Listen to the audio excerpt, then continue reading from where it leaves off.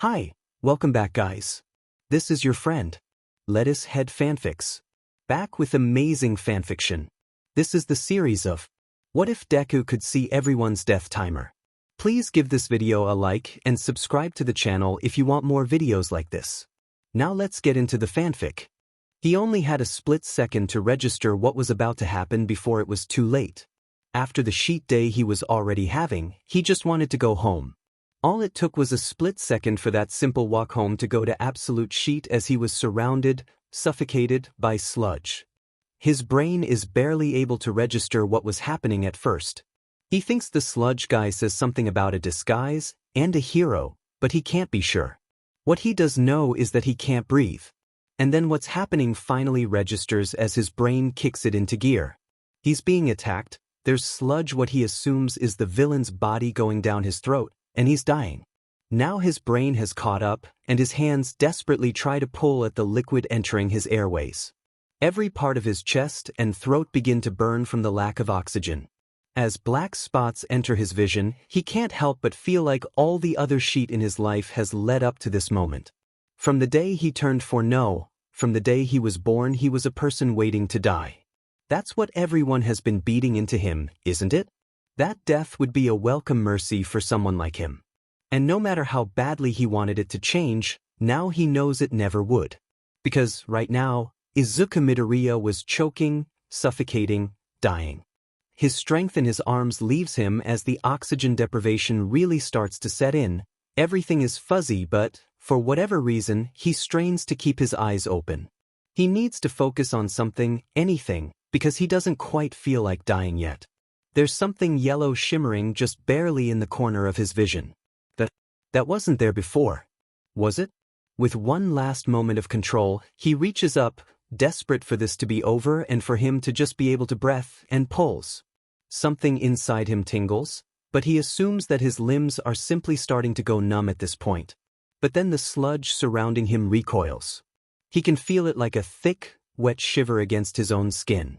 Then he's dropped to the concrete, knees landing first, and he can barely even feel the jarring pain from that impact. What he does feel is sweet, lovely air flowing back into his lungs as he takes gaping breaths. Izuku doubles over, heaving in more air, more. It's not enough, and tries to twist his head so that he can look behind him and see what the hell actually happened. It's in the same moment that he cranes his neck to look and sees a pile of sludge on the ground, barely moving, that he feels the ground under him shake slightly from some impact, and a booming voice shouts, "Have no fear, citizen. Now that I am here." There's a pause. And he's finally caught his breath enough to turn around fully, taking in the scene in front of him. That sludge thing, man, whatever is on the ground a few feet away from him, not quite moving but not completely still, so he assumes it's alive.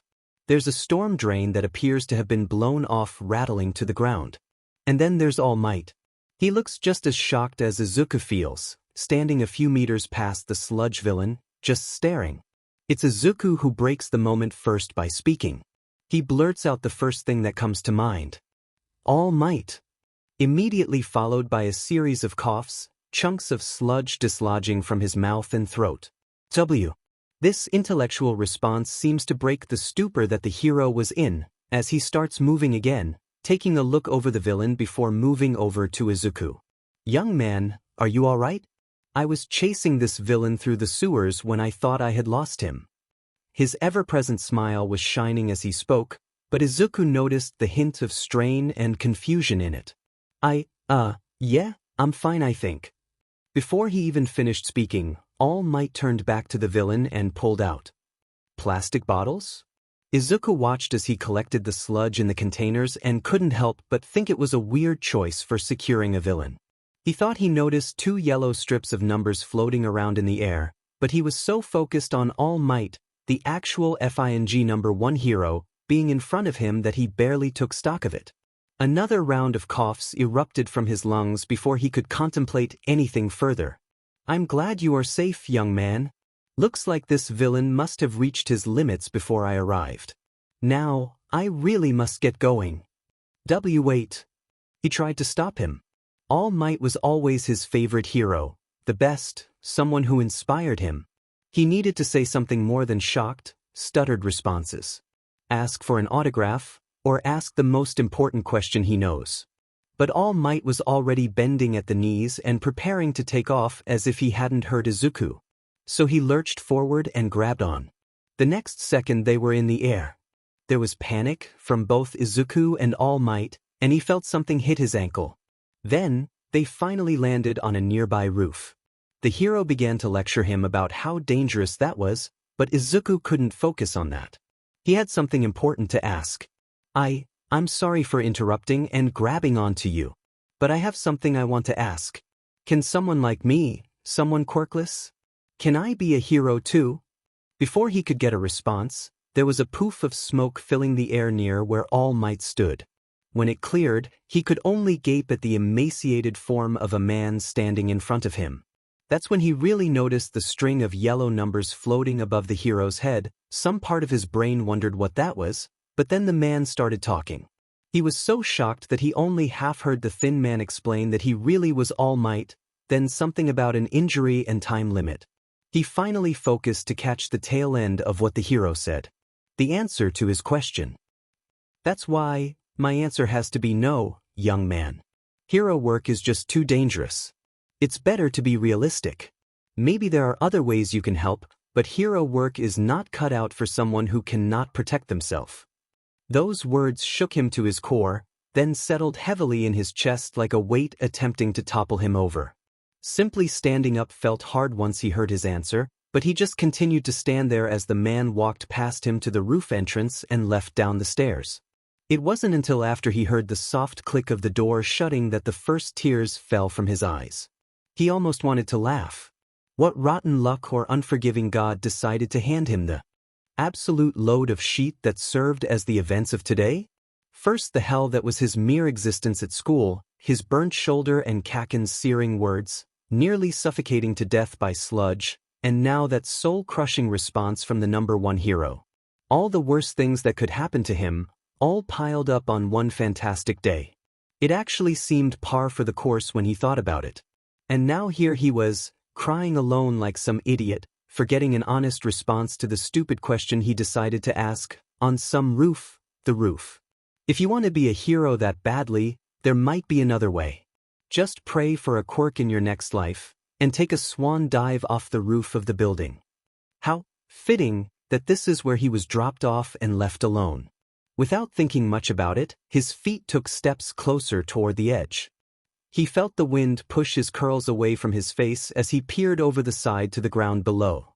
Less than an hour earlier he had been fighting desperately against being killed, but now those words played on loop in his head. It didn't sound so bad really. Everything seemed to be leading up to this anyways. Be realistic. Isn't this realistic for quirkless kids?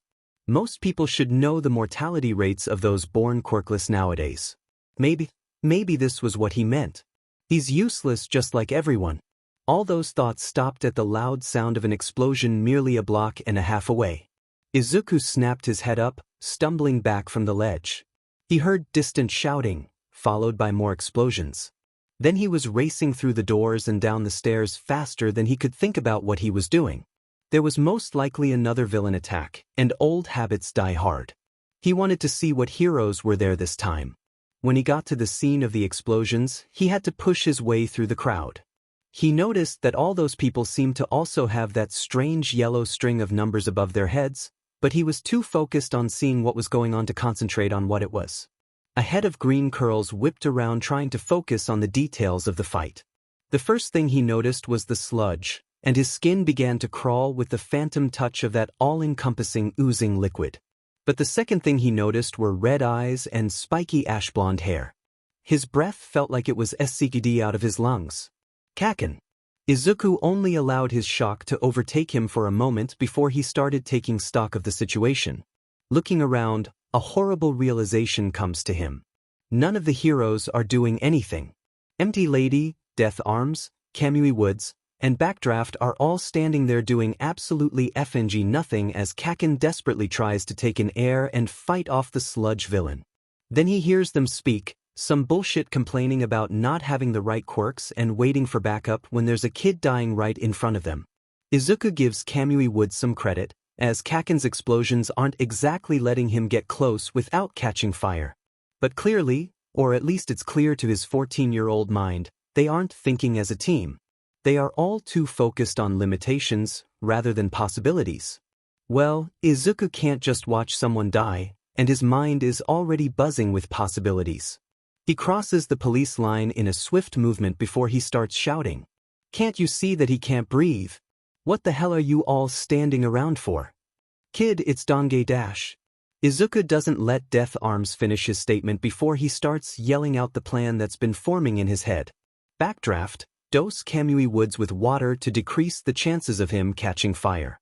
Woods, cover Backdraft so that he can get in close. He needs to get in as close as he can to pump water directly into the sludge that should dilute it and weaken him. Death Arms, when I make the distraction, you need to get in there and yank Kaken free from the sludge.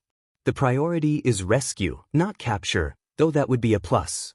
Wadash, someone starts yelling in confusion. He thinks it may have been Kamui Woods, but he doesn't let him finish. Without hesitating, Izuku starts running for the villain and his captive. Now that he has a clear look, the only non-sludge part of the villain appears to be his eyes. As he slings his school bag off his shoulder and into his hand, he notices their hesitation and barks out, "Get your buttes moving and do it, unless you want two dead kids on your hands." For whatever reason, that's what it takes to get the heroes moving. Izuku sees Kamui Woods and Backdraft moving in from the corner of his eye on his right, and Death Arms on his left. Only a moment after Backdraft makes contact with the body of the sludge villain, he releases his backpack full force into the villain's eyes, earning a shout of pain. Seeing the opportunity, he yells out, "Now!" And Death Arms moves in to grab Kaken with one arm and use the other to attempt to pry through the sludge. Thanks to the water pumping into the liquid body from Backdraft, the hold of the villain is far less firm than it was moments before. With the victim detached from the villain's hold, all heroes and Izuku move back. The green-haired teen was just about to start racking his brain for what to do next when the now familiar, slightly smoking, form of All Might comes flying out of the crowd to smash into the watered-down villain.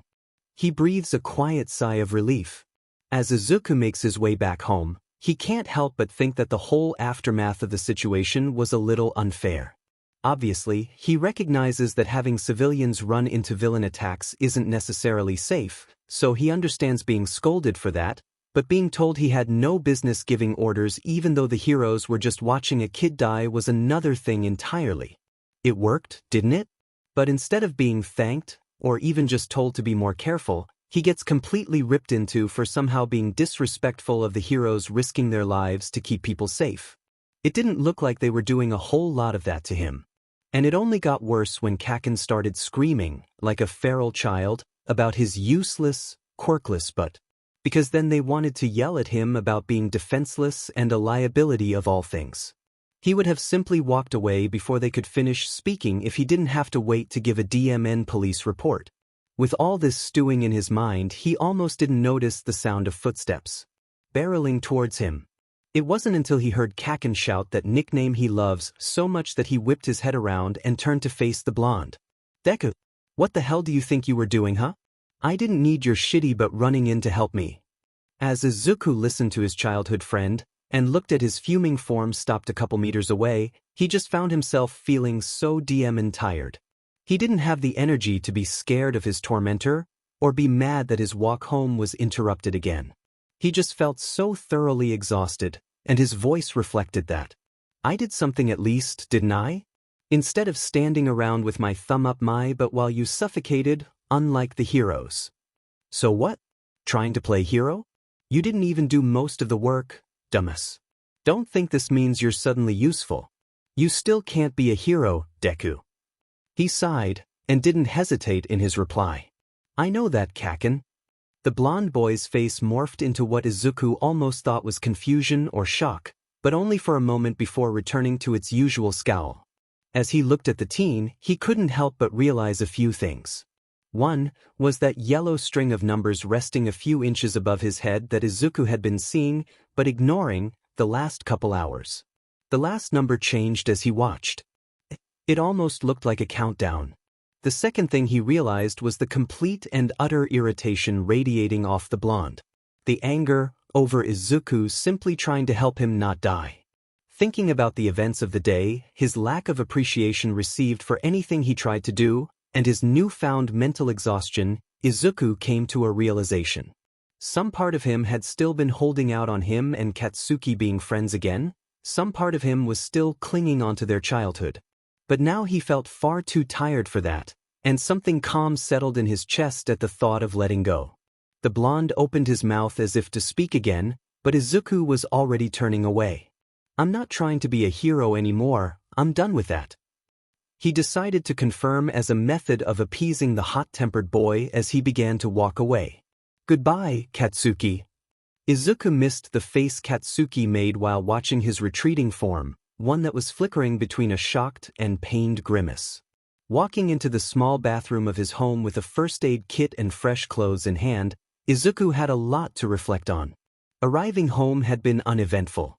He opened the door to a mostly silent apartment, besides the low volume of the TV playing from the living room. His mother didn't make a move to greet him, or ask him where he had been, which was normal at this point. But as he was moving past the living room where she sat, focusing on whatever talk show was playing, he saw that string of yellow numbers again. Now that he had an actual moment to think, he really began to wonder what the hell was going on with that. He thinks it started after he got attacked by the Sludge villain, but no one else was commenting on it, and part of him wondered if he was just hallucinating. Just like when he noticed the numbers above Katsuki earlier, he noted that the last number changed. It really did look like some kind of countdown. Maybe it was the effect of someone's quirk being used on him, or he had hit his head at some point. Thoughts for later. The burn on his shoulder was really starting to hurt, now that the adrenaline of the last couple hours was wearing off, and he smelled really awful at this point. So that's how he found himself in the bathroom, going through the motions of cleaning himself off and bandaging wounds that he is all too familiar with, as he reflects on the other big issue facing him. He meant what he told Katsuki. He's done with the hero thing, clearly it isn't meant for someone like him. But what does he do now? Being a hero had been his goal for so long that he really hadn't considered anything else. He could always take Katsuki's, and the rest of the world's for that matter, advice and just put an end to it all. But that moment on the rooftop was more of a grief-ridden haze in his judgment, and he honestly doesn't particularly feel like dying. He would really feel like he lost to everyone who tormented him if he went through with that. So then, what's next? He was so stuck in his own head that he barely noticed making the short trip from the bathroom back to his bedroom and sitting down at his desk. Thinking back on the day, he remembered the feeling he had when he was assessing the situation with the pro-heroes and yelling out a plan for them to follow. What he felt during those moments was good, he felt useful. He got to use his analysis and be right there in the action, and he actually did something with it. Regardless of what the heroes said to him, he was the one with the plan that saved Katsuki. But, was there an actual job for something like that? Pulling out his laptop, he stared at the search bar for a few moments trying to figure out what exactly to search. It took a few attempts, but eventually he found what he was looking for. Field Battle Analyst. That seemed to be the most common name for the job, also referred to as an on-site quirk analyst or an on-site battle strategist. Regardless, it was exactly what he was looking for. A person who worked with police and heroes to offer on-site support in strategy and analysis during missions and raids to assist in real time with whatever the heroes or police were facing. He discovered that this role was often filled by a licensed hero who focused on support roles, but it wasn't uncommon for it to be done by a member of the police force or a contracted analyst. They weren't meant to be directly involved in the apprehension of villains or criminals, but accompanied the appropriate forces on the field to offer support through the comm systems. Usually they worked on high-profile cases and raids, not everyday petty criminal and villain capture. This was something he could do. And he knew exactly what steps to take to start down his new path. First, he would need to build up a portfolio and a reputation. Then, he needed to send out examples of his work to the appropriate recipients. A blog, an untraceable email, and some good contacts should be a good start. It takes a good few weeks for his blog to gain any traction. Izuku decided to mockingly name his site, Being Realistic, as an ode to that soul-crushing advice he received all those weeks ago. On the public blog, he sticks to publishing his analysis. of hero fights that ended up on the news, saying what they did well, picking apart strategies, and offering potential alternatives, along with any variables that could have occurred or breakdowns of villains' weaknesses that could have been better exploited. He avoids posting anything too revealing, like weaknesses and limitations, about the hero's quirks, recognizing that it could not only get him in trouble, but also be used by the wrong side of the law. Those specific breakdowns of heroes' quirks and his suggestions get emailed directly to the heroes themselves, being pleasantly surprised when some heroes even contacted him back to either thank him or ask for more information. It had taken a little while to get a hold of each one's personal email contact, but Izuku had plenty of time to develop his internet stalking skills, as well as the technological skills to cover his tracks. During this venture of finding information, breaking down quirks, and sending off his reports under the name of his new blog, he discovered an even more pressing matter that required his research. That being his own quirk. He won't ever forget the twist of confusion and panic in his gut when he looked into the mirror the day following the Sludge villain incident only to find his own string of yellow numbers floating above his head. Reaching up to try and touch them warily, he found that his hand couldn't block the view of the numbers, nor touch them. Above his head read out the line, 25:0, 52:16:35, in yellow, digital-looking numbers. It took a full week of him being able to see the varying lines of numbers above every person's head, along with his own in the mirror, to rule out it being a hallucination or the effect of someone else's quirk on him. After that, it could only mean one thing. Izuku now had a quirk, and he needed to know what it did. And so, the research began. It took him a while, for full weeks of hypothesizing, testing, and observing, to come up with what he currently knows. And what he knows doesn't necessarily put him at ease. First, everyone's string of numbers is different, they all are formatted the same way, and they almost always are the color yellow. Second, it is a countdown. Disturbingly, he realized it's a countdown to each person's time of death. He figured this out the first time he saw someone with the string 00:000:16:38. These numbers were so much lower than the others he'd seen floating around that he decided to follow the old, portly-looking lady around to watch the numbers continue to drop. Sickening curiosity set in when the numbers switched from 00:000:01:00 to 59:59, and the final two numbers became seconds that continued to drop. When the timer ran out, Izuku watched the old woman's body go rigid, then fall to the ground. It was a heart attack. He just followed a woman for over 16 hours just to watch her die. While the information was useful, it didn't stop him from emptying his guts into the first trash can he could find. Now he knew that the string of numbers was a countdown, represented mostly in the format of years, days, hours, minutes that switched to minutes, seconds in the final hour before death. The third thing he discovered was the hardest to figure out at first. Every once in a while, very rarely, he would see someone whose numbers seemed to be glitching. The numbers changed sporadically and the color flickering between yellow and green. After some tedious observation and some embarrassingly awkward interactions with those who had the glitching numbers, he finally figured it out. The glitching would appear within the 24-hour PRD of someone's possible death. Possible being the key word because these deaths could be either avoided or caused by a chance interaction, sort of like a butterfly effect situation. For example, if one person follows the same routine to walk to work every single day, choosing the same path at a set time, and a second person is running late, not paying attention as they drive, and accidentally hitting and killing the first person, then the death is a type of glitch. Any small change, like the first person changing their routine to stop for coffee, or the second person not missing their alarm, can completely prevent the incident from occurring. He discovered that if prevention does occur, the numbers go back to their normal yellow color and steady countdown. The problem is that there is no way to know how much of an intervention is required or if the intervention itself is what could cause the glitch, so he tries his best to leave that alone for now. The last thing he discovered was a complete accident. Up until that point, he had believed that his quirk made him a simple, macabre observer of death. It wasn't until a particularly brutal beatdown over his supposed quirklessness, that he was all too familiar with, that he discovered this assumption about his quirk to be incorrect. In the midst of the punches and the pain beating down on him, he threw his arms out to push away that day's attackers before quickly drawing his arms back in to protect his vital areas. Everything stopped when he heard a cry of pain and another body fall to the floor, swearing and groaning. He looked up to notice one of his attackers on the ground, the others looking at the boy in shocked confusion. But the most important thing he noticed was the soft yellow glow that was still only visible to him, and the rapid fluctuation of the timer above the boy's head. Izuku felt a familiar buzzing in his limbs, and panicked, letting his body open back up and a feeling of release washed over him. He watched with wide eyes as the numbers returned to normal above the boy's head, though he still lay panting on the ground. Izuku took their moment of confusion to sprint away as a new realization washed over him.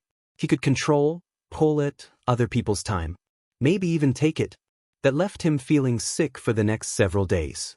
Even more so when his mind placed that familiar buzzing feeling to that moment he almost died in the Sludge villain's hold, and was forced to the conclusion that, with his near-death manifested quirk, he must have used it to take some of the villain's time for himself. It took less time than he thought to get over that realization. He never planned on taking anyone's time from them permanently again, but holding on to sympathy for the guy who tried to kill him was a lost effort. Ultimately, he decided to keep his newfound quirk to himself. It would be horribly disturbing to explain and near impossible to prove. Having some quirkless kids suddenly claim they got a quirk at the age of 14, especially one he couldn't even really prove existed, would only be asking for more trouble. With his blog gaining a significant level of attention, and heroes he contacted directly with his analysis beginning to make requests for him, Izuku decided it was about time to add some focus onto other skills that he felt would be necessary for his new path. One of his new focuses was physical training. If he was going to be useful on the field during active fights, he couldn't remain his current string bean self. Even if he wasn't going to be directly involved in takedowns, anything could happen during a fight, and he didn't want to be in the way by being unable to protect and defend himself. So he developed a routine. Stretching and running in the morning to make him limber and fast. A gym membership he used in the afternoon to start muscle training. And utilizing roofs in the cover of night to follow videos on self-defense moves. That last one was the most difficult since he had no one to practice with, but in the meantime he could memorize the movement and the strategy behind each attack. All his spare time was spent on school, analysis, and research. That's how he found himself in the gym one evening, one he picked for its lack of patrons so that he would mostly be alone when he was there, just about to begin his cool-down stretch when a head of purple hair entered through the door. He gave the boy, who looked to be about his age, a polite smile and nod as a welcome which was returned with a small nod of its own. Izuku planned to just continue his final stretches and mind his own business. He really did. But when he notices the teen sloppily go through the bare minimum of stretches before fumbling around with one of the weight machines, he just had to say something. Taking a step to face the purple-haired stranger, his lips turned into a small frown. You're going to hurt yourself if you do it like that." In response, he received an incredulous questioning look directed at him, which caused him to snort. "Seriously, you're only going to hurt a lot more if you half-butt your stretches like that. Plus, your form is all wrong for that type of weight lift." The taller teen let out a huff, reaching back to nervously scratch at the back of his neck. "I guess it's pretty obvious that I don't know what I'm doing yet." "Yeah, no kidding." Izuku snarked, with a small smile beginning to curve in his lips. It had been a while since he actually spoke to someone his age without any anger or disgust involved, or spoken to anyone normally for that matter. It felt nice, though in the back of his mind a little voice was reminding him that this was only happening because the stranger didn't know him yet. He doesn't know how useless you are. He shook his head lightly to dispel the thought and decided to simply enjoy the interaction for what it was. "If you're new to this, I can help out a little. Starting with how to actually get through a proper stretch routine." Lilac eyes scanned him for a moment. Izuku knew that face, knew that movement. He was searching Izuku for any hints of emotion other than genuine offering, looking for anything to be wary of. So Izuku gave him a welcoming grin in an attempt to put his mind at ease. It seemed to work. "Yeah, sure if you don't mind." "Not at all," he replied in a chipper tone, motioning for the other teen to follow him to a more open section of the floor and mimic his movements. Then, Izuku decided to be a little more daring, a little more selfish for a sense of normalcy, and made an offer. I usually get here every day about 2 hours earlier than right now. If you want someone to work out with and walk you through using the equipment, I wouldn't mind teaching you. Really? Yeah, it'd be nice to have a little company. My name's Izuku Midoriya, by the way. There was a pause, while the other teen scanned his face once again, looking for something. He either found it or didn't, depending on what he was looking for, because he finally responded with an only slightly hesitant, "Okay, yeah, that sounds good. I'm Hitoshi Shinso." For the first time in what felt like forever, Izuku genuinely beamed. He didn't notice Hitoshi squint his eyes ever so slightly at the brightness of that smile. Izuku sighed, leaning back in his desk chair and frowning at his laptop. He had finished sending out a couple analysis reports to some more pros that he felt were smart enough to take his reports seriously, and decided to do a little more research into a recent drag bust that was portrayed on the news. What started as an analysis of the video feed displaying the heroes capturing the dealers that attempted to escape turned into research regarding the criminals themselves to learn more on their quirks. This led to him delving into a rabbit hole of possible criminal affiliations, sources and money trails for the drags, and the possible connection of this bust to other recent ones around the city. He was frowning because he couldn't help but feel like he could be doing more. If he really wanted to help, he would need to assist with offering analysis and breakdowns regarding current cases, rather than just reports on completed ones. But his research was coming to a standstill. There was only so much he could find through available video feeds, news reports, and rumors or chats found on blogs and servers in the deeper parts of the internet. What he was currently looking at alluded to being a much larger organized trafficking ring, something that wouldn't be solved by sporadic drag busts here and there. And whispers, rumors, and hunches weren't enough to compile an accurate report, not for something this important. He needed more information, more leads, more facts. As he sat in the dark of his room, only light being that from his computer screen, he thought about all the accurate information he still needed. His face split into a grin as he realized he knew just how to get it. Shodaizawa frowned at the harsh light of his computer in the dark of his apartment. He signed into his personal email to access the paperwork that was supposed to be sent to him regarding a new case he was being requested for.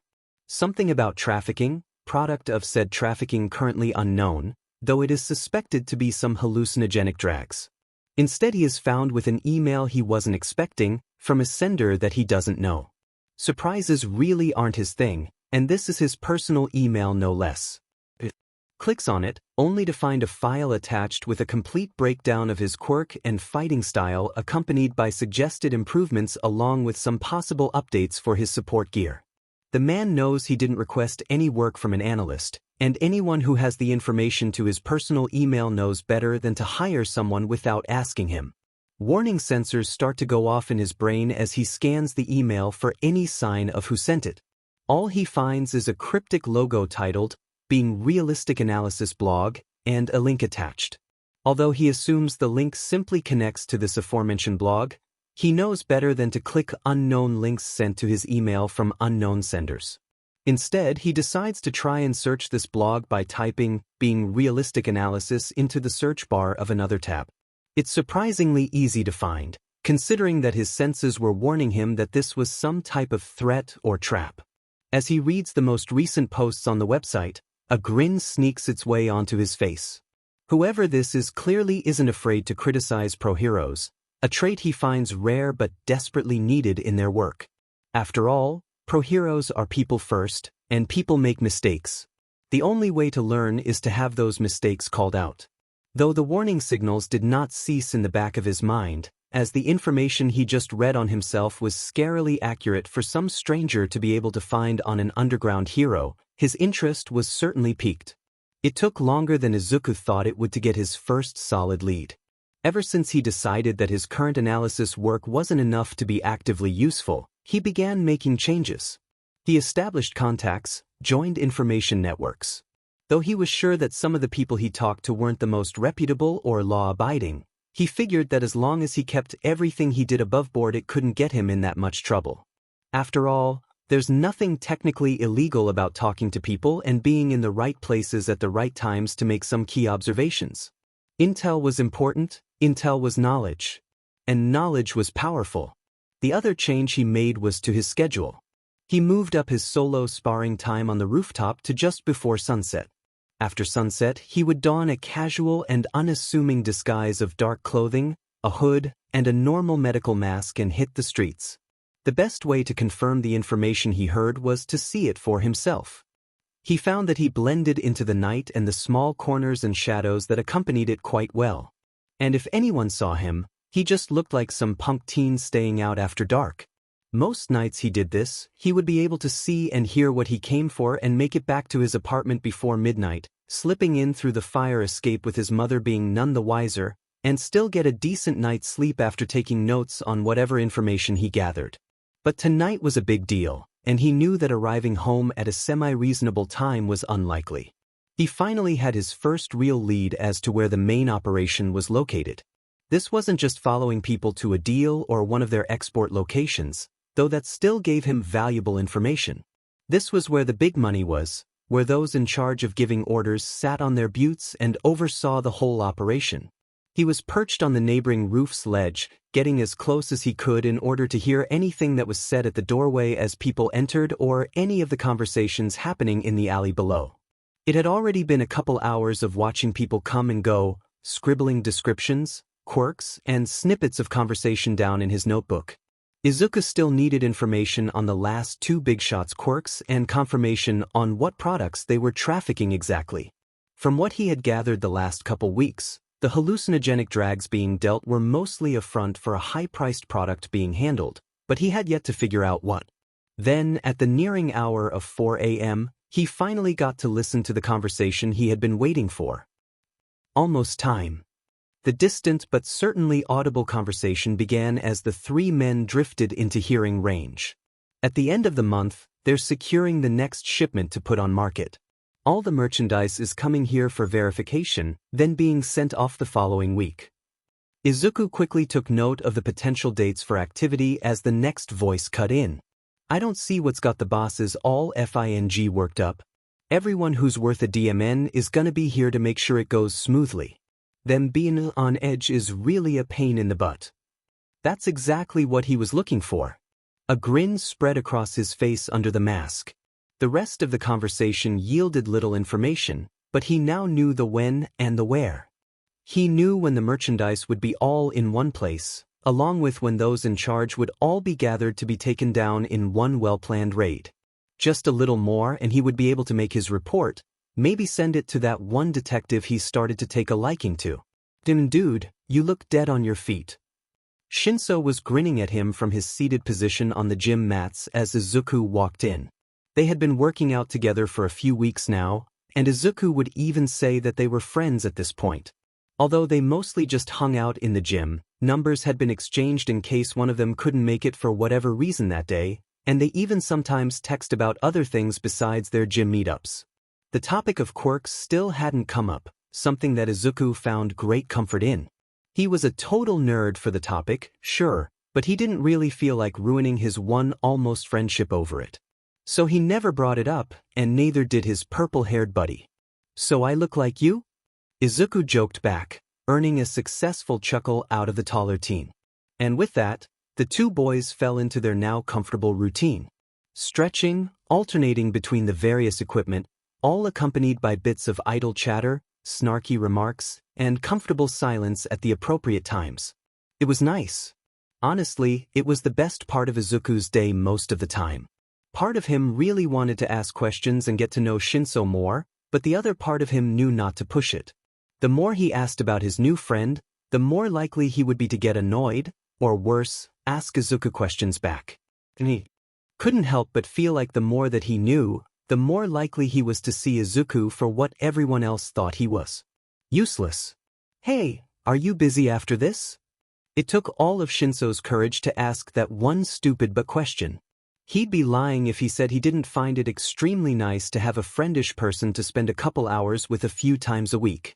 But he didn't really think he could call Izuku his friend if they never did anything together besides working out, and occasionally buying drinks at the convenience store afterwards before parting ways.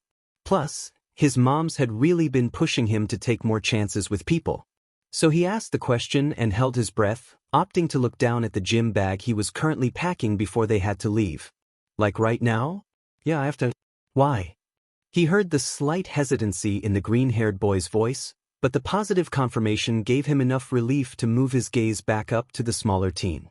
Izuku was looking at him with that slight tilt to his head that he always had when he was curious about something. Seeing it almost made him want to laugh, but he kept his face neutral instead so that none of his nerves would show. Even if his face was neutral, it was hard to get his voice to cooperate through the buzzing anxiety over simply asking someone else to hang out. In his defense, it wasn't like he had asked another kid his age to spend time with him in literal years. Shinso cleared his throat and barreled through. I was wondering if you wanted to grab something to eat. My moms won't be home for dinner tonight, and they gave me some extra cash to order takeout. But I was thinking about eating on my way home instead, if you wanted to join. It only took a second for the request to register before that freckled face was breaking out into a wide grin. Shinso squinted his eyes at the sight. So bright. Why, that sounds fun. Do you mind if we swing by my place really quickly so that I can drop off my bag and throw on some shorts? It's super close. Noticing that Izuku was wearing tight workout shorts, and thinking it made sense that he would want to put on something more casual, he nodded his response. Both boys gathered their stuff to leave and exited the gym in comfortable silence. They walked for a few more minutes with Izuku taking the lead towards his apartment before either of them spoke. You know, I never asked, but I was wondering what made you decide to start working out. Any special reason? Izuku tilted his head to look at Shinso as he spoke, green curls shifting to fall sideways with the angle. Shinso shrugged before responding, fixing his gaze on the path ahead of them instead of making eye contact. It wasn't a particularly loaded question, but he knew how people felt about someone like him trying for the hero course, so he tried to keep his answer simple. Just thought it would be a good idea to get some training in before applying to UA. UA? Izuku hummed his question before continuing. Hero course then? Yeah, I'm aiming for the hero course. He tried to keep his voice as steady and neutral as possible, not giving away any of the importance he placed on his potential acceptance. His eyes flickered back up to meet green ones and was surprised to see Izuku absolutely beaming at him again. He'd thought about this before over the weeks of them meeting to work out together, but that smile simultaneously seemed so right and wrong on his friend. It seemed right because it was so genuine and shined like the DMN sun. But spending weeks noticing how strong his shorter friend was, lean but sturdy muscles taking over his entire form, and that tired yet intelligent energy he had that sometimes gave off the impression that he knew too much, made it seem a little too bright and innocent to match him. Plus there were the scars.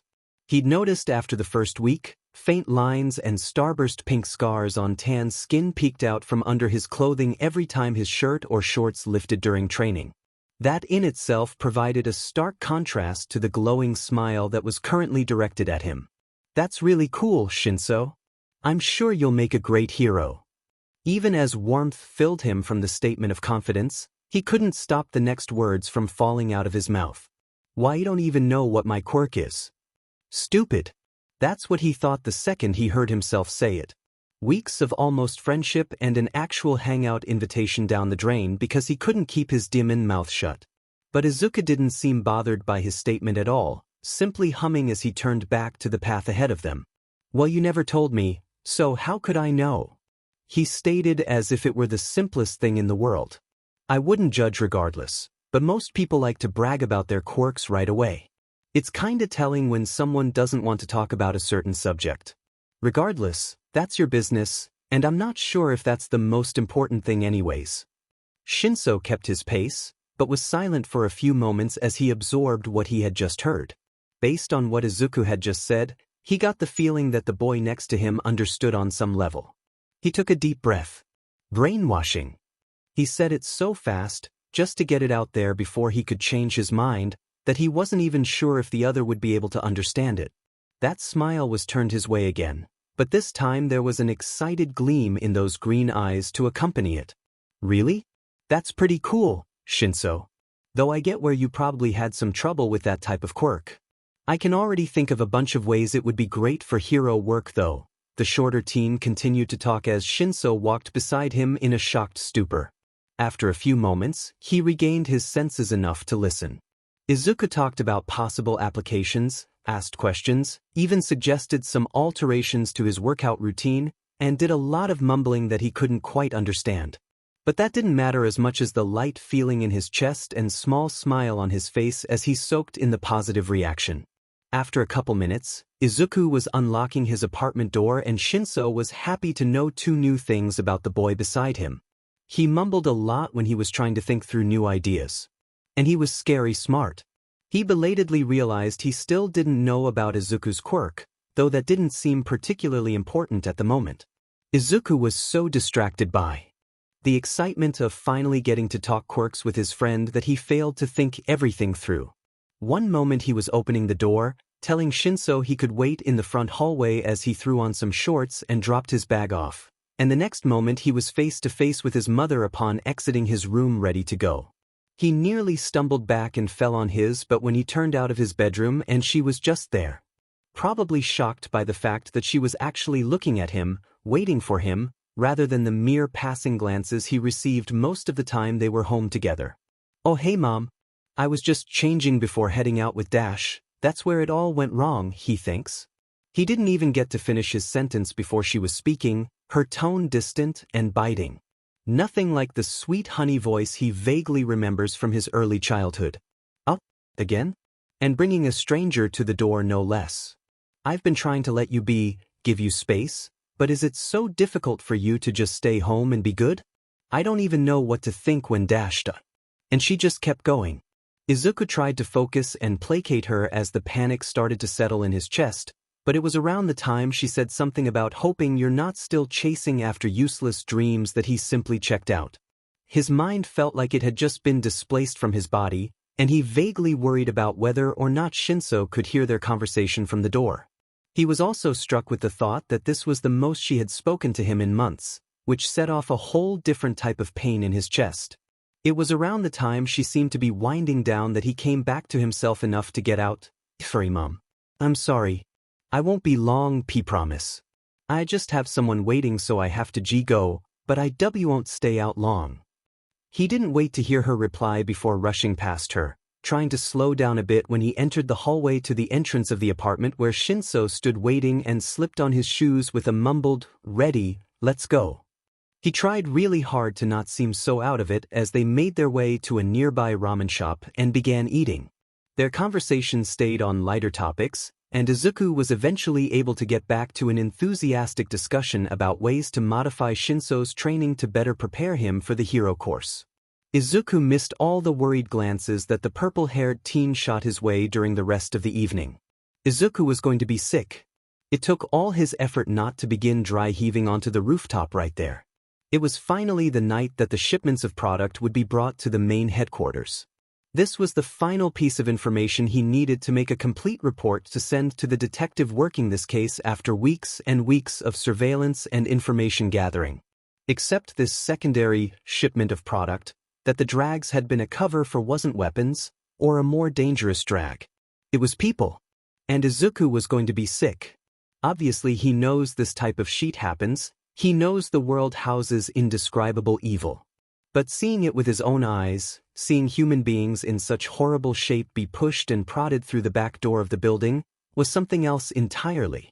Now that he knew, he felt a new sense of urgency rush through his system to complete his report and send it in as fast as he possibly could. He would finish it tonight with no sleep, if he needed to. In all his urgency to get back to his computer and finish the report, he was careless. Clambering down from the roof 2 buildings over, he lost his grip and fell right onto a dumpster bellow. His ribs hit the edge of the metal side, before falling into the open container. The impact was accompanied by a loud crunch and shooting pain. As he groaned and moved to get up, he realized he had just landed on broken glass. Fantastic. But there were more important things to worry about than the throbbing pain in his side, or the blood dripping down his torso and leg. Making it home was a painful effort, but he barely took the time to remove the remaining glass and wipe up the blood before sitting back down at his computer. He opened the mostly complete file and got to work. It was nearing 5 in the morning when he had completed adding in the remaining details, finalizing hypothetical strategies that could be employed during the takedown, and double-checking all his work to make sure it was accurate and understandable. He sent it with an accompanied message of urgency. You will need to act fast. They plan to move all their shipments in a week, any later and it will be too late. Hopefully you will find this information useful. Please save them. Naomasa Tsukachi groaned in frustration over his coffee as he slumped on his desk in his office. He was just getting into the station for the day as Aizawa, aka Prohero Eraserhead, was showing up to report and check out of his previous night's patrol. This case had been open for months, and Eraserhead's most recent report only yielded them the information that something big appeared to be happening soon and a few more locations of possible distribution centers. As the grumpy Prohero finished his report and slumped out of his office, the detective turned on his work computer to open his email and send out the most recent report to the filing department for processing. Before he could do that, the most recent email in his inbox caught his eye. Clicking on it and opening the attached file, he only scanned the first few lines before he was bolting out of his chair and into the main lobby of the precinct. He shouted, calling Eraserhead back to his office with urgency. The moment they were back in his office, he offered a brief explanation before setting to work to make 2 prints of the file attached to the email. It was long to say the least. Over 20 pages of information, and it took the 2 men over an hour to comb through it thoroughly. The Prohero sighed as he lowered the report and slumped back into the couch positioned against the wall of the small office. This is a lot. Tsukachi offered as he lowered his own copy of the report and placed his elbows up on his desk. You've heard of this guy, right? They run that blog and keep sending anonymous emails to heroes with a total analysis breakdown of their quirk. I keep getting asked if there's something to worry about, considering how much they know, but we've got no information on them. Most of the stuff in here aligns with what we already know. I'm just wondering how they got all the other information. There's a lot in here that we didn't know. Locations, quirk breakdowns, descriptions of the big dogs in charge, the human trafficking, not to mention all the strategies and suggestions they left for us. I'm not sure how they got it, but I'm not sure if we have time to care if the week deadline they gave us is accurate. I'm sending out my guys tonight to double-check the main location they sent us. If there's confirmation, we make our move in 2 days. I'm not risking it. Aizawa hummed his agreement, glancing back down at the report. After a few moments of silence, he spoke in a gruff tone. It's scary how much information they have. So far there's been no reason to think they're anyone other than some freelance analyst, with a possible intelligence quirk, trying to get their name out there. But this is something different. Tsukachi lifted his head from where it had been resting in his hands to make eye contact with the man sitting across from him. His mouth settled in a grim line. This is something dangerous. It was only 3 days later when Izuku saw the report in the news. He saw the alert on his phone first, then rushed to switch to the live network on his laptop to watch what was happening. The moment he saw the victims being gently escorted from the building, his muscles melted in relief. Focusing on anything other than what may be going on in the case proved to be extremely difficult from the time he sent the report until now. He watched the rest of the report for confirmations of capture and success, foregoing the analytical part of his mind that wanted to focus in on the clips of the fighting and takedowns of the ringleaders and their cronies. Right now, he simply wanted to enjoy the warm feeling in his chest that everything had worked out, that those people are now safe. And hopefully, what he was able to gather was useful. He decided that the warm relief he was feeling right now was good, and he wanted to keep earning that feeling. It was completely worth the bruised ribs and assorted cuts he received for his troubles. When his office door opened and Eraserhead entered the room without knocking, Tsukachi let out a long, full-bodied sigh. This is about the analyst, isn't it? He put out the question before the disgruntled hero even had time to sit down and speak, and he received a grunt in response. Well, if you have any ideas on how to find their identity, I'm all ears. Right now, I've got nothing. They cover their tracks well. Haven't been able to get a solid track on the email address or the website. They don't seem to be too concerned about keeping up communication though. I asked around, and whoever it is seems more than happy to receive and respond to follow-up questions from the pros they contact. Hasn't said anything that could hint to an identity though. Tsukachi closed his eyes and hummed to show he was listening, trying to take in the little information they knew and rack his brain for possibilities other than simply placing his data and technology team on it. Technically, this wasn't an open case as no obvious crime had been committed by the anonymous analyst, unless one counts the potential invasion of privacy that may have occurred to gain the heroes' direct email addresses rather than their agency ones. Then his mind caught on the last bit of information his colleague had just shared. You said they respond to the pros who email him back? Yeah, happily too. So, what if we just, I don't know, ask them to meet with us? Tsukachi watched as his tired friend sat up slowly from his slumped position and turned to face him with a raised brow and slightly widened eyes. Would that even work? Aizawa's tone was nothing short of incredulous at the suggestion. I mean, does it hurt to try? They aren't technically a criminal or anything from what we know at least, so there's nothing for them to be concerned about with that. Plus, they already assisted on a major case. We could frame it as a meeting to thank them or debrief about the information of the case. It was the only suggestion he had at the moment. Looking up mental enhancement quirks with no means to narrow down the prospects would be fruitless, and the technology approach was already failing unless they turned this into a case that they could hand over to the tech department, which may turn up nothing as well. Aizawa just blinked at the detective for a long moment before shifting in his seat to pull out his own laptop without saying a word. Tsukachi moved from behind his desk to take a seat next to the man, watching as he opened up his email and found the analyst's email address. The message he sent was simple. From Eraserhead. Thanks for the help on the trafficking case.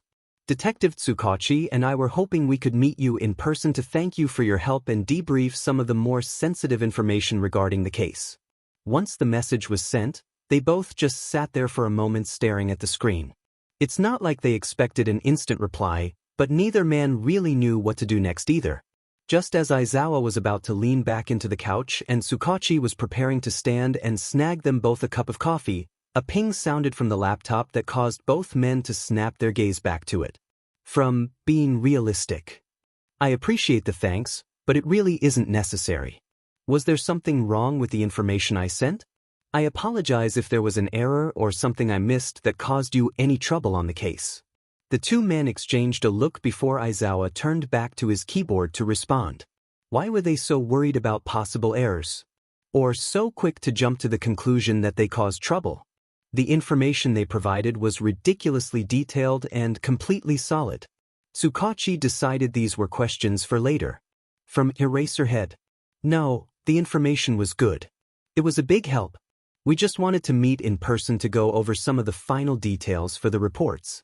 Plus, it would be nice to meet the person that made such a big impact on the success of the case. From being realistic. When would you like to meet? Tsukachi saw Eraserhead grin out of the corner of his eye and shivered. From Eraserhead. How about tomorrow afternoon at the Muzutafu precinct? 3 p.m.? Izuku honestly didn't know what to think about Eraserhead and the detective wanting to meet with him. He honestly didn't think there was anything special enough about what he's been doing to warrant an in-person meeting. But they wanted to meet at the police station and simply seemed curious, so he supposed it was all right. He adjusted his backpack on his shoulders and took a deep breath before walking through the sliding doors of the police station. Any attempts to keep his nerves at bay felt futile. What if they figured out he was quirkless?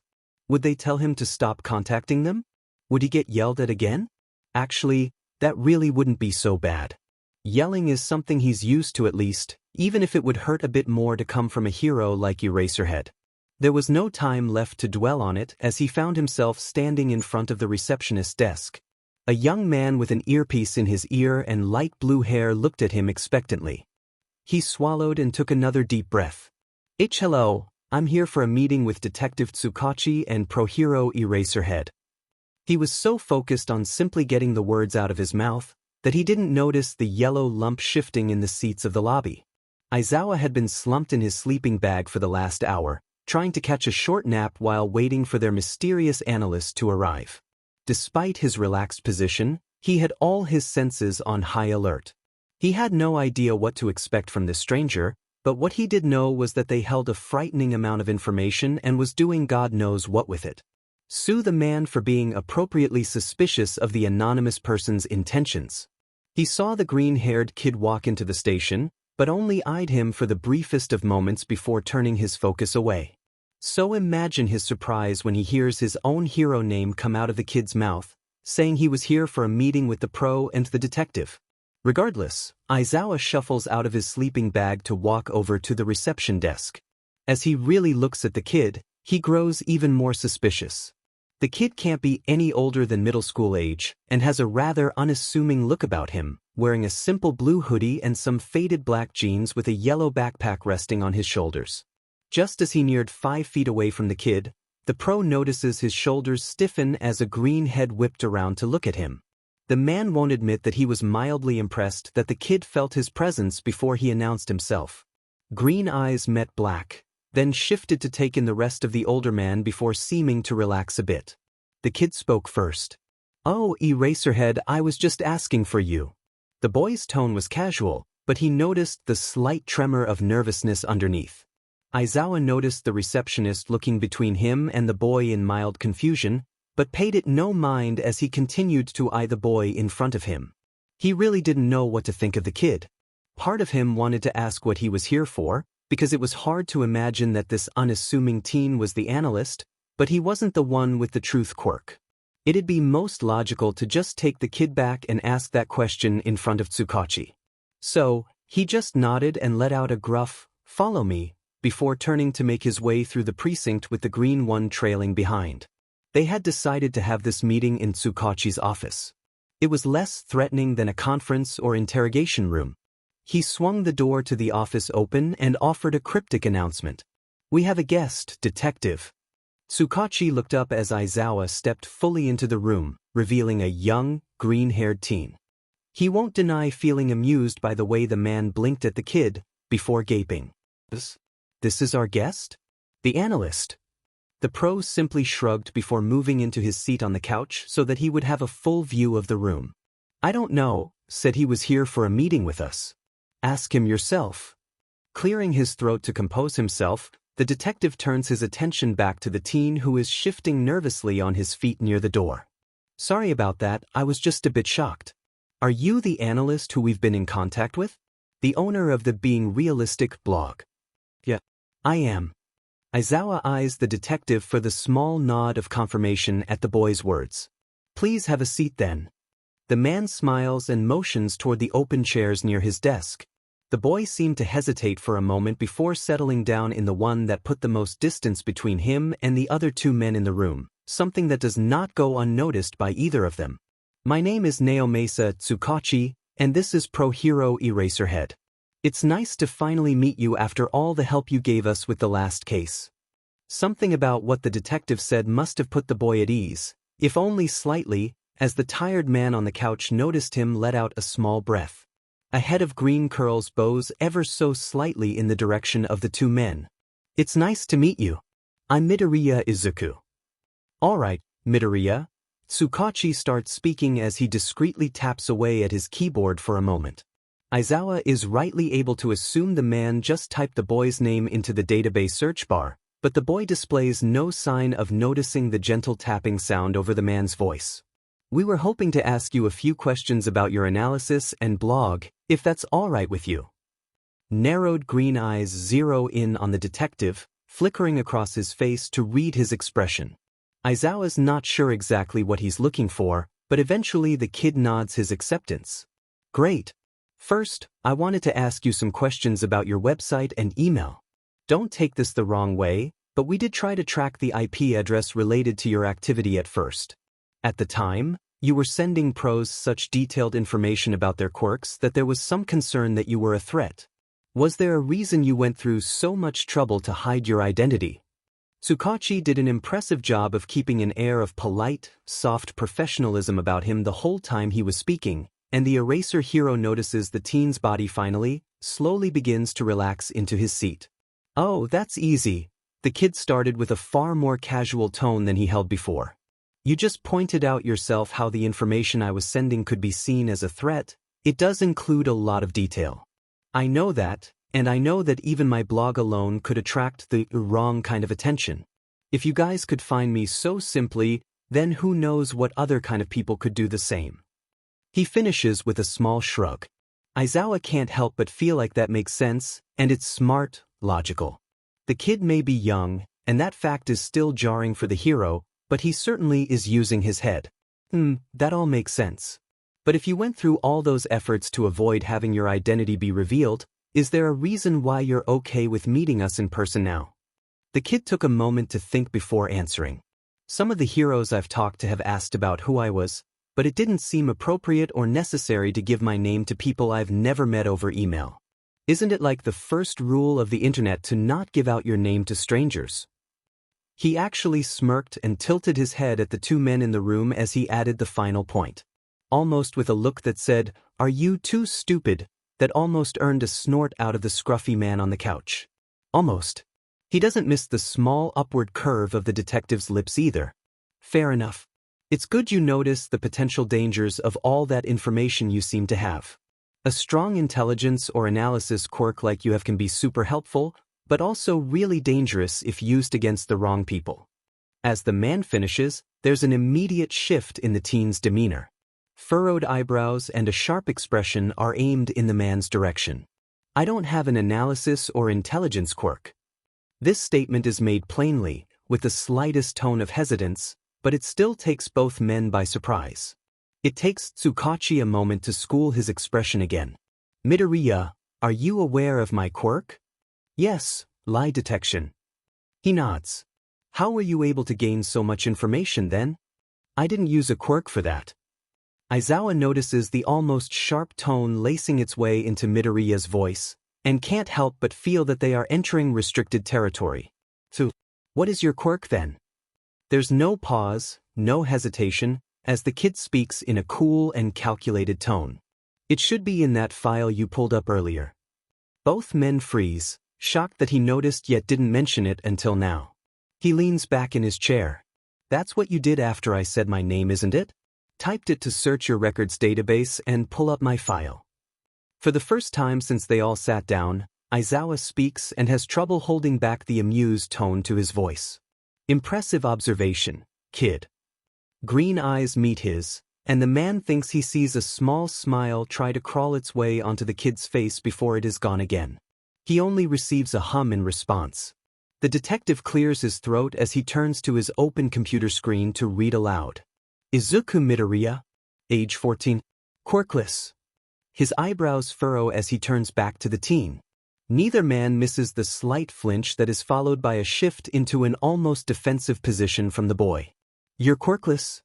The news is jarring for the raven-haired man slumped on the couch. It's rare these days, but it does explain the minor behaviors he had been observing from the teen during their meeting. That's what it says, isn't it? Midoriya responds evenly. Aizawa notices the slight twitch to the detective's eye, signaling that his quirk registered the statement. For whatever reason, he has a feeling the kid noticed it too. There's a pause. Your wording almost passed as true. Let me rephrase, are you really quirkless? Midoriya goes rigid for a moment. Aizawa almost thinks he's gonna make a run for it.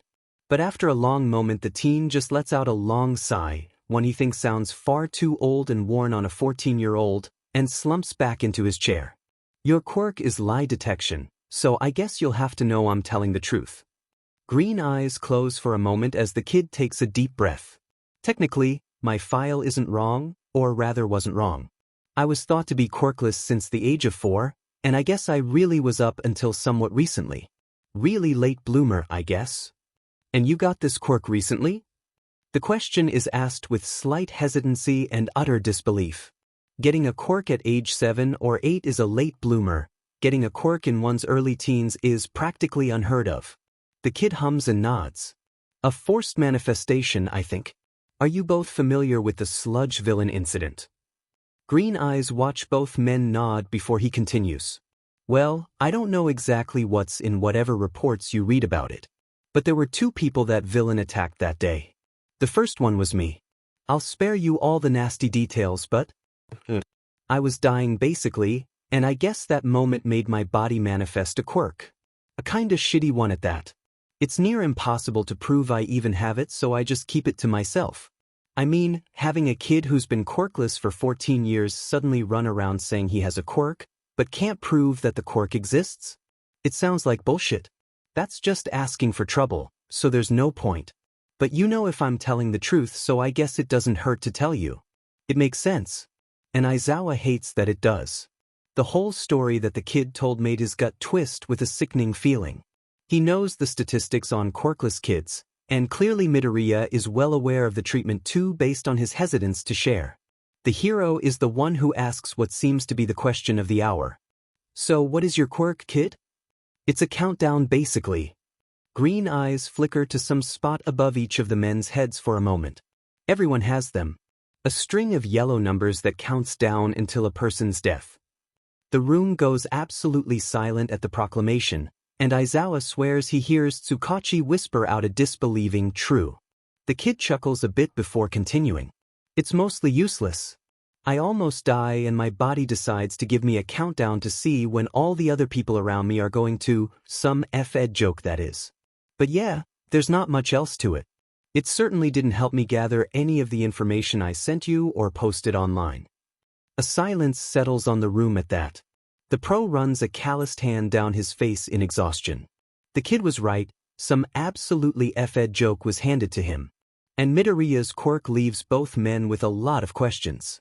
Like, if he can see everyone's countdown, does that mean that there's absolutely no control over when people die? That everyone has a predetermined time of death and nothing can be done to stop it? Something to contemplate another time. And certainly not something to ask the 14-year-old child sitting in front of. If I'm being honest, I don't really know what to say to that, the detective sighed, earning another chuckle from the green-haired teen. But you never did answer my question. If it wasn't a quirk, how did you gather so much information about pro-heroes and the case? Midoriya gave him a cryptic-looking smirk. Asking the right questions to the right people, and being in the right places to make a few key observations. Somehow that doesn't make me feel any better. Tsukachi hangs his head for a moment, before lifting it up and giving the kid an almost fond-looking smile. Aizawa would venture to guess that the kid has grown on both of them at this point. Regardless, you're a smart kid, and you seem to know what you're doing. So we can be done here and you can get back home, Midoriya. Just stay safe and be careful who you contact. You can always contact one of us with anything that comes up. Your information really did prove to be valuable in closing the trafficking case.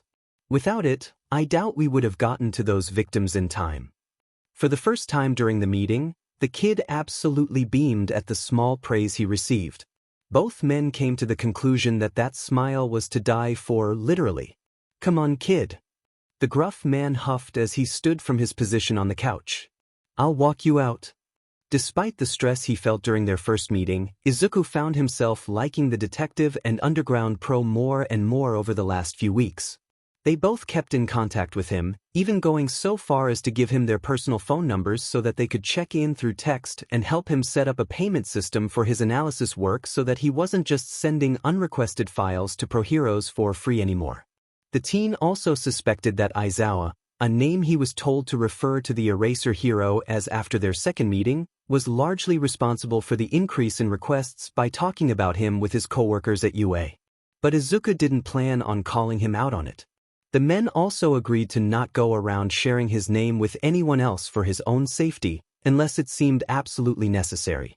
Izuku also noticed how Tsukachi would hesitantly request his help on a steady flow of cases, mostly minor ones. And he suspected this was the detective's way of monitoring what type of work he got involved with to keep him out of danger or trouble. It's not like he minded, it was kind of nice that the man was concerned and it made him feel helpful most of the time. Both men were understanding and patient in a way that Izuku was extremely unfamiliar with, but found himself happy to be on the receiving side of, even if he knew it was just due to how useful he could be to their work.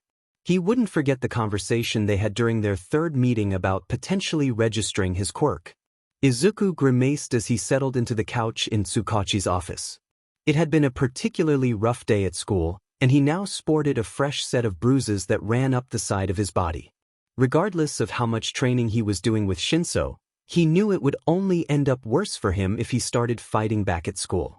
The blame for all the trouble he caused would only increase if he dared to hurt any of the more promising students. "Kid, are you hurt, Sheet?" He must have failed to keep the discomfort he felt from moving off of his face, because now the pro-hero was looking right at him with a concerned crease in his brow that was soon mimicked by the detective behind the desk. He schooled his expression back to an unbothered look and waved off their concern. "It's nothing too bad, I've had worse. I'll just be sore for a few days. Don't worry about it." "What do you mean, had worse?" It was the detective who spoke this time, concerned eyes scanning the teen as if he could somehow see through the clothing in a futile attempt to check for more injuries. "I'm quirkless, remember?" The wry smile that accompanied the statement looked too worn, too knowing for either of the men's liking. "No, you're not." "Well, yeah, technically. But the only people that know that are standing in this room." Both men seemed like they wanted to say more, dispute something he said, but Izuku couldn't figure out what part of his explanation either of the men would find so concerning. Either way, they shared a glance and seemed to decide against questioning him further about the injuries. Aizawa spoke next. "We should probably register your quirk officially by now. It's illogical to not update it when you have both of us who will go with you to verify your quirk." Izuku smiled at that with genuine appreciation for the implication that both men wanted to back him up. But he also was more familiar with the reality of the situation than the other two were. "I don't mind registering my quirk if you'll be there to back me up, but I'd really prefer to wait until after I graduate from middle school. I don't think it would go over well when the school office notices my file updates." The pro squinted his eyes in response to that statement. School staff aren't allowed to share the details of a student's file without their permission. Izuku huffed out a short laugh. "I don't think a standard school procedure is going to do much in my case. Trust me. I understand wanting to legally change my quirk registration, since it's illegal to falsify it. But it will only cause me more problems right now. I'd appreciate it if we could just wait a bit."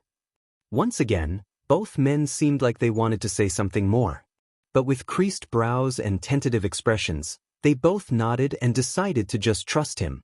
As a biting chill raced up his spine from the cool night air, Izuku found himself wishing he had worn more layers under his hoodie.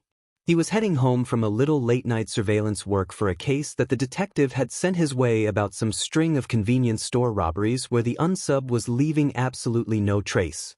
No proof of a break-in, no evidence, nothing besides the missing cash from the register and some missing stock items from the stores.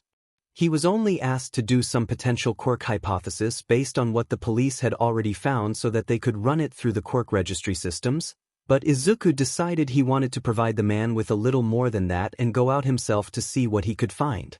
Izuku was passing by an alleyway when he felt the heat. It stood in stark contrast to the cool night air and immediately caught his attention, allowing him to zero in on the pained grunting noises that accompanied it. Always unable to mind his own business, he crept through the shadows into the alleyway. He noticed the foot first, poking out from behind a dumpster a few meters away. As he got closer, he felt the air leave his lungs. A dark-haired, young, adult man was slumped against the corner of the dumpster and the brick wall of the alley, his body covered in purple scars. Heat was radiating off of him, and he was lazily attempting to apply pressure to a profusely bleeding stab wound to his side. But the most jarring part for him to notice was the timer, 08. A gruff voice spoke through labored breaths that successfully knocked Izuku out of his state of shock. "Who the F are you?" "Sheet." Izuku lurched forward to kneel beside the man, who he belatedly processed was probably a criminal based on his general demeanor and the situation, and used his own hands to hastily apply pressure to the wound. The man grunted from the increased pressure to his side, but the teen could hardly hear it over his own accelerated breathing and the thumping heartbeat in his ears. He could hardly concentrate on anything other than the blood and the steady countdown of the timer, eyes flickering between the two desperately to see a change that he knew wouldn't happen. The man huffed out slurred words. "Calm the hell down, I'm not fucking dying yet." "Damn it. Yeah, you are." Izuku couldn't keep the panic out of his tone. Your timer is F. You're really about to die." Blue eyes met green, and he thought the man might have asked what he was talking about, but Izuku couldn't think straight as he watched the seconds tick by above the man's head. This was different than the old lady or the other people he saw die when he was still trying to figure out his quirk. Those deaths were all accidents, hardly preventable, or of old age where the person is simply nearing the end of their natural life. This felt so different to that. A young stranger was dying, bleeding out right in front of him, and he felt so incredibly useless just watching the timer count down. He may know first aid, but those mocking numbers made his efforts feel absolutely hopeless. Trying to pull his thoughts out of that hopeless spiral, he racked his brain for any type of solution, any type of possibility to change the situation he was currently in. Then he remembered that incident with one of his bullies. He knew he could potentially take time from others. So what if he could give it too? The green-haired boy used all his remaining focus to concentrate on the numbers before him. A buzzing sensation crawled across his limbs as he tried to remember that pulling sensation that he felt before, then turn it around to push instead. It hurt, and green eyes were blown wide from the pain he felt in his chest to snap back up to the timer. Sure enough, the timer glitched for a moment before flickering to a longer string of numbers, 16:301:04. Drooping blue eyes were blown wide as Izuku breathed a sigh of minor relief. Your eyes? What did you do, kid? Green eyes snapped down from the renewed countdown to meet sharp blue ones. He swallowed and spoke in a disbelieving whisper. I gave you more time. There was a heavy pause before Izuku looked back down to his hands.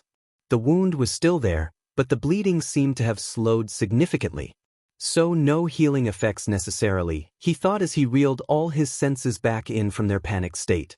The situation was slightly less urgent, but the wound still needed to be taken care of. He could think about what had just happened later. Right now he had other things to worry about, like what to do with the guy next. Hospital? He asked even though he already felt like he knew the answer. No hospitals. He nodded and shakily moved the man's hands to replace his own to keep pressure on the wound. Okay. Stay here. I'll be right back, but don't FNG move, got it? I need to go grab some supplies from the convenience store on the corner. You won't get far if you try to leave like that, so just keep your butt right there. Izuku didn't give the man a chance to respond as he stood and took off toward the 24-hour corner store. His whole body was shaking, and he knew he received strange looks from the blood that he hadn't successfully wiped off his hands onto his dark clothing. But it all passed in a blur until he found himself crouched beside the man in the alley again. The first few minutes of him fumbling with the supplies he bought and getting to work on addressing the wound to begin stitches were spent in silence. You're pretty good at that. The man's voice was gruff and raspy. Izuku couldn't decide whether that was from the pain or just how his voice was.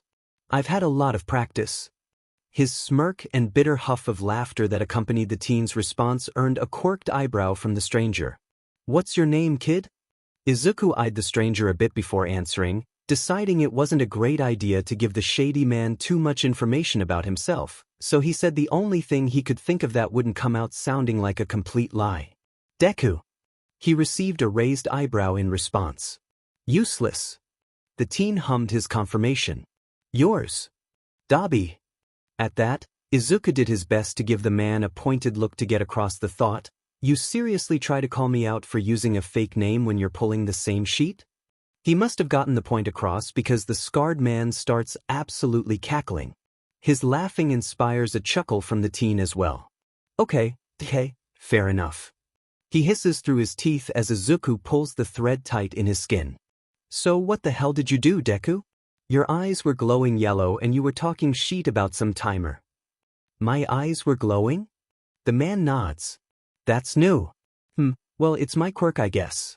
I can see a timer above everyone's heads that counts down until their time of death. I just kinda gave you more time, I think. He explains as he finishes up the final stitch and places a bandage over the disinfected wound. You think? Should I be worried? I don't know.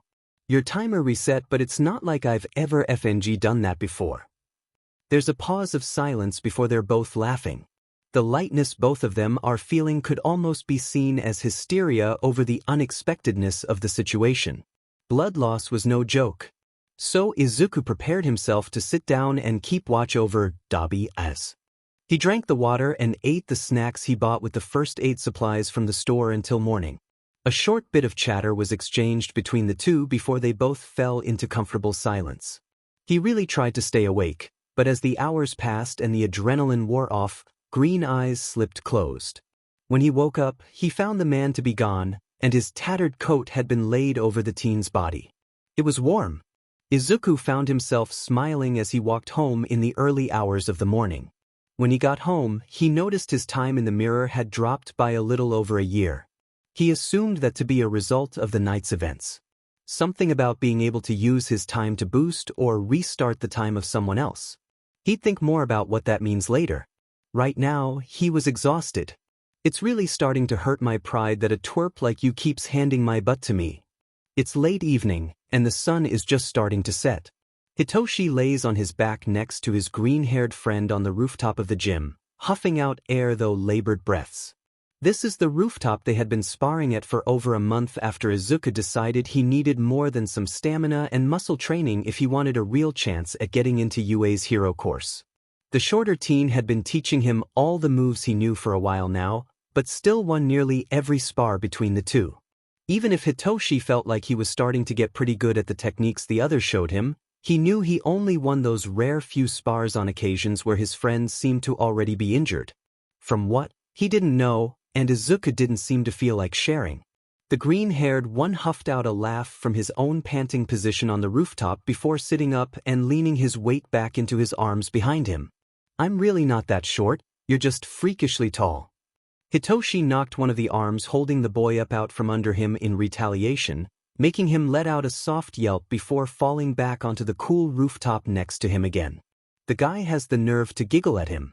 There's a pause of companionable silence after. Then, the taller teen decides to ask the question he'd been thinking about for a while. He would have asked sooner, but remembering that overheard conversation between his friend and his mom from the one time he visited the other's apartment and trying to decipher what that was about kept making him hesitate. It could be a sore subject, but Hitoshi had shared his quirk all those weeks ago, so he felt it was a little fair to ask about it. Hey, I was wondering about something, he starts, only continuing when he receives a gentle hum in response. But I told you what my quirk was, but you still haven't mentioned yours. I was just curious about what your quirk is. The taller boy looks at his friend next to him, who is still staring up at the sky, and notices his body go rigid for a moment. That alone confirms what he already suspected. This topic is a harsh one for both of them. It doesn't stop him from wanting to know though. There's a few moments of silence, and he almost thinks he won't get a response. But then Izuku takes a long breath and speaks in a distant tone. Well, most people think I'm quirkless. Hitoshi's eyes are blown wide for a moment in shock. It shouldn't be too shocking considering what he knows about the boy, but quirklessness is so very rare. And being well aware of how quirkless kids get treated, far worse than what he and his villainous quirk had experienced, he feels his blood run cold.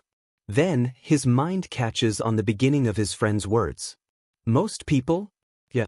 I really was quirkless for like 14 years. Then that kinda changed, I guess. Forced manifestation is what most people call it. It's kinda a long story, and I don't know if you, or anyone else for that matter, will believe me. The teen eyes his friend for a bit, before shifting on his side to fully face the green-haired teen. Letting the words sink in, he speaks. I find myself to be a little more open-minded since I met you. Plus, I've got time. For the first time since their conversation started, green eyes meet lilac and a freckled face graces him with a wobbly yet appreciative smile. Another beat of silence passes as the two look at each other before the smaller of the two lets out a long sigh and turns his gaze back to the sky above. Then, in a gentle, hushed voice, he tells Hitoshi a story. He talks about being quirkless, the Sludge villain, the quirk and how he thinks he accidentally stole the creep's time, the question he asked All Might on the roof, how he had been told to jump off of one the same day and almost did. He talks about how he figured out a new dream to follow in his blog, how he figured out what the countdown meant, how the only people that knew were a pro hero and some detective with a lie detector quirk, how it would only seem utterly ridiculous to go around claiming he had something that would be difficult to prove. When he finished, Hitoshi found himself scooting a bit closer to his friend to lay a hand down on the other's forearm. He watched as a few silent tears slid down Izuku's temple from the corner of his eyes as the boy took a deep breath. Then he said the most intelligent thing his brain could supply. "That's Efed, and all might's a little beach." Despite his lacking response, Hitoshi felt successful that his comment earned a huffed laugh out of the green-haired boy. He turned onto his back again, and a comfortable silence took over once again as they both digested what had just been revealed. After a couple minutes, they started talking again. "Can you see your own time? Does it matter?" Hitoshi frowned to himself. The implications of that response were less than pleasant, but he figured they'd done enough sharing for the night and didn't want to keep pushing sensitive subjects. Lightening the mood seemed like a good idea. "Now that we've exchanged trauma, I think it's only fair if you call me Hitoshi." Green curls flopped to the side as the other turned his head to face him. That sunshine smile was directed at him again. "Okay, Hitoshi, call me Izuku."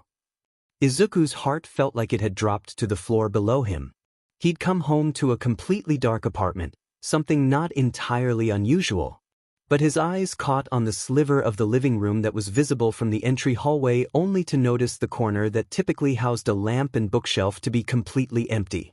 Then he noticed the note taped to the wall next to the coat rack. "Izuku, I'm leaving. The apartment is paid for until the end of next month. You have until then to either leave or find a way to keep paying for it. I just can't do this anymore. You're already running around doing God knows what at all times of the day without any care for how your poor mother feels, so you should be able to take care of yourself. I can't keep living in a house providing for a child like you for the rest of my life." Inko chapter text.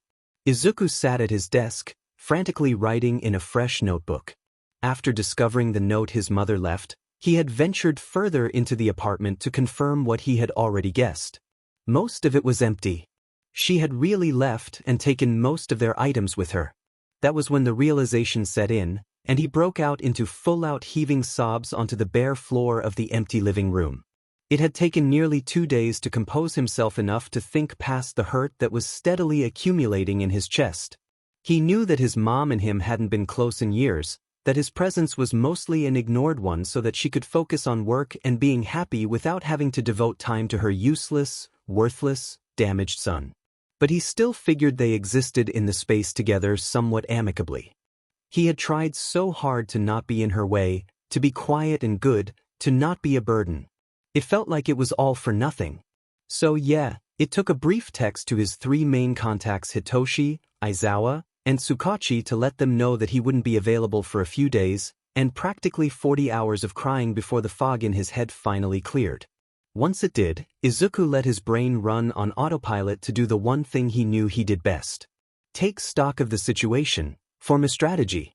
This is, if nothing else, a survival strategy. He starts with a list of what resources he currently has left. His room was untouched, so he has all the items in it like furniture, clothes, hero merch, etc. The kitchen and bathroom were also left with a few items that, for whatever reason, his mom decided to spare upon her exit. He also has the money in his own bank account from his analysis commissions that he'd been doing. Next is a list of current and future expenses. Obviously, he has to feed himself. There's also his phone bill to account for. And soon he will have to pay the exam fee to take the UA entrance exam, as well as the uniform fees and tuition provided he gets in. It's a standard tuition, not too much money, but it will add up quickly since he doesn't necessarily have a steady flow of income. Then there's the housing issue. He is absolutely certain that he won't be able to afford to keep this apartment. Even if he did somehow scrape up enough money for the rent, he would hardly be able to feed himself with that tight of a budget.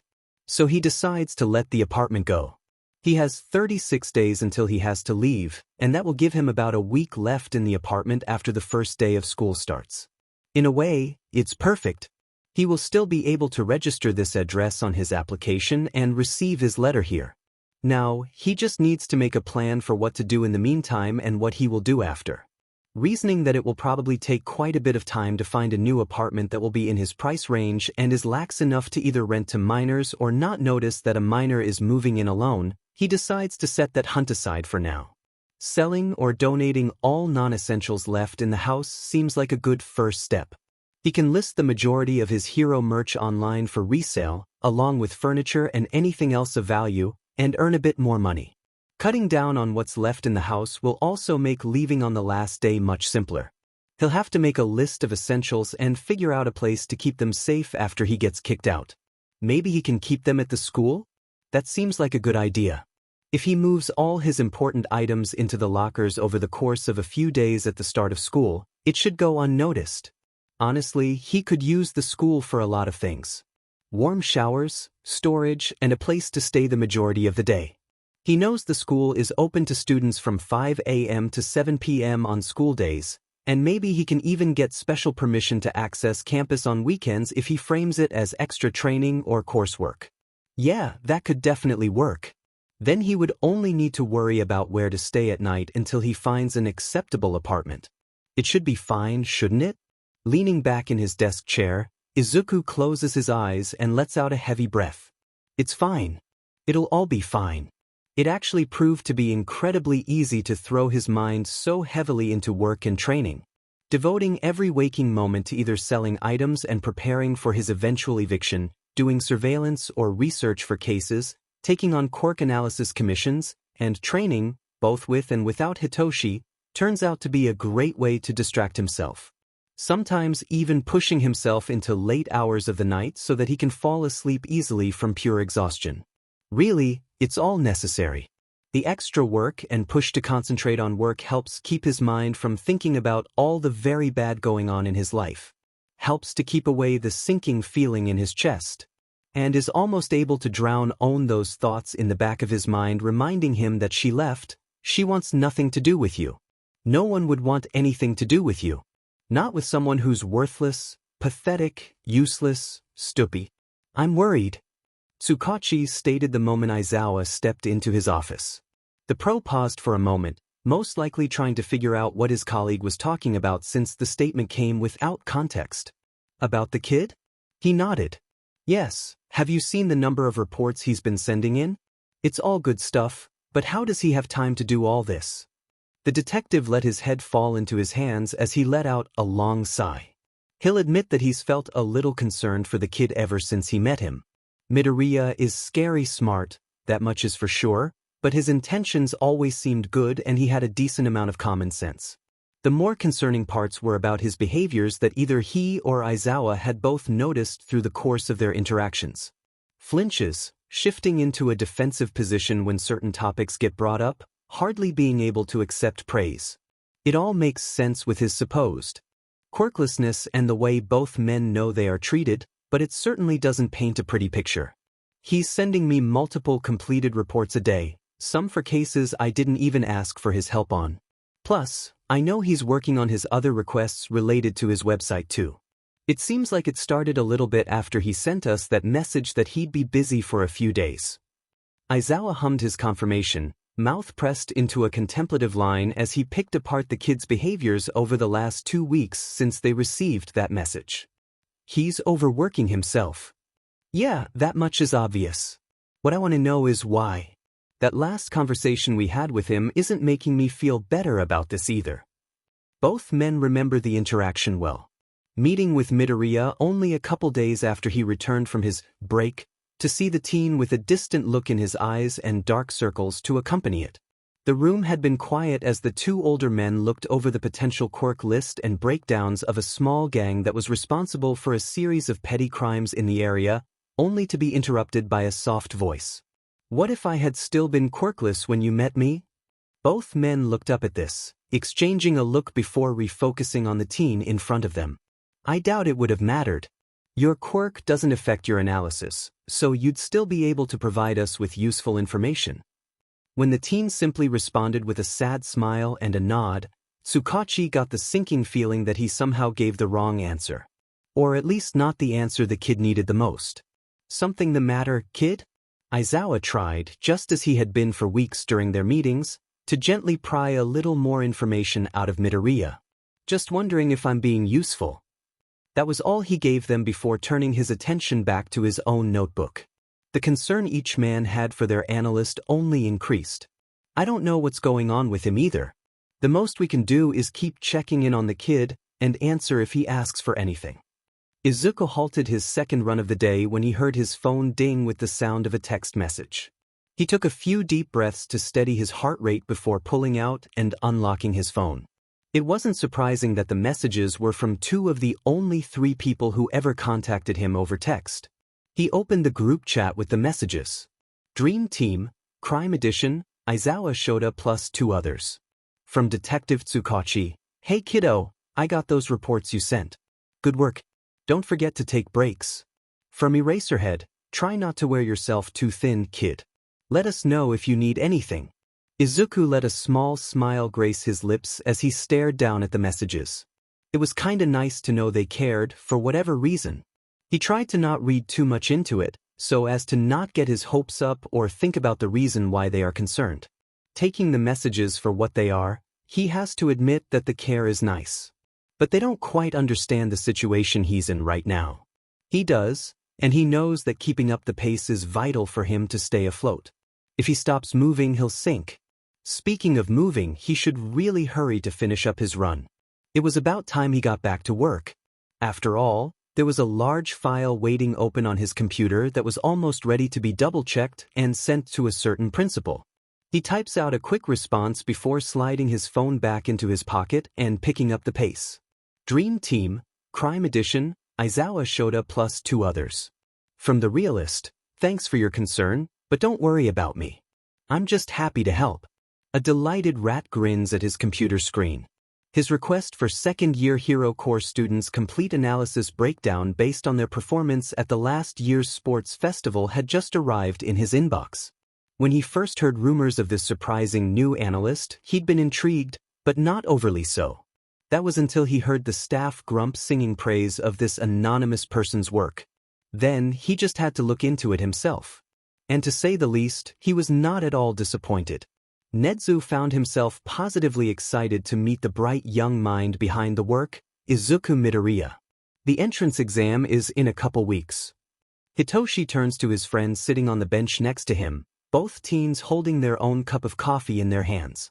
Hangouts outside of training had become a regular thing after their rooftop conversation. Something the purple-haired teen has come to greatly enjoy every time. Izuku's even come over to meet his moms a couple times. "It's nice. I just hope I'm able to pass. With all this work we've been putting in, it'll be pretty shitty if I fail." "You have been putting in a lot of work," Izuku began, turning to look at him before continuing with a knowing smile.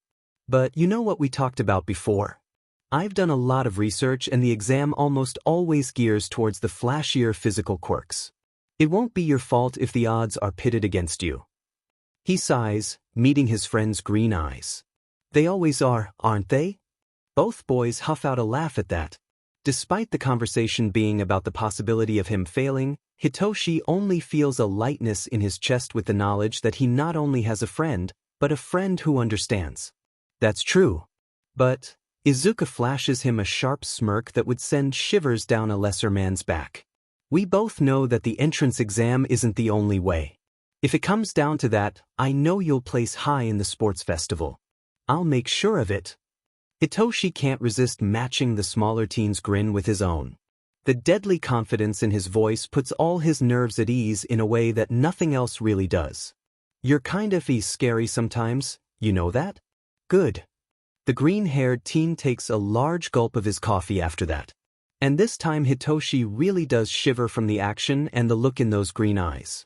Because he knows that coffee was scalding hot and has no effing clue how Izuku always gulps it down like it's nothing. He had almost forgotten what it felt like to be riddled with this much anxiety. Over the last couple months since middle school ended and the few weeks since his mom left, Izuku had been able to keep most of his human interactions limited to 3 people, Hitoshi, Aizawa, and Tsukachi. When he wasn't with any of those 3, he spent his time in blissful solitude. Fewer people meant fewer variables that could cause things to go wrong or things to become violent in his experience. Now though, it was the morning of the UA entrance exam, and there were so many students buzzing around and so much noise that Izuku felt like he'd just been dropped into absolute hell. There were too many potential threats, and he felt like his nerves were frayed and sensitive all over his body. It helped a little that Hitoshi was walking with him, but he knew they would have to separate soon to go off to their respective test areas. Hey! Hitoshi's hand came down to rest on his shoulder, and the smaller teen was proud to say he didn't flinch. For whatever reason, he found that he hardly ever flinched or shied away from the purple-haired teen's touches anymore, and the pressure on his shoulder was a welcome comfort at the moment. You gonna be okay? Izuku breathed in through his nose and let out a shaky breath. Yeah, I'll be fine. It's just a lot of people. You got that right, it's effing ridiculous. Hitoshi began as he removed his hand to swing his arm around the shorter teen's shoulder instead before playfully digging his knuckles into green curls. But you got nothing to worry about, Green Bean. It's obvious you'll pass the support course exam with that big FING brain of yours. Letting out a huff of laughter, he shoved the other boy to cease his attack on the already messy green curls on his head. Over the past few months, he'd let his hair grow out a bit to the point where it now could be tied back in a small half-up ponytail which he wore today. But thanks to the fucker messing with him, he was sure the semi-presentable look was ruined. Shut up, you'll do your best too. Don't forget what we talked about. Yeah. Utilize every possible advantage I can find and don't be surprised if the test isn't geared towards my strengths.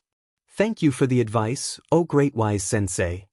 Despite the slightly mocking tone in the brainwasher's voice, both boys exchanged genuine smiles and nods of encouragement one last time before heading off in separate directions. The written portion of the entrance exam was much easier than Izuku thought it would be. It only took him a little over an hour and a half to get through it despite the 3-hour time limit. And he was extremely grateful that students who completed the exam early were permitted to head to the adjacent room where the practical portion would be announced rather than have to sit silently at a desk and wait for the rest of the students to finish.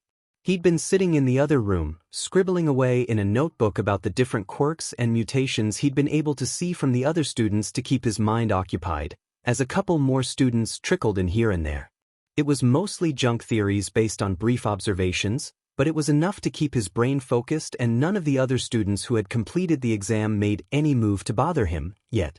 That was until he felt a sudden presence behind him, leaning over his shoulder to look at his notebook. Whoa, Stranger-kun.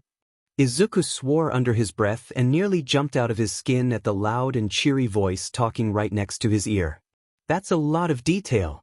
Did you get all that just from people passing by? On instinct, he snapped the notebook shut. He had plenty of experience with people's reactions to his notebooks, and none of it was good. But the pink-haired girl next to him didn't seem deterred at all by the action or the rigidness in his shoulders. She just kept her leaned-in position and excited energy on her face as he turned slightly to face her. He took a moment to squint his eyes at her and try to find any irritation or malice in her expression, but found none. It's just some analysis so that I didn't get bored while I was waiting. Analysis, huh? Is that your specialty? Do you only focus on quirks? Have you ever used it to build support items? Izuku's mind was reeling from the level of energy the girl had, along with the positive response and number of questions he was being asked from someone his age. Despite this, he found himself sort of liking the crazed type of personality that she was giving off, so he tried his best to answer her questions. I focus on analysis work. Mostly quirks, but fighting style and battle strategy are important too. I've used it to make suggestions for support item upgrades, but I've never built anything myself. Her grin only got bigger as he talked, and he felt that somehow her excitement increased even more than the level it had been at before. That's perfect, Stranger-kun. My specialty is my babies. I have lots of ideas, but some people say I can't stay focused on the specific needs of the people I make babies for. You and I would make a great team. Izuku blanched. Bee babies. The girl stood up from her leaned-over position, giving him back his personal space, and waved him off. Oh, that's just what I call my inventions. I always dash. She didn't get to finish her statement before Power Loader entered the room with one of Ectoplasm's clones by his side and started talking to all the students who had gathered there during his conversation with the strange girl. All right, students. The written exam is over, so it's time to move on to the practical. You will all follow me to the support labs where I will explain the rest of the details of the exam. All of you except... The man paused as he looked down to scan the clipboard he held in his hand. Right, all of you will follow me except Midoriya. Midoriya, please follow ectoplasm to go take your practical at a separate location. The anxiety that he had forgotten about during his conversation with the girl returned all at once. Too many people were looking at him now. He forced himself to stand and offer a small bow of his head to the strange girl, then turned to nod at the two teachers and follow ectoplasm out of the room. I know I've already seen some of your work, and it is certainly impressive, but I was hoping to show you some video feeds and watch your thought process in action. Izuku sat in Nezu's office, where he had been taken for his practical, feeling much more calm now that it was just the two of them and so many eyes weren't focused on him anymore. It really wasn't all that surprising that Nezu had begun their meeting by revealing that he knew exactly who Izuku was, that he was the one behind the blog and analysis reports being sent to pros. After the principal in question had requested a student analysis from him directly, the teen figured his meager technological defenses protecting his website and email would be no match for the chimera sitting in front of him. The boy nodded in agreement and pulled out a fresh notebook. He was shown 3 video clips. One was of a student, the next was of a pro hero, and the last was of a recent organized villain attack and the team of pros who took them down that he had yet to write an article on for his website. For the first 2, he was asked to make a complete Quirk analysis and fighting style breakdown. For the last one, he was asked to analyze the strategy the pros used during the takedown and point out strengths and weaknesses, along with offering alternative methods that could have been utilized. The chimera took his time scanning through the pages he'd filled in his notebook once he had finished. He looked up with a strange gleam in his eyes that almost caused the teen to shiver before he spoke. "Forgive me, but I feel that you are holding back, Midoriya." "Holding back?"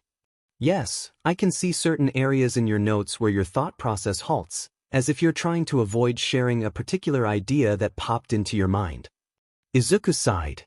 He knew exactly what the principal was talking about, and there clearly wasn't any point in trying to hide that he did. "Are you sure you want to see that? I usually keep it in my personal copies of my analysis.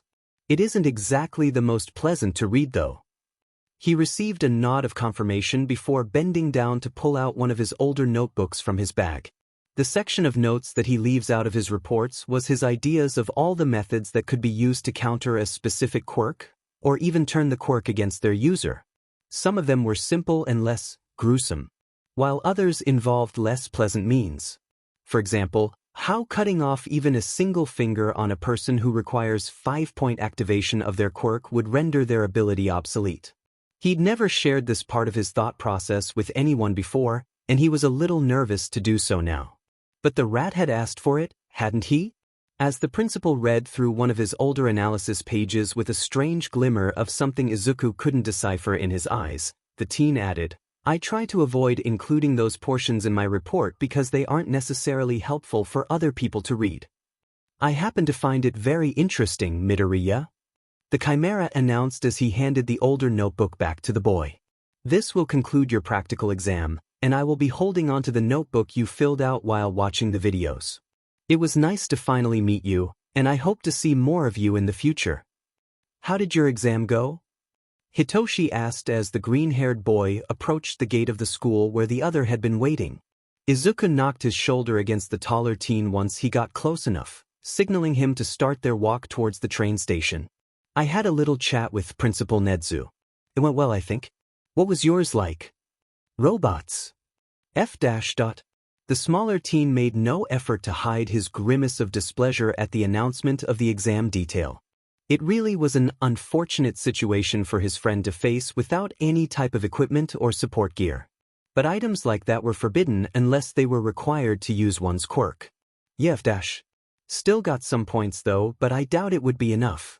There's only so much I could do with approaching from blind spots and trying to aim for whatever weak points I found with a broken pipe I grabbed off the ground. It should be impressive that you still tried and got any, given that you were up against robots with a mental quirk that only works on other people." Izuku added a nudge of encouragement for his friend, earning an appreciative smile back in response. "Not that it matters much anyways, if those dumbasses don't let you in now, We'll just show them what they're missing at the sports festival, right? Hitoshi looked down slightly to make eye contact with his friend before matching the menacing grin that was displayed on his freckled face. Right. It took 2 weeks for their acceptance letters to arrive, and the two teens decided they would open them together at Hitoshi's house. Hitoshi was a bundle of nerves, just like Izuku expected.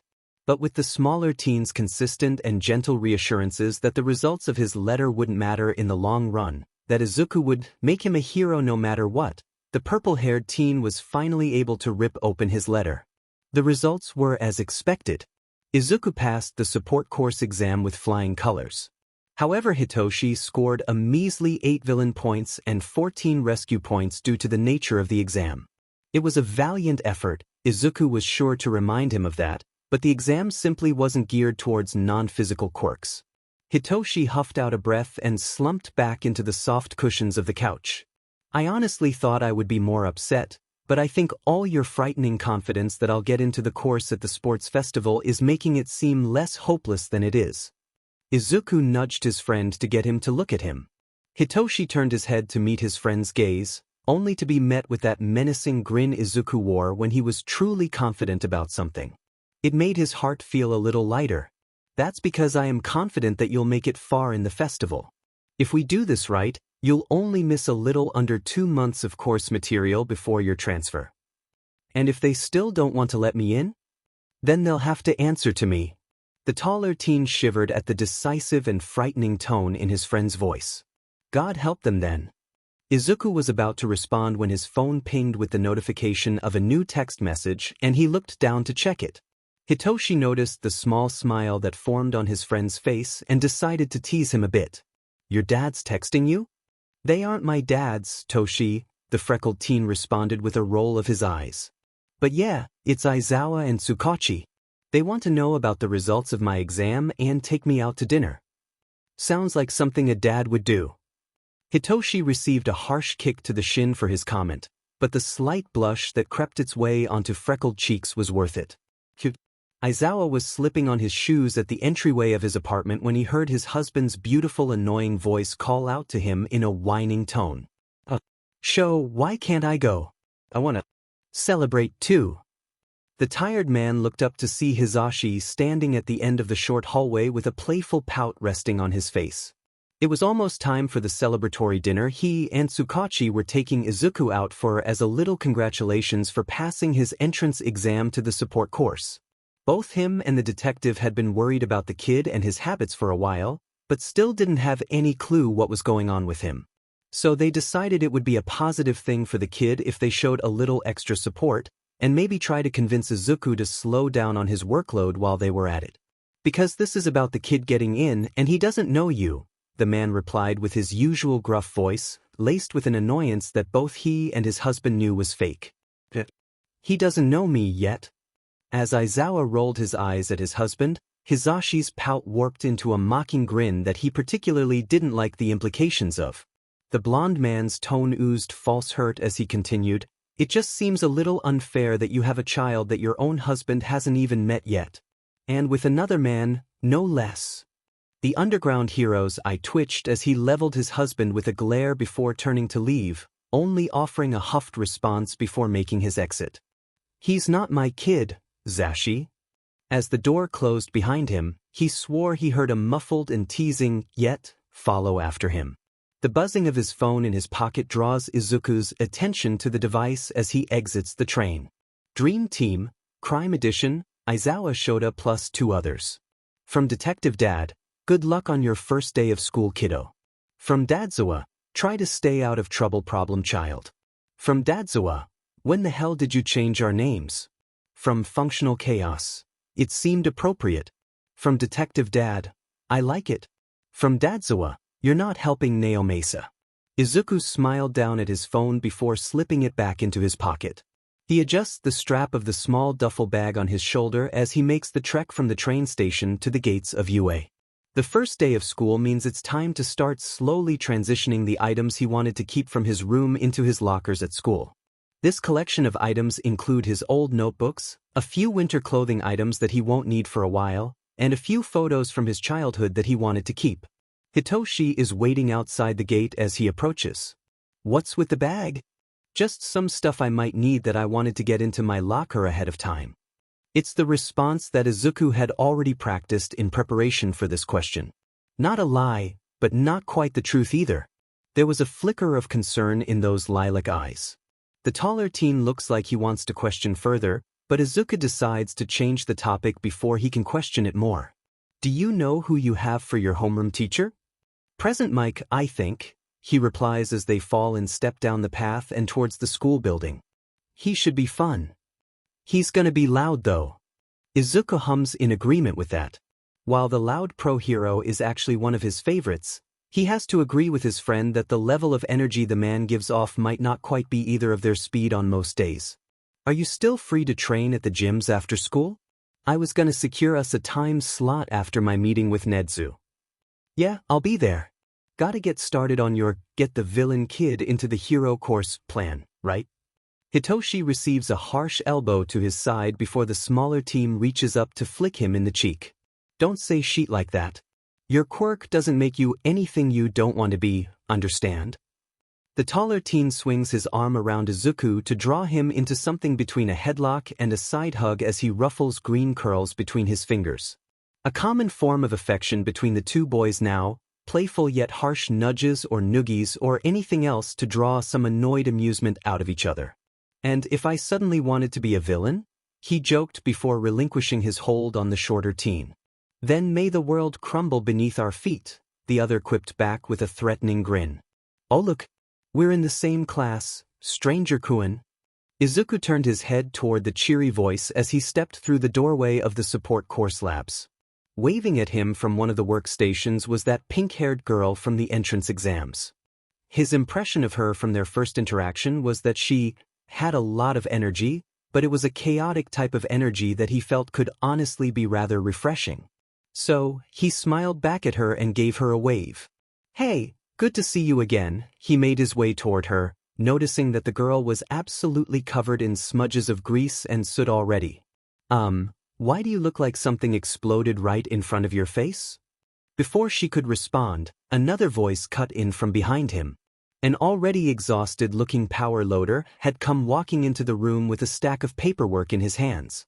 Hatsume here decided it would be a good idea to show up early with some of her homemade support items and get to work by creating an explosion in the labs before I could even go over the lab safety rules with the class. The girl, seemingly undeterred by the man's reprimand, simply waved him off. It wasn't supposed to explode, but such is the path of progress, she explained to the teacher before rounding back on Izuku. I was just so excited to try out all the lab equipment. Isn't it exciting, Stranger-kun? He couldn't help it, her smile was somehow contagious. A phenomenon to research later. The teen grinned back at her as he held out a hand. Sure. I'm Izuku Midoriya, by the way. Oh, right, she began as she grabbed his hand and shook it excitedly. I'm Mei Hatsume, future founder and CEO of Hatsume Industries. You can call me Mei, and I'll call you Izuku-kun. We get to pick our own work areas, so you should pick the one near mine, that way we can do those collaborations I was talking about at the exam. With your analysis and my inventions, we'll make a great team, don't you think, Izuku-kun? While she was talking, Power Loader Sensei had retreated back to his own desk with an amused huff. Izuku had to take a moment to just stare at her, trying to process everything she had just said, before he burst out laughing. Like genuinely laughing. He usually only laughed like this around Hitoshi, but it felt really good right now. Sure, I look forward to working with you. Most of the class introductions for his morning classes progressed normally. Despite all the teachers being pro-heroes, there was a familiarity and normalcy to the way each one acted in class, along with the basic class structures. Really, it was just like regular school, except these teachers didn't seem to hate him. Or at least not yet. Sure, some of the teachers were a bit eccentric. But they all still carried a sense of professionalism when they went over the course syllabus for whatever class they taught. Once again, everything was normal. That was until he got to English class with Present Mike. For whatever reason, the man kept staring at him. He still carried on with the class introduction and paid attention to other students too, But Izuku felt like the hero was making glances at him more than anyone else. Worst of all, he couldn't figure out why. He couldn't tell if the looks he was given were good or bad ones, and with his prior school experience, he was forced to assume the worst. Attention for him was rarely good, and he aimed to steer clear of it at all costs. For the majority of the class introduction, he tried his best to avoid eye contact with the teacher and focus on Mei's scribbling and occasional muttering from the seat beside him. This was his last class before the lab time, which they didn't have today, so that meant he was supposed to head to Nedza's office for his first official meeting after the bell rang. The moment it did, he hurried to pack up his things, intent on leaving as quickly as possible without making eye contact with the teacher. Midoriya. His name was called by present mixed chipper voice, and his retreat came to an immediate halt. Can you hang back for a moment? Izuku turned to face the teacher with stiff shoulders and the most neutral face he could muster, only to be greeted by a bright smile. The last of the remaining students cleared out around this same moment, which only served to make the teen more nervous. He did his best not to show it though when he spoke. Can I help you? The man's smile did not falter, standing in a relaxed position as he leaned against the side of his desk. Just wanted to check in with how your first day is going so far, little listener. Why? Izuku asked immediately, with a slightly sharper tone than he intended, as he squinted his eyes at the man. He still didn't understand what all the attention was about. Why ask him out of all the other students in the room? Present Mike just blinked at him for a moment, seemingly stunned by the suspiciousness that was aimed at him. I'm sorry. I'm just wondering why you're asking, and why you're so interested in how I'm doing. He took a breath and let it go with a sigh. Forgive me, but I don't have the best experience with teachers taking too much notice of me. So if I've done something to upset you or you have a problem with me being in your class, I'd rather you just say it. Izuku had too much experience at this point with teachers who either outright disliked him or ones that pretended to take interest, only to use it as a means to tightly monitor and degrade him. He was too tired to keep dealing with that type of shit in high school, and he wasn't the same nervous kid he used to be. He couldn't keep being that same kid if he wanted to push past all the other obstacles in his life right now. Now he would be stronger, better, more direct. And hopefully that would lead to him being pushed around less. The teacher blinked again, eyes blown wide, before frantically waving his hands around in front of his face. Whoa, listener. What gave you that idea? Shota just talks about you sometimes, and I was really just curious as to how you were doing. I wasn't Dash. Shota? Izuku interrupted. You mean Aizawa? Yeah, he's mentioned you around the house from time to time, and I just thought I'd get to know you too. The man awkwardly scratched at the back of his neck as he finished. Now it was Izuku's turn to just blink as his mind worked, to come to a slow realization. When the pieces finally clicked, he let out a snort of laughter, defensive demeanor melting away. I get it now. You're Hisashi, right? Aizawa's husband. Aizawa had told Izuku that he had a husband, but only ever referred to the man by his given name. And present Mike had only introduced himself to the class as Yamada-sensei. Izuku felt a bit bad for jumping to conclusions now, but he supposed the confusion wasn't really his fault. It was Aizawa's, he decided. The grump probably thought it would be hilarious to not clarify that his husband was none other than the pro-hero present Mike, and one of Izuku's teachers. His teacher visibly relaxed a bit. Yeah, did Shota not tell you? Izuku shook his head, still chuckling to himself quietly. No, sorry about the confusion. He only mentioned you by your first name. Probably thought it would be funny to make me figure it out myself. Yamada joined in with his laughter. I guess that would be confusing, and that sounds exactly like something he would do. The teen brought a hand up to lightly press into his chin, muttering out, I'm definitely going to have to get back at him for this. The blonde man brightened up even further, if that was even possible. Oh, I can help with that. What do you think about blackmail photos? I've got some pretty embarrassing pictures of him. Him in pink sweatpants, ones of him trying to get cats out of trees only to get attacked right in the face by the little monsters, the works. I can send the best ones to you. Izuku grinned. That's perfect. Izuku found himself feeling thankful that the meeting with Nedzu was short-lived today. They'd mostly just discussed what his personalized schedule would look like for the first semester. Since he planned to specialize in field analysis, a schedule was made to accommodate that. Monday and Thursday would be dedicated to lab time. Tuesdays he would shadow the hero course training to make observations of how the students work and develop his analysis and strategy planning skills. Wednesdays and Fridays would be spent in personal lessons with Netsu, learning more about information gathering, technological skills, casework, and whatever else the principal thought was important. He already felt drained from the sheer amount of human interaction he had between classes' introductions, the entrance ceremony, and the meeting with the principal, and he doubted he could last through much more of it. He needed somewhere quiet, something familiar. He needed Hitoshi. So you're gonna carry on with your brooding and aloof image for all of high school? Or just until you get into the hero course? Izuku teased as he bent forward to touch his toes. Both boys were stretching in one of the gyms on campus, preparing for some more training and sparring now that the half-day of school had concluded. It's not brooding, the taller boy insisted. I simply am not there to make friends. I already have you after all, and one seems like enough. Izuku rolled his eyes at this. Not that I'm the poster boy for having an active social life, but it wouldn't hurt to at least make allies. You have to spend all day with those people, having someone else would at least give you someone to talk to. I'll just talk to you at lunch. But I guess it's nice that no one is outright avoiding me yet. Yamada-sensei didn't make us introduce our quirks or anything, so my classmates don't know about the brainwashing yet.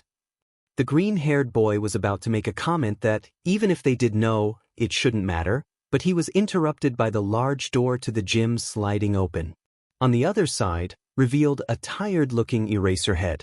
I thought I saw you walk in here, problem child. Not going home for the day.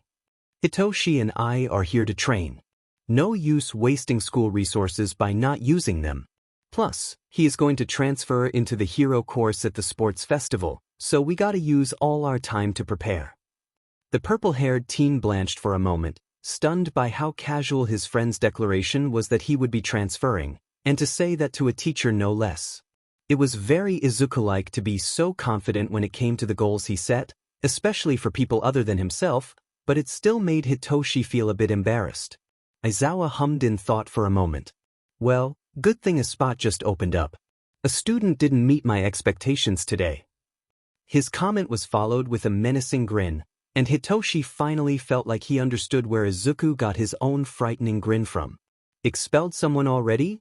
The boy quipped back as he rose from one of his stretches. A nod was received from the pro before he walked up to the two and began bending into his own set of stretches. Izuku questioned the action with a raised brow. What are you doing? Well, if your friend here is going to be transferring into the hero course, it's only logical that I offer some of my help as a teacher. Hitoshi blinked. You're going to train me? If you've got the kid's vote of confidence, I think I'd like to see what you've got to offer. He was already sitting at his workstation when Mei arrived the next morning. She immediately greeted him with a smile as she bounded over to where he was seated. Good morning, Izuku-kun. I'm super pumped for our first day in the labs. Just think of all the babies I can start working on. She started with that same energy that she displayed during their first two conversations. Izuku briefly wondered if that was a constant for her, or if she was just particularly excitable since it was the start of the school year. Yeah. But I actually won't be staying in the labs during our work hour today. On Tuesdays I shadow the hero course instead. It's part of my personalized schedule that Principal Nedza gave me. Mei frowned for only a moment before brightening up again. That makes sense, I guess.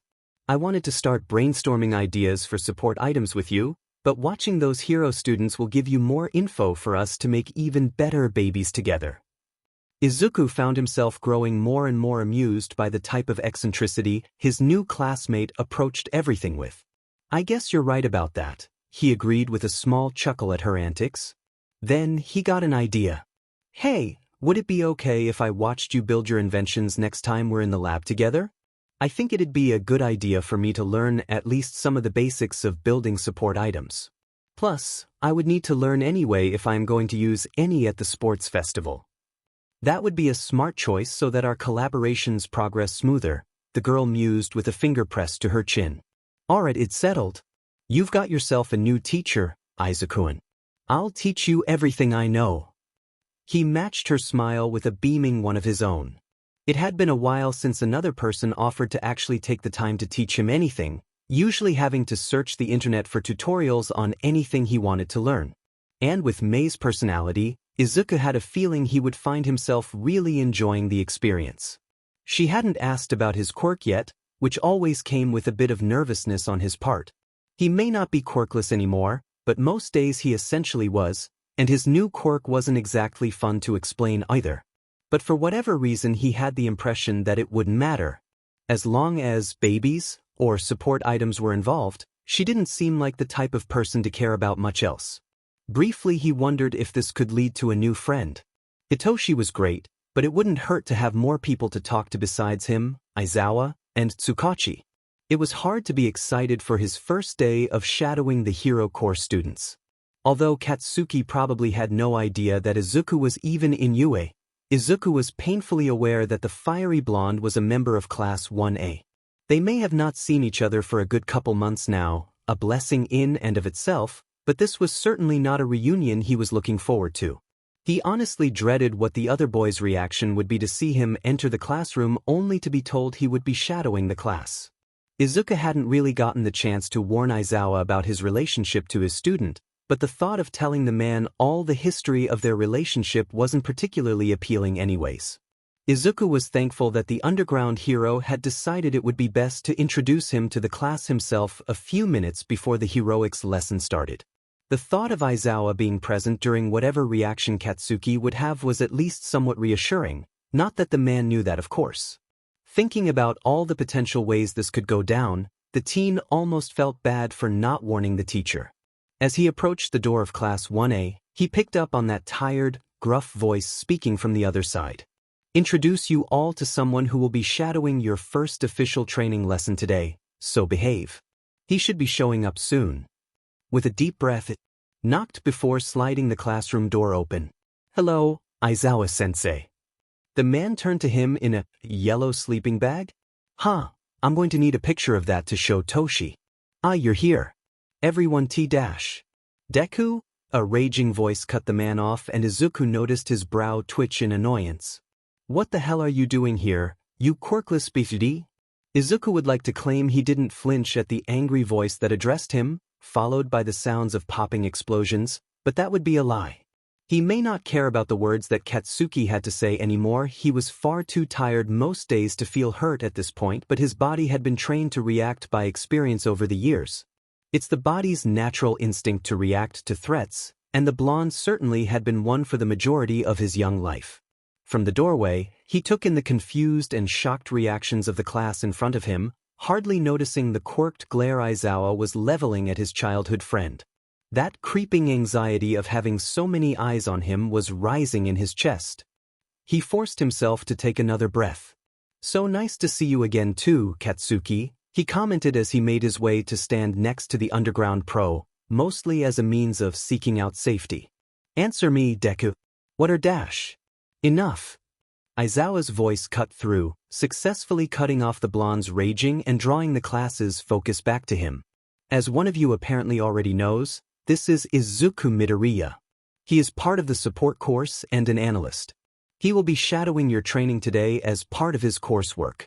I expect all of you to treat him with respect. Nice to meet you all, Izuku finished in a flat tone with a small bow of his head. Simply experiencing Katsuki's feral outburst already had the boy feeling too exhausted to respond with much enthusiasm.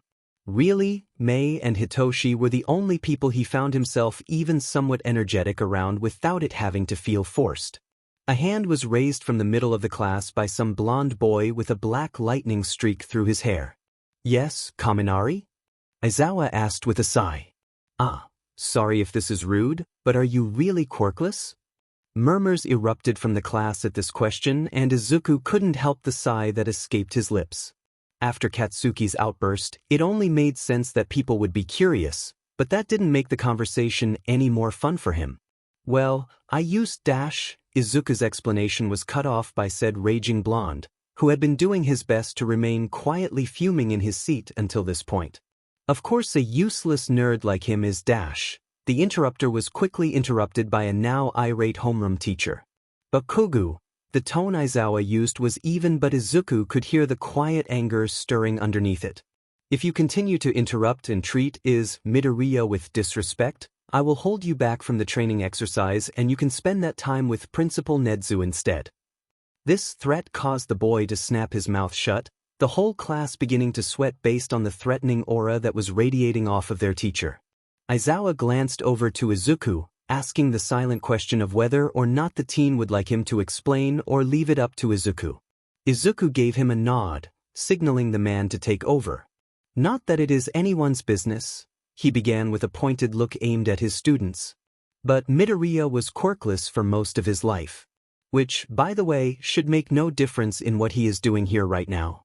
However, he experienced a force manifestation of a quirk less than a year ago that was confirmed by myself and a detective with a lie-detecting quirk when I first met him months ago. So no, he is not technically quirkless. And he will be joining your training sessions once a week to practice his analysis and strategy development through observing you all. Force-manifested quirk? A voice belonging to a girl with pink skin spoke up. What's that? A quirk that manifests as the result of a traumatic or life-threatening experience, a girl with a black ponytail answered in a hesitant voice. Widened eyes all turned to focus on Izuku. The green-haired teen noticed Katsuki's face contorting between looks of shock, anger, and confusion, probably trying to figure out if he believed this new revelation or when his ex-friend would have experienced an event like that. A boy with spiky red hair spoke next. Whoa, that's so manly. Izuku could only blink in response. What's your quirk then? With a gulp, the teen eyed the man next to him, silently begging for assistance. Aizawa must have gotten the hint, because took over the task of answering. He has a passive quirk that is constantly active. It's called End Time, and allows him to see a countdown above everyone's heads. It's a countdown to each person's time of death. The teacher may have tried to make the announcement casual, but a tense silence quickly fell over the entire room. He could practically hear the other students gulp. Honestly, he thinks that the teacher probably could have left that last detail out, but imagines Aizawa would have claimed that choice to be illogical, since the students would most likely end up asking anyway. They could all use some lessons in social tact and sensitivity training, in Izuku's opinion. Ever since he had figured out his quirk, Izuku had done his best to learn to let that string of numbers he always saw fade into the background. At this point, he had gotten fairly good at not focusing on them, almost never looking at the time of other people. It was really better not to know if he could avoid it. That didn't change the fact that it was there though, hovering above every person's head and practically screaming the threat of human mortality at him on a daily basis. Izuku decided to speak up after the silence carried on for a few moments, trying to diffuse some of the tension. It's not a particularly useful quirk, and I try my best to ignore it and not look. So, there's no need to worry about it really. Some of the students seemed to relax a bit, but they were all still staring at him until the door slammed open to Izuku's left. I am here. Walking through the door like a normal person. Izuku wanted to slam his head against the nearest wall at this point. Because why, of all goddamn people, did it have to be All Might? At least noise returned to the room at the hero's entrance. He supposed that was a small mercy in regards to the situation. The thing is, Izuku wasn't sure whether he preferred that All Might remembered who he was or not. It's not like he'd had a lot of time to think about what seeing the man who crushed his dreams on that rooftop again would be like. Having the man remember him would surely be awkward, even more so if he tried to speak to Izuku about their encounter. But having the man completely forget about their meeting left a dull ache in his chest. Because that would mean that such a momentous and heartbreaking day for him wasn't even remotely relevant enough to be remembered by the man he used to idolize. Regardless of Izuku's thoughts on the matter, he still wasn't completely sure whether or not All Might did remember him. The rest of his hero training observation had been relatively uneventful. Katsuki sent glares his way but otherwise did not bother him. A few of the other students had chatted with him a bit but also steered clear of him for the most part. And he filled up nearly a third of his notebook with observations and ideas by the end of it. Although All Might had eyed him for a bit during the first 10 minutes or so of the class, there was no other reaction from the man. This didn't really tell Izuku much though. Even if the man did recognize him, it's not like he could mention their encounter in front of an entire class. So Izuku was resolved to contemplating every gaze or comment he had received from the number one hero in an attempt to remember any telling signs of whether or not the man recognized him as he sat on the gym floor, waiting for Hitoshi and Aizawa to begin their after-school training. Aizawa was the first to arrive. "Problem child, care to explain how you know one of my students?" Izuku sighed, looking up towards the man approaching him. He had figured this question was coming. Aizawa was glad that Izuku was alone when he arrived at the gym. The man had hurried over specifically for the purpose of trying to catch the teen alone so that he could ask his question. The reaction that Bakugo had to the kid's presence, and the flinch he observed as a result of that outburst, did not sit well with the man. There had been plenty of things that caused him concern in relation to Izuku since he had met the kid, but until now there was no opportunity for him to pry into what had caused any of it. He watched the kid wince slightly at the question before awkwardly scratching the back of his neck. "Well, we kinda went to school together before you. We've known each other since we were toddlers actually, but as you can probably tell, we don't get along." That seems like an understatement. The tired man highly doubted this was a case of two boys not getting along, and sensed the situation was more along the lines of Bakugo disliking the boy in front of him for an aspect about him that he could not help. "He calls you Deku? It means useless. Should I be concerned?" The boy waved his hand dismissively. "Like I've said, I've dealt with him my whole life. I can handle it just fine on my own." He frowned at that statement. It wasn't a confirmation that the situation was harmless. There was no reason for Izuku to have to deal with something or someone that harmed him just because he always had before, just because he could. Aizawa was about to push for more details, but then the door opened, signaling the arrival of the purple one. It seemed that further questioning would have to wait for later. Izuku took a long sip of his tea as he sat in Nedzu's office. It was mint, and he wasn't sure if the choice of a tea with relaxing properties was intentional, but the muscles in his shoulders lost their tension all the same. With adjusting to the school and a new environment, only made worse by the threat of running into All Might or Katsuki, added to the fact that he only had a couple days left in the apartment, the stress had been building up.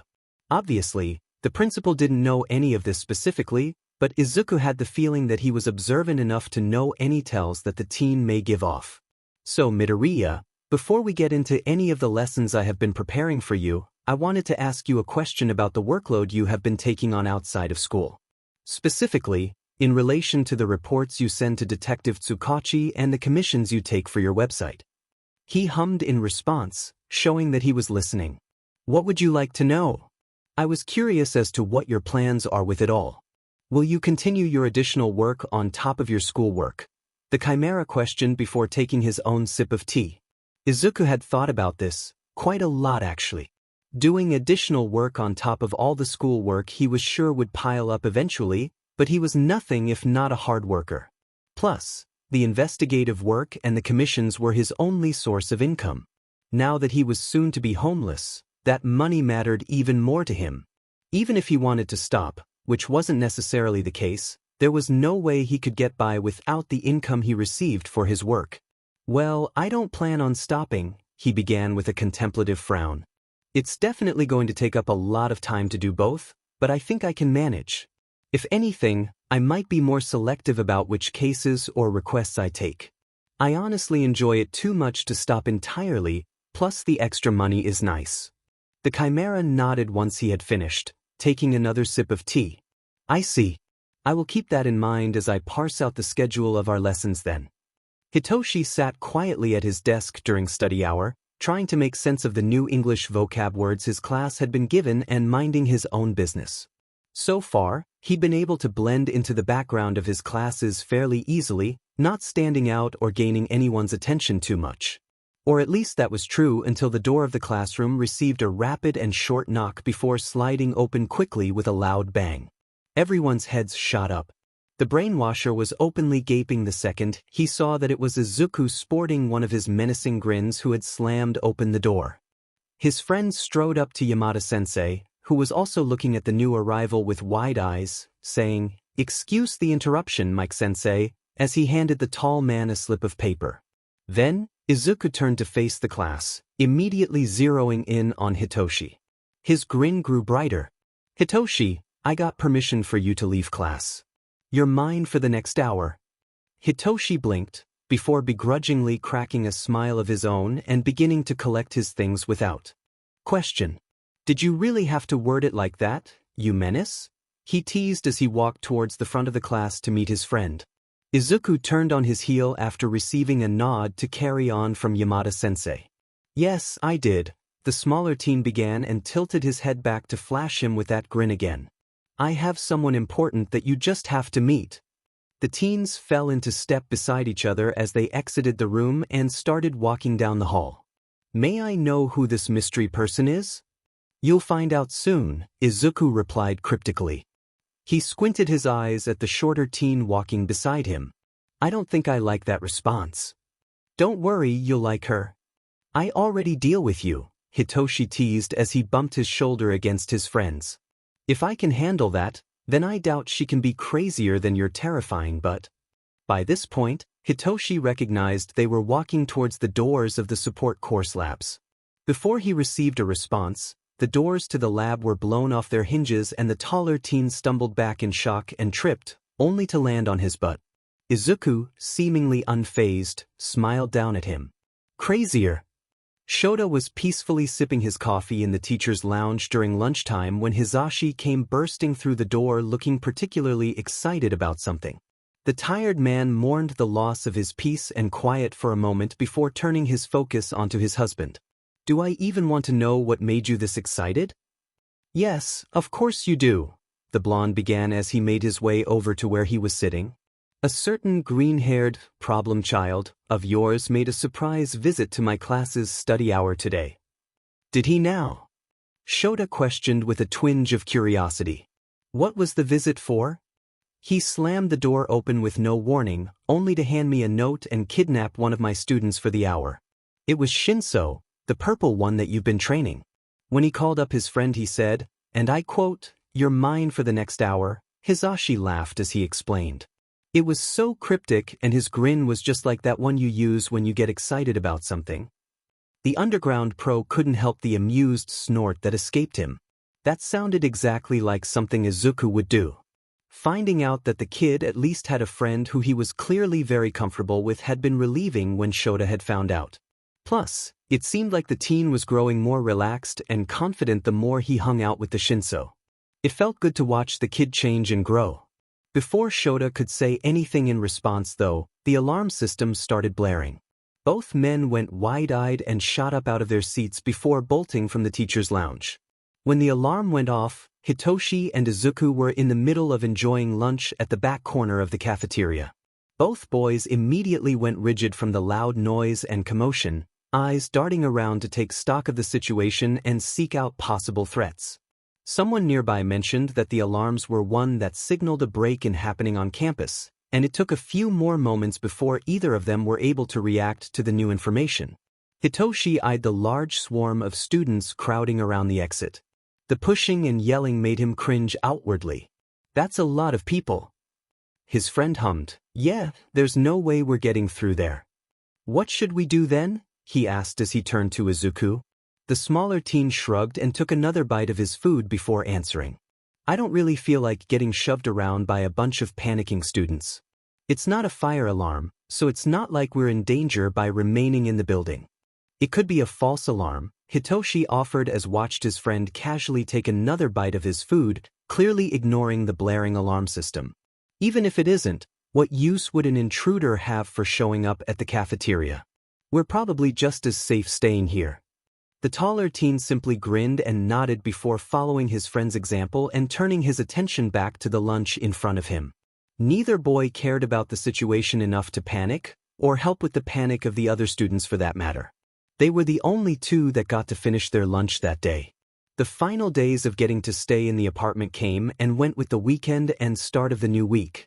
That morning, Izuku had transferred his final handful of items into the lockers at school.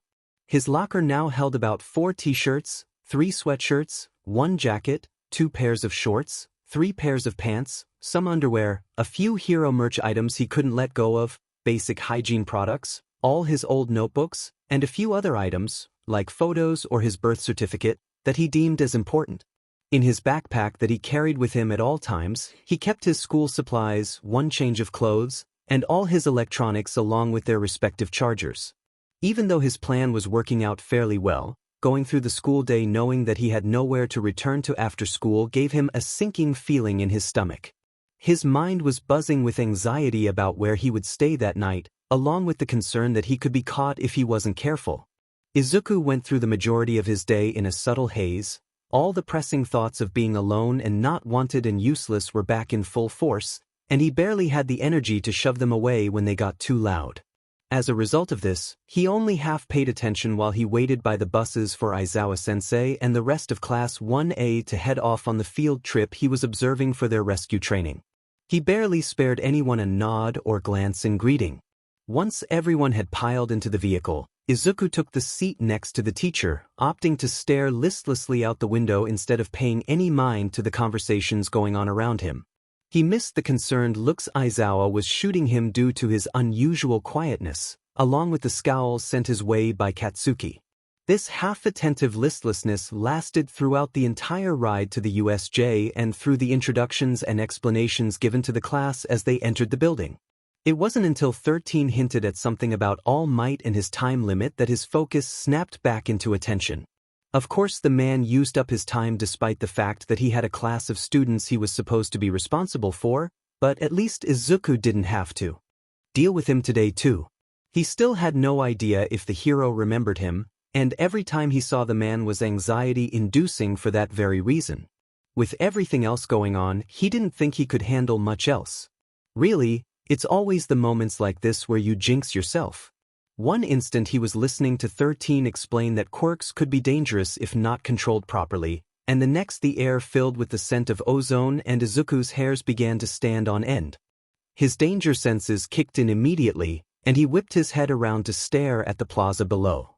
The moment he noticed the black swirl and the beginnings of a limb start to emerge from it, Izuku was reaching over to tug at the sleeve of Aizawa's hero costume, letting out a whispered, "Something's wrong." Aizawa reacted immediately, whirling around to focus on what the teen was seeing. They both watched with wide eyes as the dark swirl expanded and people began to pour out of it. Someone asked if this was part of the exercise, but Izuku was too focused on taking in every detail he could about the new guests, in an effort to establish some baseline of information in his mind. It wasn't until the erasure hero used his arm to push Izuku behind him and signal the rest of the class to stay back that Izuku noticed an important detail. He'd been trying his best to avoid checking other people's times the moment he saw them, but he had seen Aizawa's when they first met. There should have been nothing to worry about. But in the foggy haze that his mind had been in during the entirety of the day, he had missed one crucial observation. Aizawa's time was glitching. A sickening panic raced through his entire body at an alarming rate as he tried to reach out to grab the pro hero again. Wait. You can't? You're dash. He didn't get to finish his statement before the pro interrupted him without looking back. Maybe if he had spared a glance back, he would have seen how pale the teen's face had gone or how much panic was housed in his eyes. Don't worry, kid. No good pro is a one-trick pony. Izuku tried to yell out, say that wasn't what he was worried about, tell him about the timer. But before he could do any of that, Aizawa was already jumping down into the gathered formation of villains.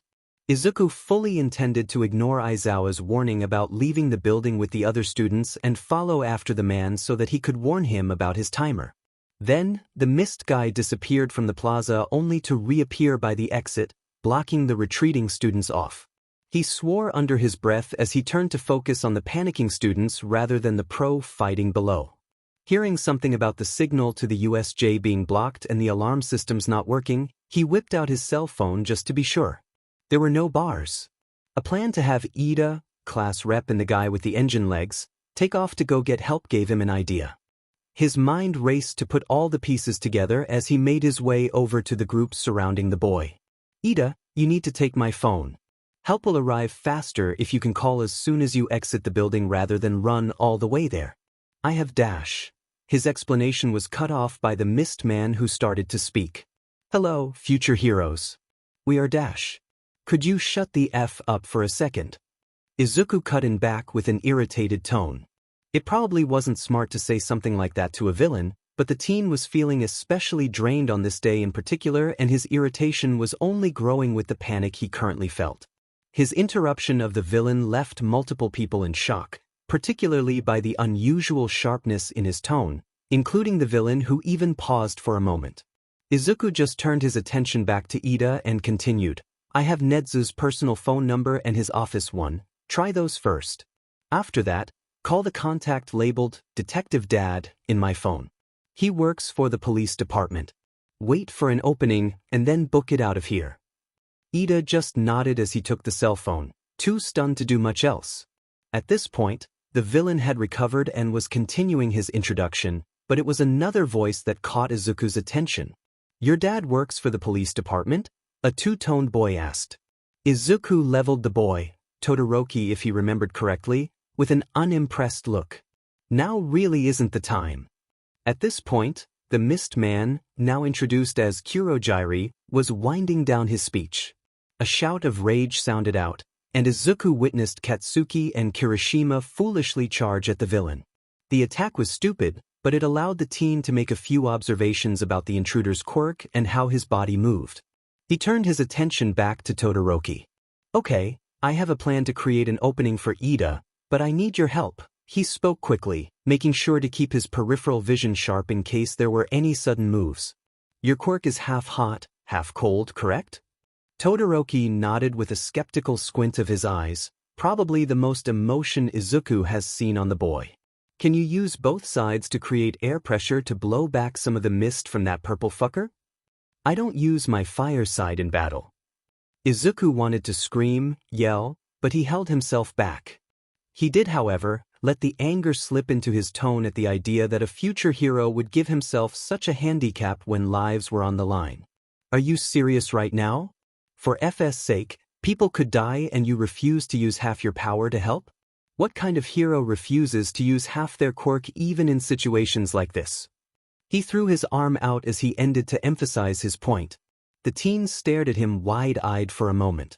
I don't have time for an explanation right now. You don't even have to hit the guy with your fire. Will you or will you not do it?" He received a hesitant nod from Todoroki and returned it with a short one of his own before turning to the nearby students who had been listening. Usually having this many people watch him would make him anxious, but the adrenaline coursing through his veins and panic in his chest prevented him from noticing. "Ida, get ready. Zero, I need you on standby, along with any of you who are made for offense. Todoroki, do it now." With his order, everyone leapt into action.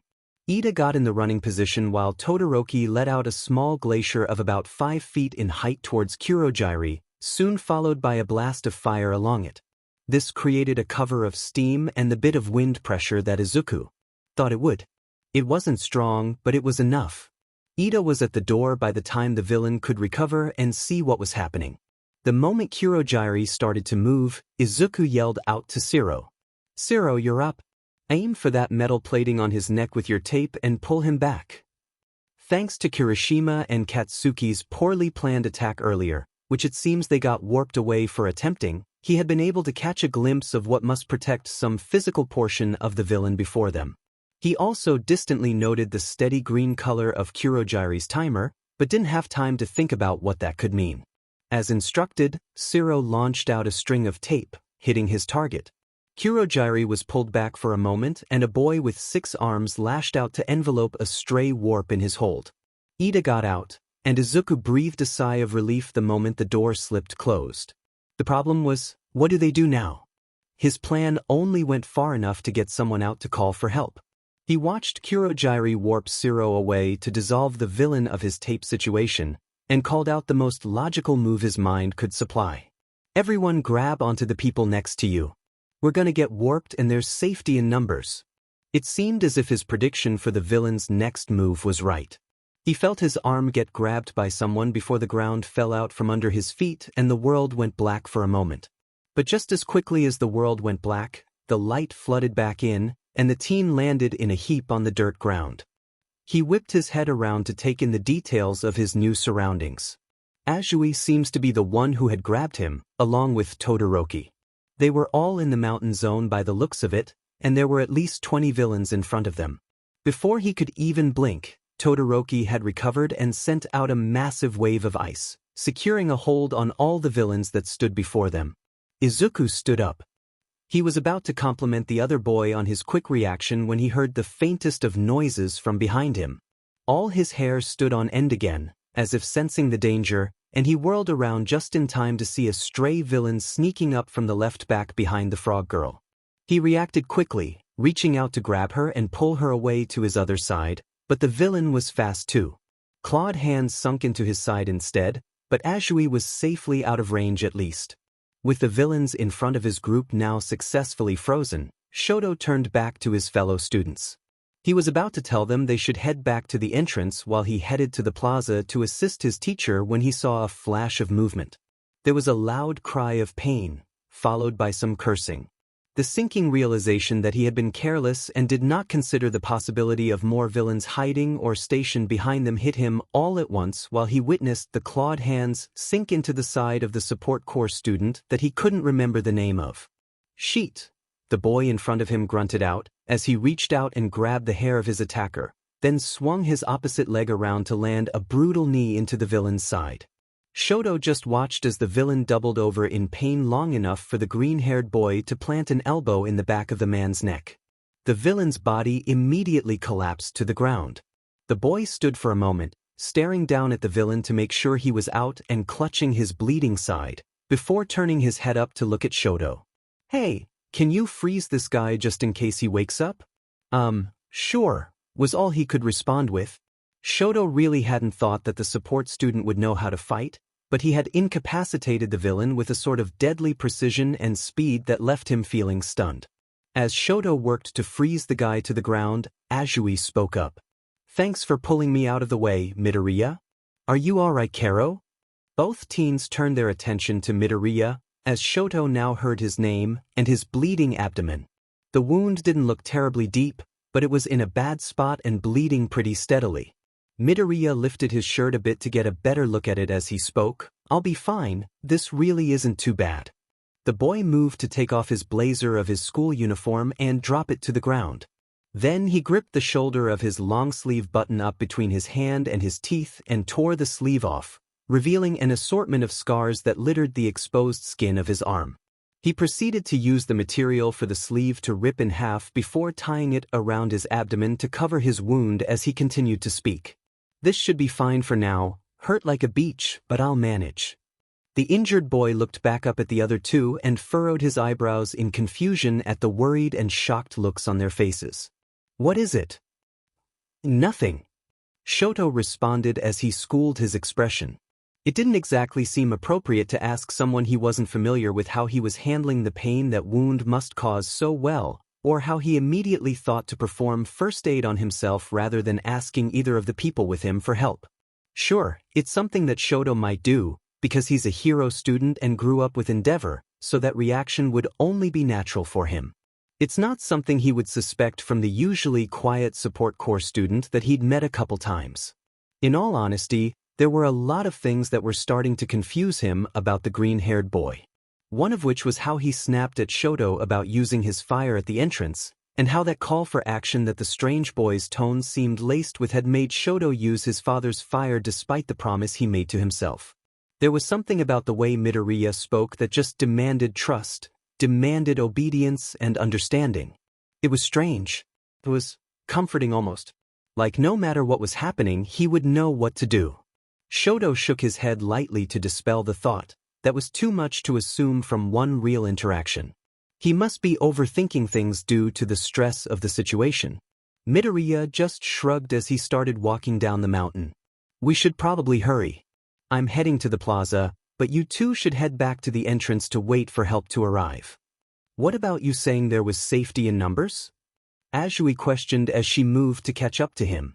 The boy sent her a small smile that Todoroki got the impression held some type of pain behind it. "That's usually true, but I have something important that I need to check. So I'm not going back." Shoto jogged to catch up. "I'm going to the plaza too." Once it was decided that all three of them were heading to the plaza, they broke out into a run in that direction. Izuku's side hurt like hell, but he's experienced a lot of pain in his life and it was something he knew how to push through well. He was too focused on the thoughts concerning the glitching countdown that he'd seen over Aizawa's head to focus on anything else as they made their way to the plaza. The stable sense of calm determination fueled by adrenaline that had settled on him ever since they'd gotten Ida out of the building immediately vanished the moment he set eyes on the scene before him. Aizawa was stepping back from the villain with blue hair and hands covering his body who seemed to be calling the shots, elbow disintegrated revealing the blood and muscle underneath. Then the hand guy was shouting something out, and before Izuku could even process the movement, some creature with an exposed brain was slamming Aizawa into the ground. The sickening crunch of a bone snapping the air right out of Izuku's lungs as he watched, wide-eyed and shaking. This can't be real, was all he could think. No other thoughts, no plans or strategies, just, no. This can't be happening. Not real, not real, not. He was shaken from his thoughts by another hand on his arm. It was Azui most likely, but he didn't turn to look at her. His breath was coming in too fast and he was shaking, he knew that much. But all he could focus on was the red, the blood. A vicious laugh drew him back to reality a little further. It was coming from the hand guy, sending a shiver down Izuku's spine. Just watching made him feel so useless and stupid and weak. That thought spiral nearly swallowed him whole before his eyes caught on the number again. Across the distance from their spot at the edge of the plaza and where Aizawa was pinned down, Izuku could just make out those flickering numbers. The numbers were glitching less drastically before, but the numbers were even lower now. Izuku essayed in a breath. No, he finally got out, although it was barely a whisper. Aizawa's head was lifted up again, about to be smashed into the concrete a second time, and Izuku felt movement return back to his body. One step, then a second, and then he was shooting forward as fast as his stumbling feet could take him. No. Stop. F-I-N-G-. Let him go, he finally yelled out, voice sounding raw and shaken. That was all he could get out in his desperation. His lungs hurt and his eyes burned, but his feet carried him forward. Eyes that had been only focused on the red, now darted around to see his surroundings with new focus. He just needed to get to Aizawa, needed to get that thing off of him. Green eyes flickered up to the creature and the string of numbers above its head. They were strange. Some countdowns glitched, but this one was glitching more persistently, never settling on any numbers in particular, and stayed that unnatural, toxic green color the whole time. Almost like it was in a constant glitching state. Almost like it wasn't even human. He couldn't focus on what that means right now. Right now he just had to stop it from hurting Aizawa more. As he neared the halfway mark, there was movement and the hand villain was suddenly lashing out at him. Izuku could barely focus enough to keep his eyes off of Aizawa and the monster holding him down. How had he gotten so close? The five-fingered touch grazed his upper arm and Izuku let out a cry of pain. He took a couple steps back to put distance between him and his attacker, but the move also placed him farther from Aizawa. You little effing hero brat, the hand guy seethed as he lunged again.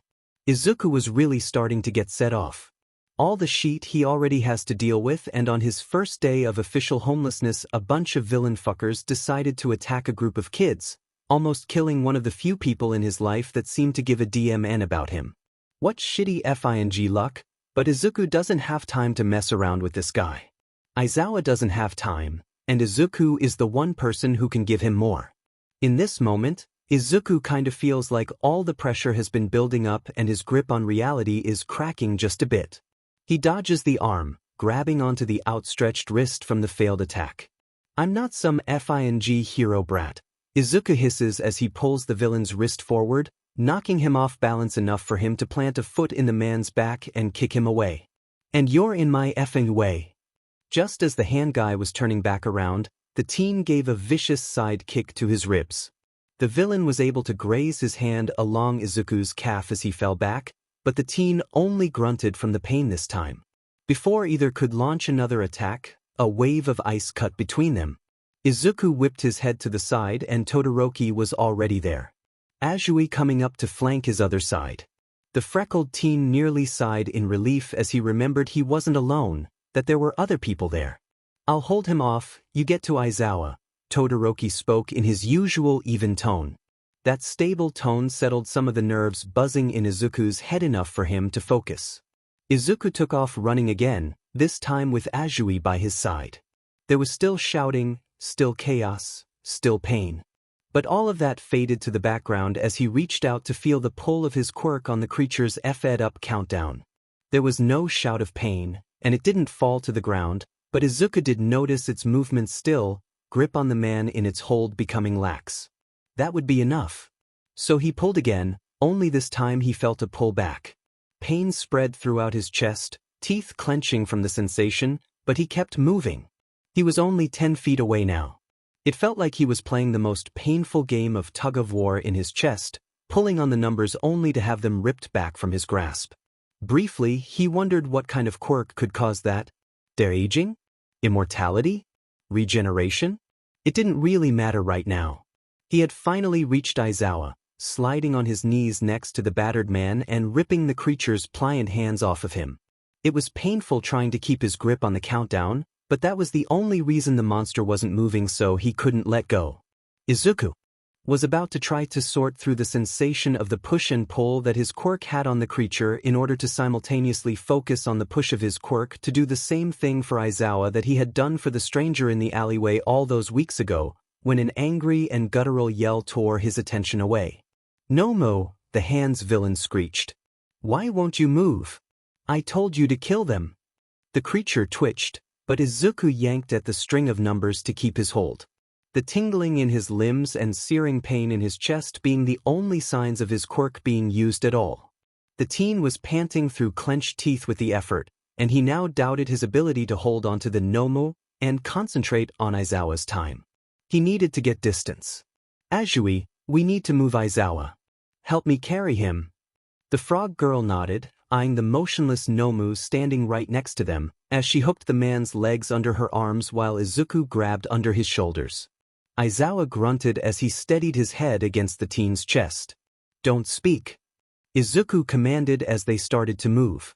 There was another shout from the hand villain, commanding the warping one to stop them.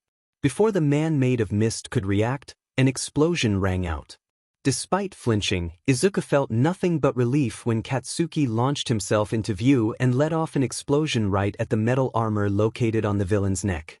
With Katsuki pinning down the warp villain, Shoto along with Kirishima, who must have arrived with Katsuki, fighting off the hand guy, and the Nomu still dutifully playing tug-of-war with Izuku's quirk to keep his timer from draining, they were able to keep moving with the limp teacher in their arms away from the fight. It was in the same moment that they reached the edge of the plaza that the front doors burst open. "I am here," rang out through the entire building as the number 1 hero stepped through. That was the moment that Izuku felt his hold on the Nomu's timer slip. He stared, wide-eyed, as the monster began to move again. There was nothing he could do as it tried to launch itself in their direction once more. That sinking feeling that Izuku failed to hold onto the Nomu's time, failed to get Aizawa far enough away, failed to do anything if a useful began to race through his chest before a whoosh of air flew by. All might intercepted the creature, and Izuku was left just staring, breathing far too quickly, mind racing with the thought of almost failing to protect Aizawa. The thumping of his own heartbeat was pounding in his ears, his whole body hurt, something wet was trickling down his side and his leg. People must have been yelling, fighting, but he couldn't hear anything over his own heartbeat. He couldn't. "Kid!" The voice was weak, much quieter than the rest of the chaos and fighting around him, but it immediately snapped Izuku's focus back to the man laid down before him, head of long black hair cradled in his lap. "Zawa," Izuku croaked as he looked down into barely open black eyes. The dam broke. Tears streamed down freckled cheeks as he laid his hands on the bloodied ones of one of the most important people in his life. Not that the man knew that necessarily. Izuku remembered what he had to do. He took a short breath, closed his eyes, and pushed. That horrible burning returned to his chest, but he could barely feel the pain over his other injuries. "Aizawa, you're fine. You're gonna be fine, I promise. Your time is fine now, it's fine." Izuku wasn't sure if the man heard him. His hoarse and watery voice couldn't have been more than a whisper, but the man let out a grunt all the same before those black eyes slipped closed again. The teen turned his focus to the timer, seeing the steady yellow countdown once more, and he smiled. It was back to normal. He fixed it in time, that was all that mattered. The shouts and the fighting going on around him faded out of focus again, vision turning cloudy. Oh, he thought, I'm about to pass out, aren't I? The last thing he noticed before the dark completely overtook his vision was the pool of red surrounding him, and he distantly wondered whether that was his own blood or someone else's. He hoped it was his. Tamura sat at the bar, sporting freshly bandaged bullet wounds and bruised ribs, absolutely seething over the day's loss. Nothing went according to plan. Those demon wannabe hero brats were stronger than they should have been, and that strange green one even landed a hit on him. Losing all those extra players didn't matter much, they were all expendable anyways, but no one even died. Even if they couldn't kill All Might this time, he should have at least gotten to dust a few of those worthless brats. The scratching wasn't helping at all. His irritation made him want to itch and itch and itch, but nothing was bringing him relief. Tamura was about 10 seconds away from dusting the entire bar when that little red dot on the TV finally flickered to life. "Sensei, that stupid Nomu you gave me was defective," he growled out before the man on the other side even got a chance to speak. "The plan didn't work at all like it was supposed to. Those brats were too strong and I didn't even get to dust any of them. I see that your mission was not a success." That smooth, irritating voice that Sensei always spoke in only served to increase Tamura's irritation at the moment. It seems that All Might's power was not as weakened as we previously thought, but the Nomu was dispensable. There will be more opportunities. "No," he slammed a fist against the bar. "I told you that one was defective. Even before All Might arrived, it was just standing still. Useless piece of garbage, stopped following my directions all of the sudden like its coding was corrupted." Tamura trailed off as he lifted his hand to start scratching again. "That is strange. I'll report that to the doctor. Did anything happen to the Nomu before it stopped responding to orders?" His hand stilled over his bloody neck as he thought. The Nomu stopped responding when that green brat showed up, but Tamura didn't see him do much necessarily. In fact, he didn't even notice an obvious quirk being used. But the green kid was able to get in close to the Nomu while he was distracted by that ice kid. There was some green brat. The stupid Nomu stopped working when he ran over to it. Maybe some strong touch-based paralysis quirk? Damn it. I don't know. The little sheet kicked me in the ribs but didn't do much fighting other than that. The scratching started again. Very curious. Indeed. A hero student with that strong of a quirk. He shook his head. No. The little sheet said he wasn't one of the hero brats, wasn't wearing one of those stupid costumes either. We will keep an eye out for him, but if he isn't a future hero then he is unlikely to be much of a concern in the future. The moment he picked up the phone and heard a voice other than Izuku's frantically explaining the situation, Tsukachi's stomach dropped.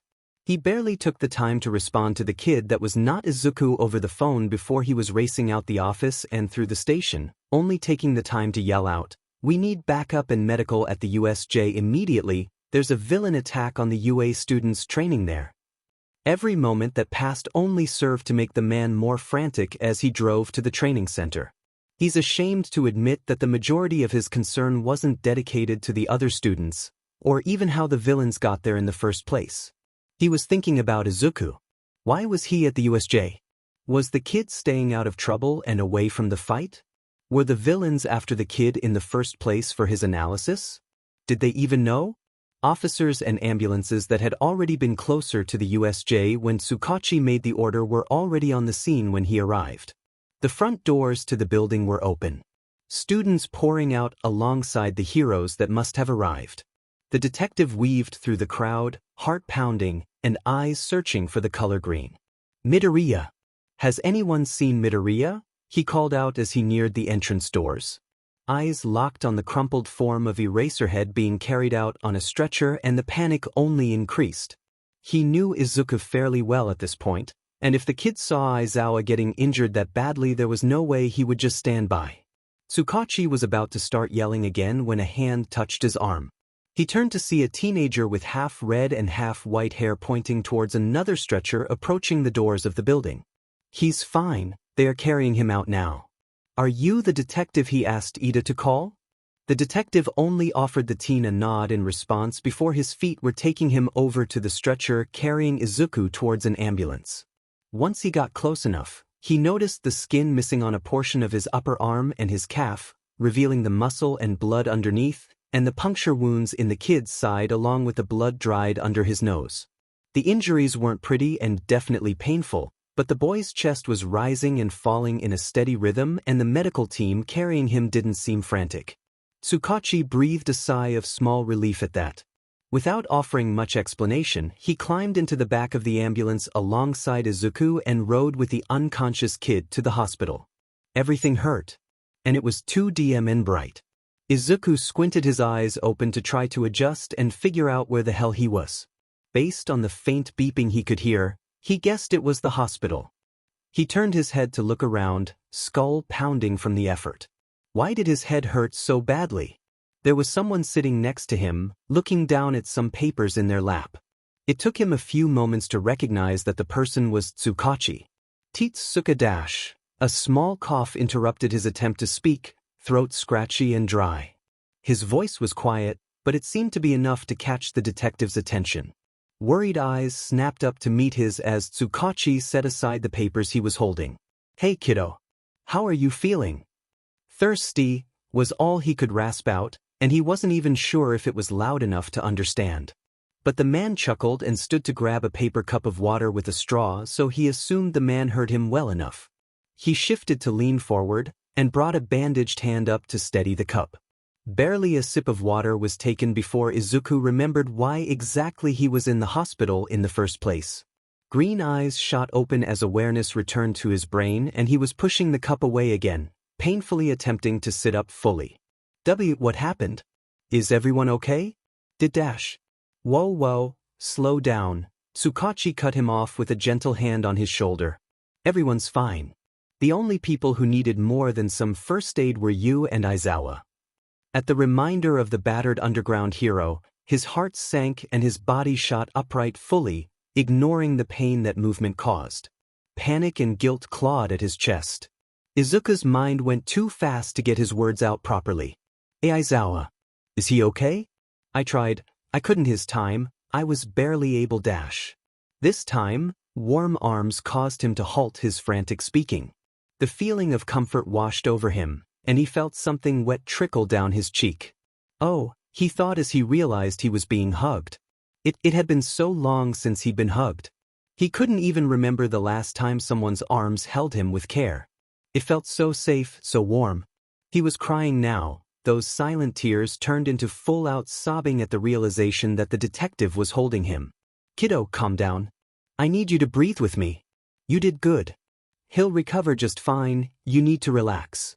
The deep voice rumbled against his chest as a hand gently stroked up and down his back. As he tried to follow orders and take in steady breaths, Izuku only realized then that he hadn't been taking in air properly before, entire body shaking and tense with guilt and worry. The man moved to pull away, but Izuku reached his arms around to hold on to the fabric of Tsukachi's shirt with a desperate grip. It felt selfish to hold on, to ask for more comfort and care than he was already receiving. But it was so warm and he just wanted to be able to remember it later. Wanted to imprint the feeling of care into his mind so he wouldn't forget it again. Izuku continued to cry into the detective's chest. The man probably thought it was due to some fear of what had happened earlier that day, but for the teen it was the small relief that hug provided against that subtle, lonely anguish he carried around each day. "How's the kid?" a mummified Aizawa asked as he settled into the chair next to Tsukachi beside the hospital bed. "He'll be fine." Cried himself to sleep, but recovery girl came in and was able to heal him more since he got a bit of rest. Tsukachi informed in a weary tone. "He was worried about you. Heard you were threatening the staff to let you stay in the kid's room." "Shut up." Detective huffed. "You're not much better. You should still be in bed, but I heard you tried to fight both your husband and the nurses unless they let you be moved so that you could see him." Aizawa only grunted in response, cheeks turning pink, though it couldn't be seen under the bandages. Both men fell silent as they focused on the teen sleeping in front of them. Izuku looked so small as he lay bandaged in the hospital bed. They often forgot how young he actually was with all the work he already did with the police. His sharp mind and way of speaking rarely portrayed the kid's age. But in this moment the fact that Izuku was just a 15-year-old child came as a cutting realization. The other thing the two couldn't help but focus on were the scars. Thinking back, Aizawa realizes they'd only seen the kid in long-sleeve shirts or sweatshirts. But now, in the thin hospital gown and bandages, an array of starburst and jagged-line scars were on full display. They spread up Izuku's arms, one even peeking out near his collarbone where the top of the loose shirt didn't cover properly. Aizawa couldn't help but frown, thinking about how they could have gotten there or why there were so many. You're not going to find any answers by just staring at them. Tsukachi spoke with a sigh, seemingly knowing exactly what the injured man was focusing on. Have you looked into his family? His tone was quiet as he asked, not wanting the sleeping boy to wake up or overhear. If you're asking if I've run a background check, then yes. I was concerned when we first met him, so I looked into it. Father left sometime before he entered elementary school and hasn't been back. Has a mother, but there's no marks or anything suspicious in her files, so there's nothing much to look into. The detective sighed as he ran a hand through his short hair. I was told the hospital tried to call her, but there hasn't been an answer yet. Another grunt was all he offered in response. No more words needed to be spoken as the men sat in understanding silence. Whatever was or is going on with Izuku they would have to figure out with time, being there for the kid until he decided to tell them. They weren't his parents, they couldn't just demand answers no matter how badly they wanted to. The only sound was the beeping and whirring of the machines and the quiet buzzing of Izuku's phone every few minutes. It was several minutes later when Izuku woke up for the second time. However, this time, instead of blearily blinking into awareness, his eyes shot wide open as he flung his body upward into the sitting position, causing him to hiss in pain. Both men startled from the movement. Green eyes flicked around until they landed on Aizawa's bandaged form. Hey Aizawa.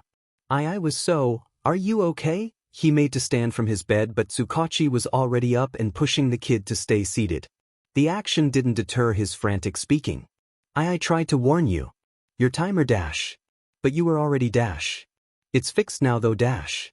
Izuku was too frantic and half asleep to properly finish any of the things he was trying to say, so the hero gently cut him off. Kid, Izuku, I'm fine. Take a DMN breath. The kid's face contorted into a look that the erasure hero would almost describe as guilty, but he paused and took a steadying breath all the same. Sorry, he began calmer now. I was just really worried. You got really hurt, and I wasn't able to do enough. I couldn't stop it in time. His head was lowered to gaze at the floor between them, and Aizawa took a moment before letting out a long sigh. Kid, it wasn't your job to stop what happened, or fix it. It was mine, and I'm the one that failed at keeping you safe. Green eyes tore up from their fixation on the floor, opening his mouth as if to protest, but Tsukachi spoke before he could. From what I heard of the student's incident statement, you were a big help, Midoriya. It was your plan that got Ida out and allowed him to call for help. Plus, you got Aizawa away from danger before he could suffer from more serious injuries. The tone Tsukachi uses is even, steady, reassuring. Aizawa had the impression that the man is trying his hardest to convince Izuku through his words, force some semblance of self-recognition into the boy before them, as if he could somehow heal that doubt and misplaced guilt that the teen seems to house within his mind. Izuku looked between them for a long moment, seemingly debating what he wanted to say. Aizawa knew at this point that accepting praise seemed difficult for the kid, but he really hoped he wouldn't try to take any more of the blame at least. The thought that Izuku blamed himself in some part for the man's own injuries left a throbbing pain in his chest, guilt-ridden and frustrated. The pause lasted a few more moments as the teen chewed his bottom lip and internally debated how to respond. Tsukachi decided to change the subject. Midoriya, you mentioned Aizawa's timer? What did you mean by that? Was there a new aspect of your quirk that showed itself during the, incident? It's not exactly new, Izuku began with a hesitant tone, returning his gaze to the floor. So, basically there's a glitch. Sometimes people's timers kinda flicker, it's hard to explain. But it basically means that their countdown could end soon. The kid paused as he took in their reactions. Seeing the confused looks on both of their faces made him pout ever so slightly, something Aizawa would not admit he found endearing. He tried to explain again. Okay, so, think about it like a glitch combined with the butterfly effect. I told you that everyone has a steady countdown of numbers leading to their time of death, but sometimes that time can be changed. That change is based on a set of interactions. For example, if someone dying by getting hit by a car is reliant on them being in a certain place at a certain time, any change to the moments leading up to that death could prevent it completely. That's where the glitch comes in. And you can see this glitch? Oh yeah. The numbers kind of flicker and change colors. Aizawa closed his eyes and took in a slow breath, trying to take in the increasingly strange way in which Izuku's quirk worked. So my time was glitching before the attack? Izuku frowned and met his gaze with tired, sorrowful green eyes. It was, but I didn't notice until the attack started. I try not to look at people's time, for a lot of reasons, but it's my fault I couldn't warn you. If I had looked or been paying attention, I could have Couldn't have done anything. Aizawa cut him off with a gruff tone that lacked any bite behind it. Midoriya, even if you had told me, I still would have fought to protect you all. I appreciate how concerned you were, but it would not have changed my decision to fight. This isn't your fault. Understood? The kid seemed hesitant, but still offered a nod and shaky smile in response. That at least brought the hero some relief. Him and Tsukachi shared a glance, and it seemed clear what the next topic had to be. Neither was sure how to bring it up, but it needed to be addressed. Tsukachi was the one to bite the bullet. All right, kiddo. The nurses have told me that none of your injuries are very serious thanks to the hospital staff and recovery girl. Everything will need to stay wrapped but is otherwise healed, though there will be some scarring. They also want to keep you overnight just to be safe, but you can be checked out tomorrow morning. School is cancelled tomorrow, by the way. Now comes the hard part, the part that seems dangerous to touch on. The hospital staff tried to contact your mother, but there hasn't been a response yet. Aizawa watched Izuku's body immediately stiffen, eyes sharpening into attention. It was a strange reaction, one he didn't particularly like. It was an obvious aspect of being hospitalized as a minor and student that Izuku should have remembered, but with everything else going on, the fact that they would try to call his mother completely slipped his mind. He knew why there was no answer. The number he gave the school and placed on his emergency records as her contact connected to a burner phone that he carried around himself. There would never be an answer unless he was there to answer it himself. But he could get around this. Issues like the situation he was currently in were bound to come up eventually, and he would have to deal with them. It may as well start now. With Tsukachi here, he would have to be careful with his wording. That was fine though, he'd be fine. Izuku forced himself to relax. She's probably busy with work. Being a single mother always meant she had a lot to do. Even though both men continued to eye him, he did not see the tell of the detective's eye twitching, so his response must have passed. Technically, based on the time of day, his mother probably was working. Where exactly, he had no idea. Maybe you should give her a call yourself, just to let her know you're okay at least. Will she be able to check you out in the morning? Tsukachi asked. He took a brief moment to think about how to respond. I doubt she'd be able to make it. She's not at the apartment right now, out of town for something. But I'll be able to check myself out. Like you said, my injuries aren't bad. Still no tell of registering a lie from the detective, and Izuku had to resist displaying any of the relief on his face. His response may make the men think his mother was some workaholic, or even the type of mother to ignore her child on occasion, but none of it should have given away the truth. That he had no idea where she really was, though he could guess, and that she had left him over a month ago. The room was silent for a moment, both men looking like they wanted to press further. He held his breath hoping they wouldn't. Aizawa was the first to concede. Fine, but I want you to check in with me before you leave tomorrow. Izuku smiled and nodded. Of course, I probably would have done that anyway, just to check. Timer was left unsaid, but he felt like the man may have understood anyway. The glances he had been making toward the string of numbers probably weren't very subtle, but after the attack he couldn't help but feel the need to reassure himself of their steady countdown. I'll have a car drive you home at least, Tsukachi offered. You really don't have to, I insist. He pursed his lips but gave up arguing against it for now. It was really pointless to have someone drive him to a location that wasn't technically even his home anymore. A gentle buzz from his phone drew his attention, only then realizing that the device lay on the table next to the bed. It was going off a lot while you were sleeping. Go ahead and check it, Aizawa informed him in a gruff tone laced with fake annoyance. Izuku grabbed the phone and clicked the screen to life, eyes widening from what he saw. There were 8 missed calls from Hitoshi and 26 missed text messages, along with 5 messages from Mei. He opened it to view the most recent messages. From Toshi, dude what? From Toshi, you went on the field trip with the hero students, right? From Toshi, please FING answer. From Toshi, you better have broken your DMN phone. From Toshi, if you're fine and just not answering I will kill you myself. From Toshi, damn it Zuku. From Toshi, you better be okay. He couldn't help the giggle that escaped his lips as he scrolled through the rest of the messages. Obviously he felt bad for worrying Hitoshi, but the way the other teen showed he cared was just so Hitoshi-like. Something funny? Aizawa questioned. Izuku waved him off. It's just Hitoshi he's worried. From Zuku, I'm fine, just woke up in the hospital. I'll tell you more about it later. The response was immediate. From Toshi, God damn it you little troll. From Toshi, if you're really fine then I'm gonna kill you for worrying me. From Zuku, please don't, one near-death experience is enough for today. From Toshi, when do you get out? From Zuku, tomorrow morning why? From Toshi, I'm gonna come get you from the hospital myself shithead. From Toshi, I need to see you're sorry but for myself. He looked up from his phone absolutely beaming. Actually, it looks like Hitoshi is going to come and get me in the morning. Both men took one look at that smiling face and let some of their worry ease at the sight of it.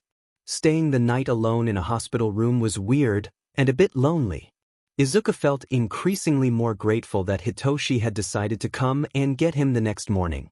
Even though the other teen had given him a soft whack to the back of the head as a greeting the moment he arrived, the green-haired teen couldn't be happier to have his friend with him after the stressful events of the day before. Checking in with Aizawa before they left was even fun, despite the guilt he still felt over the man's injuries. Hitoshi had to stifle a laugh at the grumpy, mummified form of the teacher sitting in the hospital bed. This only prompted Izuku to let out his own round of giggles, and led to the 2 boys being kicked out of the room by Aizawa's irritated grumbling. Before they left, the underground pro not so subtly mentioned his mother's absence and that no one would be home to watch Izuku. A fact that was only half true, not that the man knew that, and something he knew was only mentioned to inspire Hitoshi to keep a watchful eye on the smaller teen. It resulted in Hitoshi's insistence that Izuku just stay the night at his place instead. Despite being worried that their increasing concern may lead to his non-existent home life being revealed, Izuku was actually extremely grateful for the offer. Hitoshi's moms were super nice and seemed to like him a lot. He knew about how his friend was treated in the foster care system prior to being adopted by the 2 ladies, and only felt more grateful for how kind and loving the 2 women were.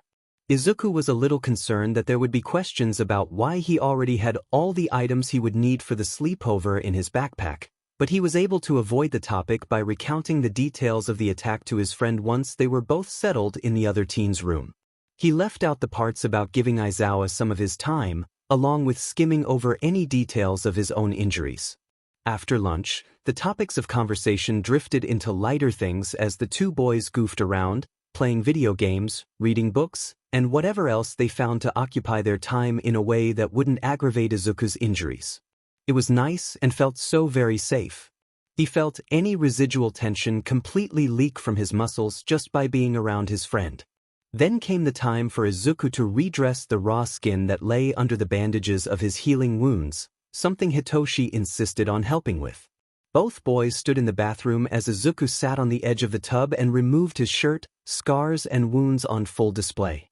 The scars really weren't something that he was embarrassed or ashamed of, but he was aware they could inspire questions that he really didn't feel like answering.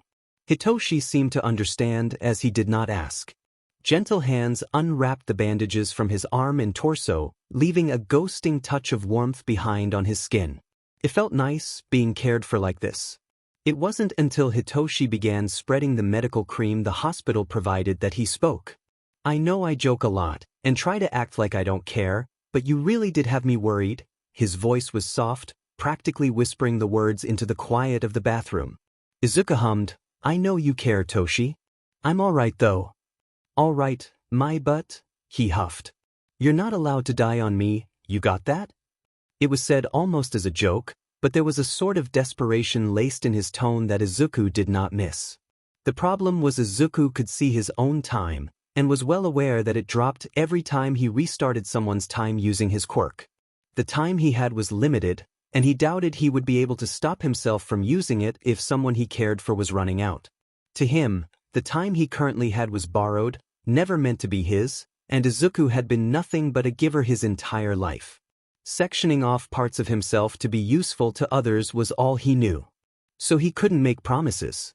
He decided to hum his response, trying to skirt over the non-committance of his tone. Don't worry so much. You'll be a hero student soon, and then it will be my turn to be the worried one. Hitoshi just flicked him on the forehead as he finished rewrapping the bandages. I'm not as reckless as you, Green Bean. You won't have anything to worry about. Okay, Izuku-kun. It's time to get serious about our preparation for the sports festival.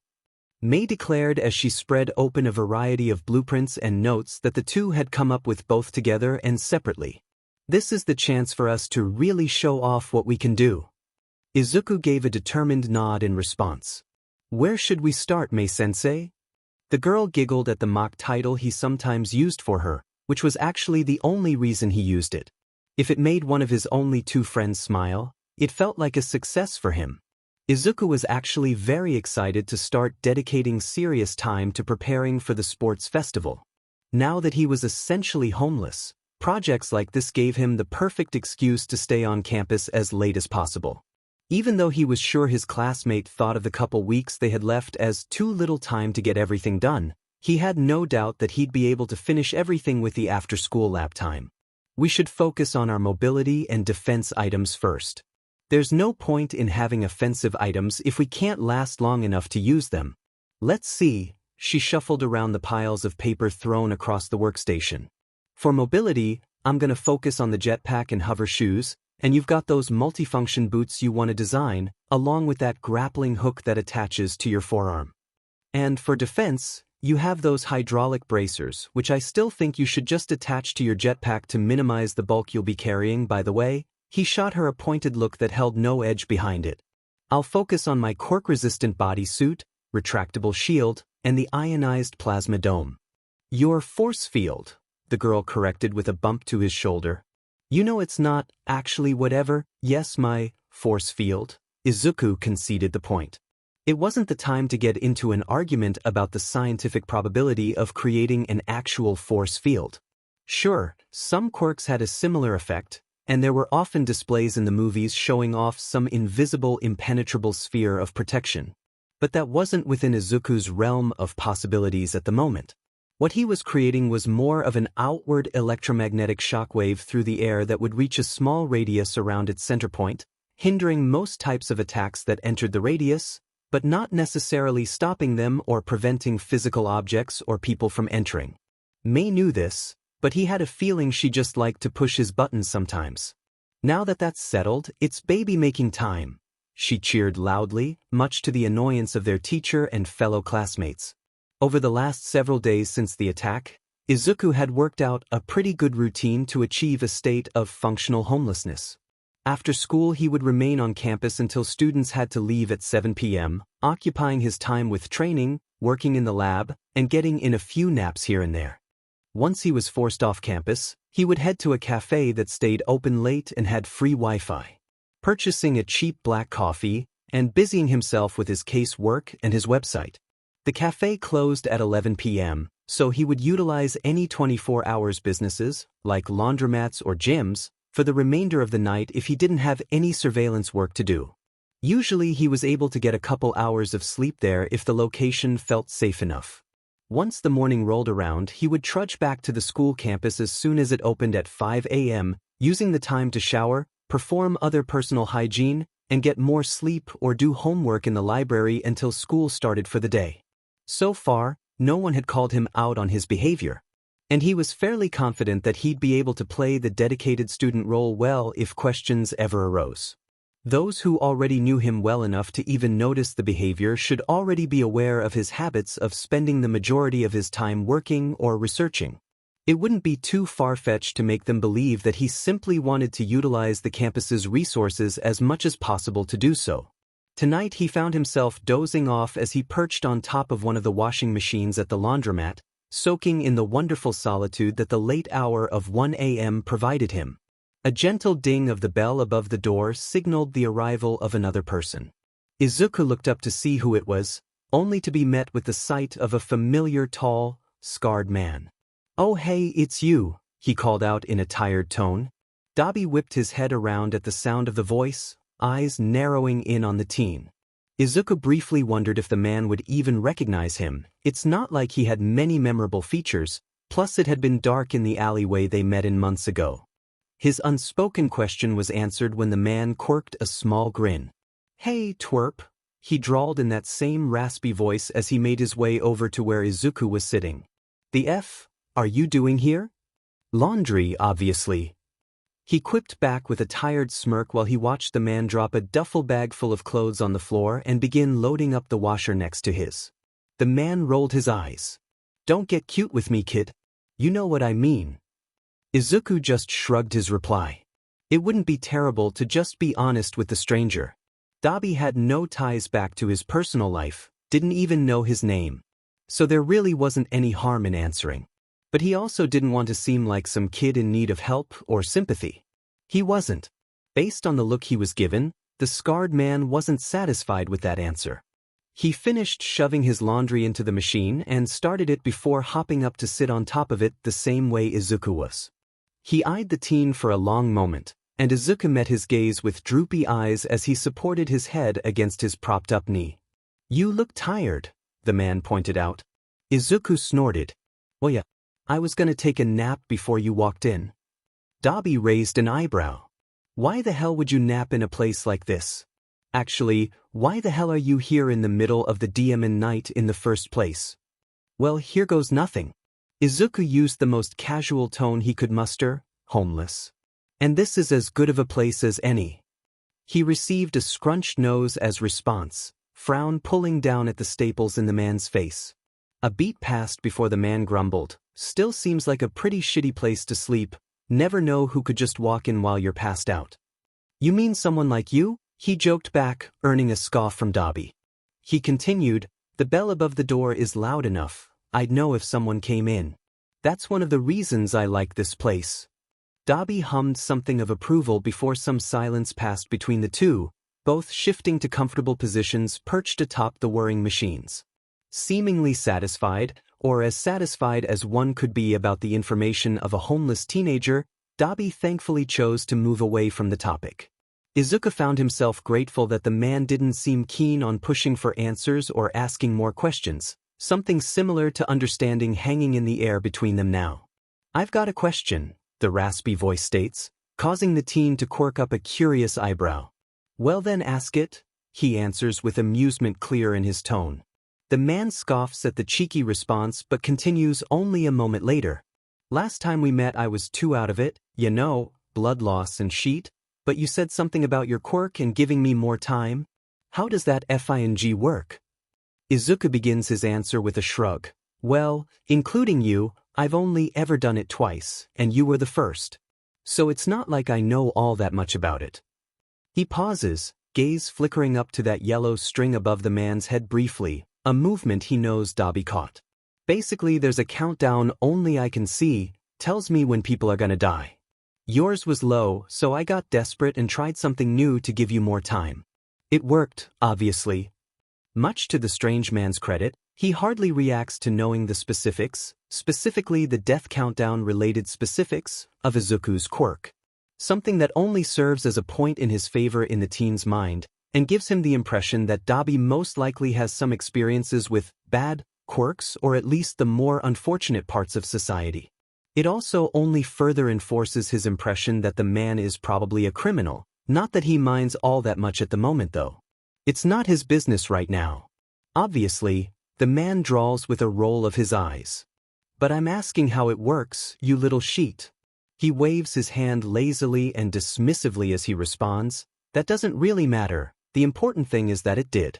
I don't fully understand it myself anyways. Part lie, part truth.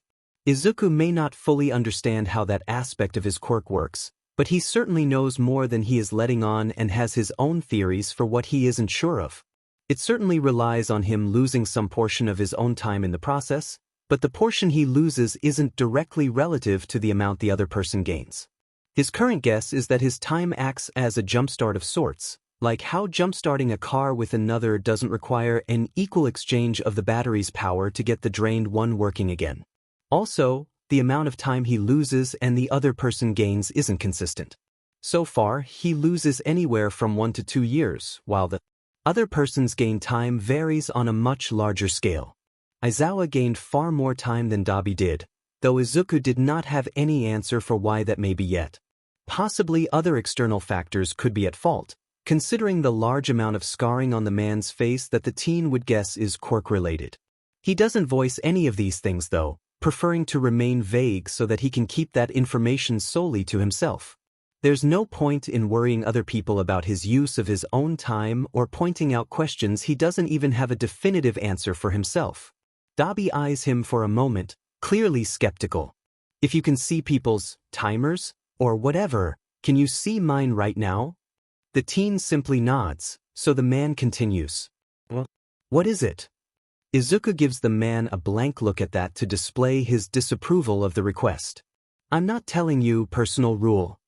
What if I want to know? Don't care.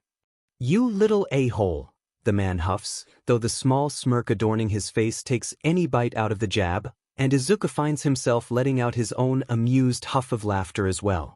Another bit of comfortable silence passed, the whirring of the washing machines providing gentle background noise to the peaceful atmosphere.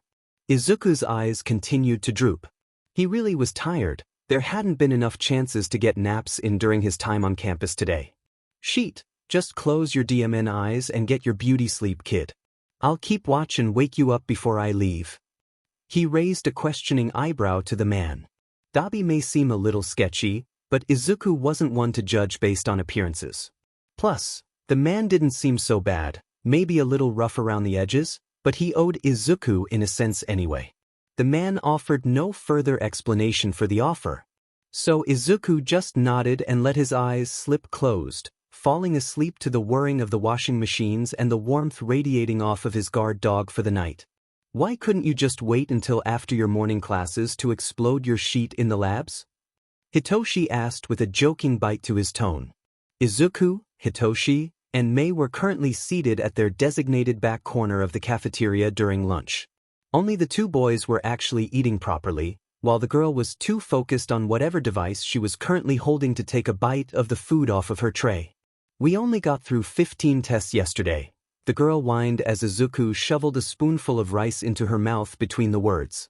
That wasn't enough to figure out what sensor was backfiring, and I'm running out of time. Well, now you have detention for causing another explosion during homeroom, so you're gonna have less time in the lab after school anyway, the purple-haired teen reprimanded.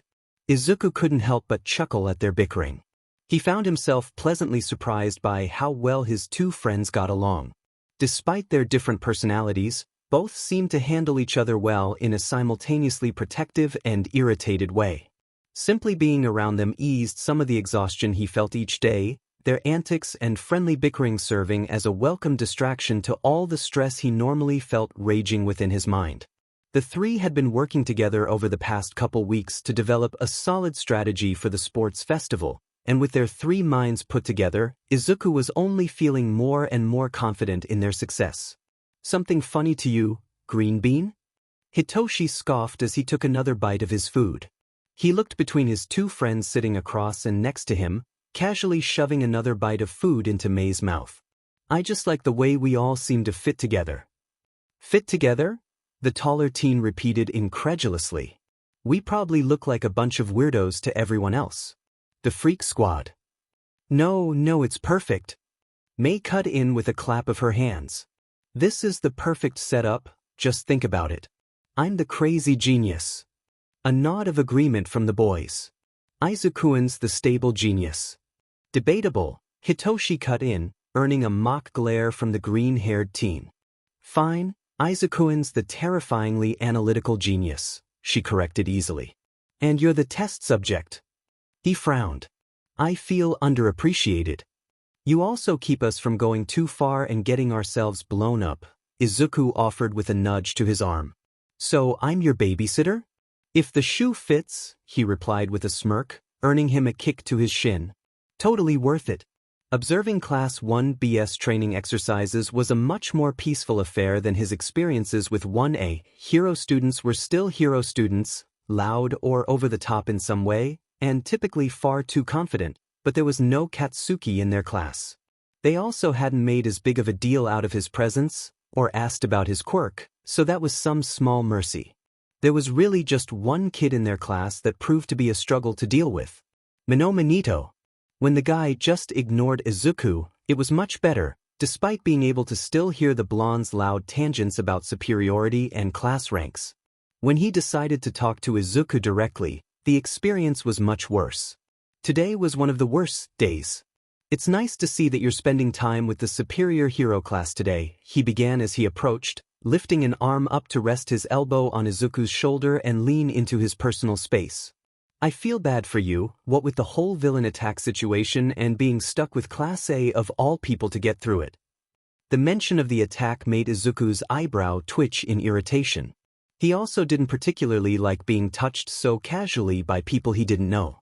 Although he was able to hold back the flinch that normally resulted in moves like that, the elbow resting on his shoulder felt suffocating, nothing like the playful and comfortable touches of Hitoshi or Mei, or the parental touches of Aizawa or Tsukachi. He decided to ignore the comment about the attack for now, not wanting to draw the conversation out any longer than necessary. I try to spend an equal amount of time with both classes. His tone was tired and even as he spoke. Minoma seems unperturbed by Izuku's clear lack of enthusiasm for the conversation. The difference between Class 1A and Class 1B is that we're more appreciative of the strategic mind, like you. They rely too much on their flashy quirks, too dumb to think beyond that. A sigh. I suppose that's true to an extent, they do rely on their quirks quite a bit. It's something they'll work on. Exactly, the boy continued with a flaring motion of his other arm. His loud voice was really starting to grate on Izuku's ears at this point, irritation only rising by the second. That's why you should lend us with your assistance and those notes you have on their quirks so that we can take them down at the sports festival. Oh, he understands now. This was all just a lead up to convince him to lend a little extra help their way. Not necessarily a bad plan on Minoma's part, but not something Izuku would fall for either. He already had a priority for the sports festival, that being Hitoshi's success. There was no way he would compromise that. Actually, on the day of the sports festival, my strategies are reserved for someone else, he replied calmly as he shrugged the other teen's arm off of his shoulder. Who? A member of Class 1A? The blonde asked incredulously. Wow, the guy really needed to think beyond his weird complex with the other hero class. No, none of them, Izuku explained as he let a menacing grin spread across his face. You'll see who when he dominates at the sports festival. Due to the event at the USJ and his injuries, Aizawa had taken a few days off of their regular after-school training, then only being able to observe and provide direction once he did finally return.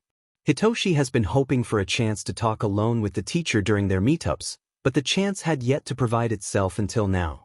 With Izuku called away by Powerloader to handle one of Mei's crazy explosive streaks, the other teen could finally talk to the man about something he had been considering bringing up for a while.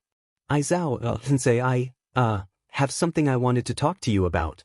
The man gave no verbal reply, but still turned his attention to the teen as a signal to continue. He took a steadying breath. Part of him felt like he may be betraying his friend by bringing this up, but he also was getting more and more worried. He'd noticed Izuku's weird behavior, heard that one measly interaction with Mrs. Midoriya, and noticed the amount of time his friend seemed to spend at school rather than returning home. None of it painted a reassuring picture in his mind. Plus, Aizawa seemed like someone Izuku trusted, as well as someone who clearly cared about Izuku. so he hoped his friend wouldn't be too upset if he ever found out. "It's about Izuku," he began. I don't know, acting strange I guess? I've been kinda worried about him, so I guess I was hoping you could do something about it. Or at least look into it." "Acting strange how?" The man's tone held its usual gruffness, but Hitoshi could hear the flickers of concern peeking through. "Just staying at the school every day until campus closes, avoiding certain topics, and I don't think he sleeps much," he trailed off, knowing that last point may be a little hypocritical of him with his own effed-up sleep schedule. "There's also the thing with his mom, she didn't even come get him from the hospital, or call him about it at all from what I know," the teen continued. "I only met her once but it, wasn't great, if you know what I mean." The man eyed him for a bit before nodding. "Anything else?" "Yeah. When he stayed the night at my house after the hospital, his backpack already had a bunch of stuff in it. Like he carries his emergency items with him at all times." He took a breath, really debating whether or not to share the next bit. "I grew up in foster care, so I remember doing that kind of thing too. It's something kids only do when they think they'll need to be ready to go at any moment." Despite his nervousness about sharing all of this information with the adult in front of him, Hitoshi held the man's eye contact. He wanted to get across how important he felt the situation was, and how seriously he took sharing that information with one of their teachers. Guilt clawed at his chest, but he shoved it down. It's not like he technically promised Izuku not to say anything, and if his friend wasn't safe, how could he just watch without trying to do anything? Trusting Aizawa was a huge leap for Hitoshi, as trusting other people, let alone adults, had never been a strong suit for him. But his moms and Izuku had shown him how amazing that little bit of trust could be if you just allowed it to grow. So right now, he's taking the plunge. Aizawa was silent for a few moments, letting out a sigh before speaking. "Thanks for telling me, kid." He reached out a hand to gently ruffle Hitoshi's hair. "I was already noticing a few things myself, but just know I'll look into it." Hitoshi let a small smile form on his face. "Just make sure he's safe." "And are you safe?" Aizawa asked with a raised brow. The question took a moment to register in Hitoshi's brain, but the confusion as to why the man would ask that only lasted a moment before he realized what Aizawa was talking about. "Oh yeah, my moms are great. They adopted me 2 years ago, so I'm fine now." Aizawa only offered a short nod in response to that, but after weeks of training with the man, Hitoshi could read him well enough to pick up on his micro-expressions. The slight upward crease of his eyes and relaxed shoulders, the hints of concern in his voice.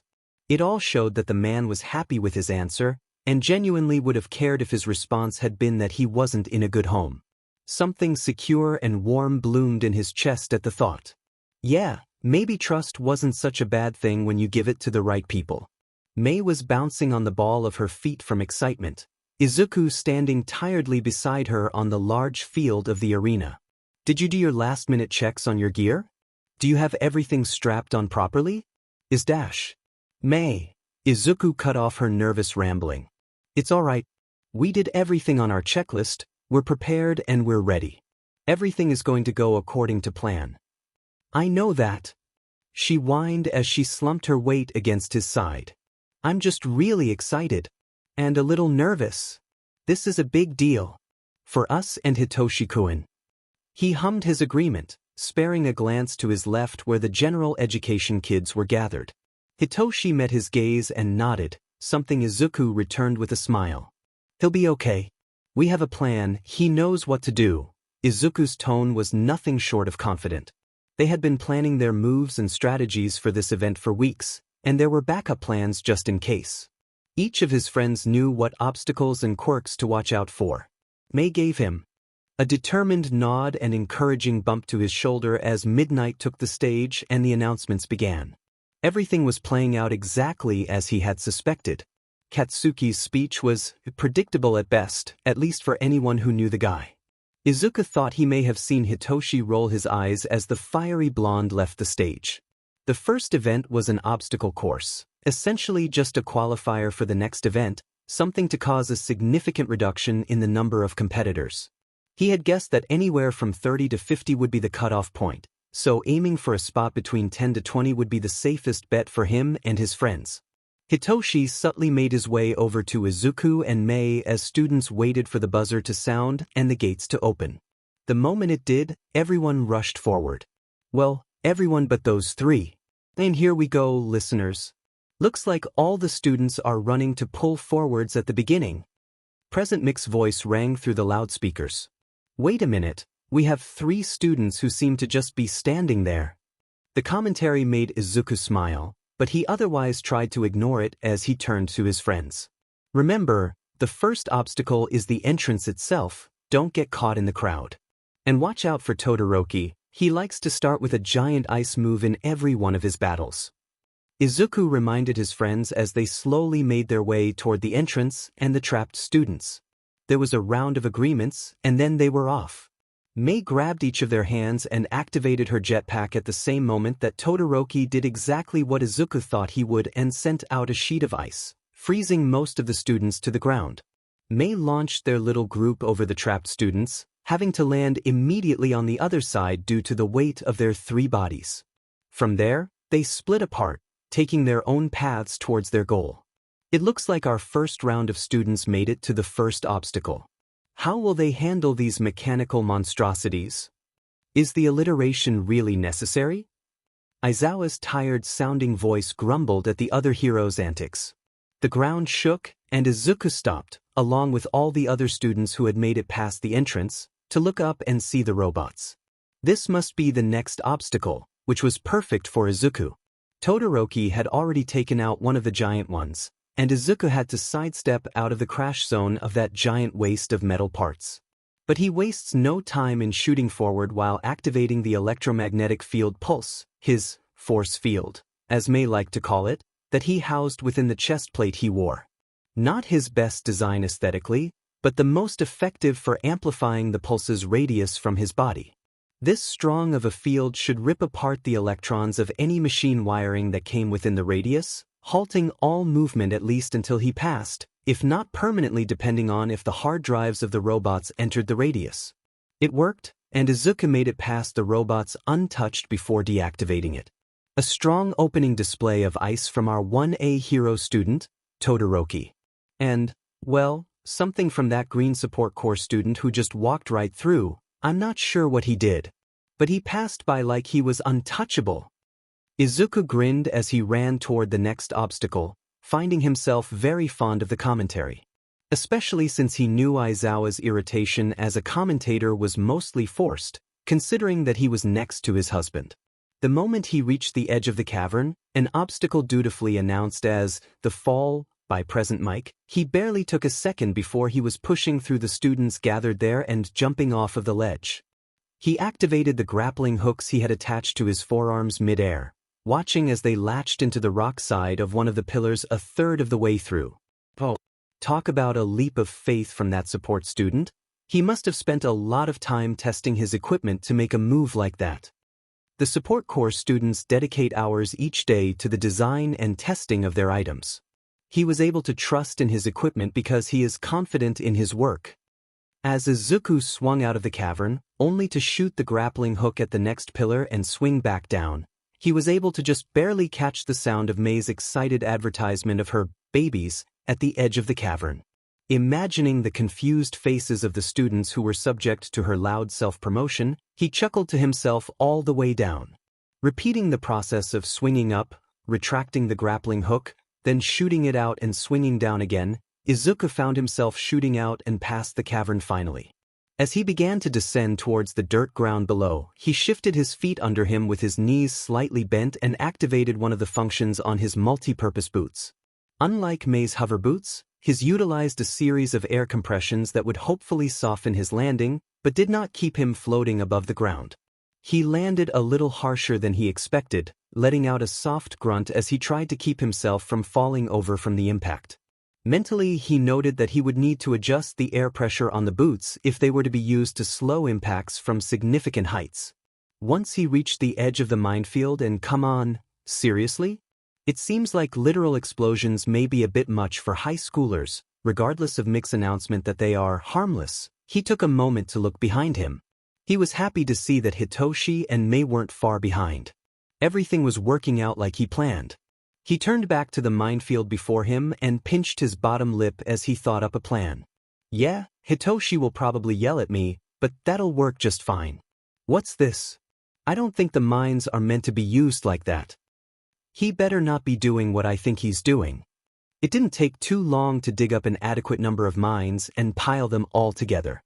This would be a great chance to show the durability of the retractable shield he had strapped to his thigh.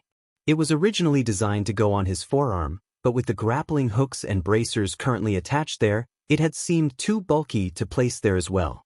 May had already passed, taking one look at what he was doing and letting out a maniacal laugh as she used those hydraulic bracers to maneuver effortlessly through the mines. Hitoshi was just approaching behind him as Izuku extended his shield and prepared to make a running jump. Izuku, don't you dare dash. The rest of what the taller boy said was cut off by the sound of the explosion. Izuku was propelled through the air by the blast as he cleared the field. He grinned down at the current frontrunners, Katsuki and Todoroki, from the upside-down position as he just barely passed them. The blast landed him a mere 10 feet from the edge of the minefield, but he was able to protect himself from the single mine he touched during his rolling landing by shifting the shield behind his back. Instead of breaking out into a run, he just stood near the edge of the field and dusted himself off. Being near the finish line was good, he could secure whatever spot he wanted in the rankings, but the top 10 spots were not his goal. There was too much risk in being ranked too high for the next event. So instead, he just waited, watching the furious Katsuki and stoic Todoroki race by, followed by a few other Hero Corps students. May soon showed up and came to a stop beside him, still cackling. That was some crazy stunt, Izuku-kun. I loved it. Toshi's gonna kill me for it though, he groaned. It was only a few moments later when Hitoshi caught up, and all three broke out into a jog for the finish line. You're damn lucky that stupid plan of yours worked, Green Bean. You nearly gave me a heart attack, the taller boy huffed as they crossed the finish line. Izuku just smiled as he shoved the other boy's shoulder. You know you love my crazy ideas. Where would we be without them? The other boy just clicked his tongue disapprovingly before turning his attention up to the scoreboard. Izuku ranked 17th, Hitoshi 18th, and May at 19th. So who should be our fourth person? Hitoshi asked as both him and May turned their attention to Izuku. The next event had been announced as a cavalry battle, and Izuku had been right in his decision that none of them should place too high in the first round. The point penalty for the first place winner was not a challenge they needed right off the bat, that was a burden Todoroki would have to deal with instead. Right now, they need to create a versatile team. One that could hang back and skim points off of unsuspecting teams and hopefully fly under the radar for the majority of the fight. Having 3 non-Hero Corps students should help with that, as they probably wouldn't be seen as much of a challenge. But they still needed one more member. Izuku scanned the field of students, assessing quirks and personal strengths of each student. Found him, was all the boy offered as he began walking towards his target. His friends scrambled after him. Hitoshi bumped into someone as he caught up, but Izuku was too focused on putting plans together in his head to notice his friend's struggle to match his pace. Tokoyami, the boy called out with a smile as he approached the member of Class 1A. Do you have a team yet? I was hoping you'd join ours. The bird-headed teen turned to them with a look that Izuku would guess was meant to be questioning. This seems like it would be an odd matchup, don't you think? Maybe, he shrugs. But I have a plan, and you would be perfect for it. He eyed the green-haired teen for a moment, then each of his friends before responding. I would like to know your strategy and my place in it before making a decision. Izuku nodded. Fair enough. Hitoshi's quirk allows him to persuade other teams into handing over their points. May and I have the support items to give us an edge, plus I can strategize and know the details of every person's quirk. Then, your quirk will give us better offensive and defensive capabilities all around. The other team nodded along as Izuku continued. The plan is to stay in the background, grabbing points from teams that are too distracted with going after the heavy hitters. With 3 students that aren't in the hero course, we will probably be underestimated by the other teams, which will only work to our advantage. Sticking to the shadows to outwit our opponents, Tokoyami commented. I accept. Izuku grinned. Fantastic. Izuku ended up being chosen as the rider for a variety of reasons. One was that he needed a clear line of sight in order to get a proper look at any teams they encountered so that he could recognize their quirks, predict moves, and offer counter-strategies to his teammates. He also needed use of both his hands in order to utilize most of the support gear, especially his offensive items which he had yet to use. Because of the height differences, Hitoshi took up the position of front man, while Tokoyami and Mei served as the back support. Tokoyami's quirk was amazing for the situation. Since it had a long range and was sentient, Dark Shadow would be able to protect them from all angles regardless of where he was placed. It also wouldn't do Hitoshi any good to draw a lot of attention to himself at this stage in the plan. As a frontrunner, rather than the rider, he would hopefully be able to use his quirk during the battle without giving too much away or gaining attention. For now, Izuku would try his best to get any attention their group got focused onto himself instead. If too many people figured out Hitoshi's quirk, it would only put him at a disadvantage later. As all the teams stood waiting for the buzzer to sound, Izuku noticed a few odd matchups. One of those being Uraraka from Class 1A being on Minoma's team, along with Tetsu and Shirhai from 1B. He didn't have time to wonder too much about how that happened as the buzzer was finally going off. His team remained steadfast in their earlier plan, taking a moment to watch and see what teams would go after the 10 million points, which ended up being most of them. Izuku pulled out the rod strapped horizontally across his back and extended it into a long staff. "All right, team," he grinned as they started to skirt along the edge of the main battle. "Aim for the students who got pushed back after the initial strike. They are too focused on planning their next move to notice us. Dark Shadow can swoop in and pluck the headbands off from a safe distance." They were able to do exactly that without much difficulty. Only a couple teams even noticed their headband being taken right away. The points they had gotten were on the lower end, but it all added together nicely. Currently, Izuku would guess they had enough to maybe hold fourth, but that wasn't within the range of comfort that he had planned, and a few people were starting to notice them. "Mei, how long can you take us into the sky?" "Less than a minute with this many people. The other option is you taking the jetpack and launching up yourself with the points." "Is that even allowed?" Hitoshi questioned. Izuku grinned.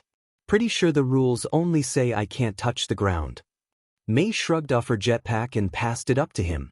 "I'm gonna get a better look around, and then we'll make our next move," he informed as he activated the jetpack and took off. He thinks he may have heard Present Mike shout something about him being airborne into the intercom, but Izuku was too focused on taking in as many details as possible to concentrate on much else. Within a minute, he was heading back down to his group, landing safely with the assistance of Dark Shadow. "All right, it looks like Minoma's team has been using a similar strategy to us, and Katsuki's and Todoroki's team are too busy fighting each other, so let's avoid those for now. At this point, we'll have to engage some of the other teams head-on." Everyone nodded. "Point us in the right direction, boss." Hitoshi quipped. "Kendo's team first, the one with the red hair. Quirks to watch out for are her big fists, the mushroom spore chick, and the other girl can split her body into different parts. Hitoshi, you're up for this one. Mei, turn off all your devices so they don't get fried when I activate the plasma field so that those spores can't get to us. Tokoyami, have Dark Shadow watch for any stray body parts the other girl sends our way." They headed straight for that team, Hitoshi simply asking Kendo if she was really the class president of 1B, earning him a confused response that he could latch onto. The plan worked, as no attacks were able to reach them as he ordered her to toss over her points, caught by the claws of Izuku's grappling hook before being reeled back in. This process was essentially repeated for a second team, and they now ranked safely in second place. Todoroki's team still ranked first, and Katsuki's had somehow gotten distracted by Minoma's and lost a few points, each ranking third and fourth respectively. Only a minute left, folks. Now is the time to get desperate if you're lacking points. Their group watched as multiple teams turned their attention onto them, feeling the pressure of holding so many points with still a full minute left. But they couldn't afford to lose any. "What do we do now?" Hitoshi asked, beginning to sweat. "Would it be wise for you to retreat into the skies again?" Tokoyami suggested. Izuku looked around, noticing a few teams begin to converge on their location and hastily nodded. "Yeah, That's a good idea. You guys need to stick together and try to get away from this crowd so I have a safe place to land if I need to. With everyone's agreement, he launched back into the air, grinning at the defeated faces of the groups that had been intending to attack his team. He eyed the rankings on the scoreboard as Katsuki's group slid back up to second after regaining their points from Monoma, and his group slid down to third. He cursed under his breath. It was still a safe spot considering the time left, but they hadn't quite gained the desired level of points buffer that he would have liked. They couldn't risk slipping down to fourth as the number of teams that would pass still hadn't been announced. The seconds were ticking away, and his eyes darted around for any targets he could focus on. Katsuki and Todoroki were back to desperately duking it out over the 10 million points, both severely distracted by each other. He grinned, looking down at his team and pointing towards the fight going on. They must have understood as they started heading in that direction. Just as Todoroki was countering an explosion attack, Izuku swooped down. He watched the other teen's teammates' eyes widen as they noticed him, pulling the boy back just in time for Izuku to narrowly miss his reach of the headbands. Izuku pulled back and landed in the arms of his own teammates several meters away. Now that they had noticed him, getting in close would be difficult, even with Katsuki attacking from the other side. Todoroki was a strong fighter, and his teammates were all strong in their own right as well. He adjusted his grip on his staff. There were a mere 15 seconds left. He shot forward again, right after Todoroki unleashed a wave of ice towards Katsuki's team. The timing was as good as he was going to get. The other teen reached out a hand to release another ice attack, this time towards Izuku. But the green-haired teen swung out his staff to knock the arm off course, and aimed his approach towards Todoroki's left side, the fire side that he typically refused to use. The boy's eyes widened as Izuku reached forward, and he did the unexpected. His whole left side burst into flames. It only lasted a moment, but the burning of Izuku's skin forced him to draw back his arm. Sheet! He cursed as he cradled his injured arm, falling back into the arms of his teammates as the buzzer sounded. The quirk-resistant bodysuit he had made only covered his torso, sleeves being something he had run out of material for in the labs, and the special order he had placed for more supplies had yet to arrive. As the attack stopped, and his team set him back down, he whipped his head up to the scoreboard. Still third place, which was unfortunate, but would be just fine. They were all making it to the next event. Hitoshi could keep fighting for his rightful place in the hero course. Despite his injury, he couldn't help but tilt his head up to the sky and smile, panting and letting the adrenaline from the fight leak out of his system. Their team was silent, except for the heavy breathing and panting from physical exertion, as they watched the scoreboard and the announcement was made that the 4 top teams would advance. They had done it. He was really going to make it to the final event. Hitoshi had nothing but confidence in Izuku and his plans, but the reality of the situation caused him to let out a disbelieving laugh. Izuku turned his attention to him, and they both eyed each other for a moment before bursting into a round of giggles and huffed laughter. Mei letting out her own round of cheers. Hitoshi kept his eyes on his friend, his first real friend. Covered in dirt and sweat and soot, arm injured. The sun high in the sky, casting a glow on the little chaotic genius before him as he laughed breathlessly. His green curls poking messily out of the small bun that attempted to hold them back during the battle.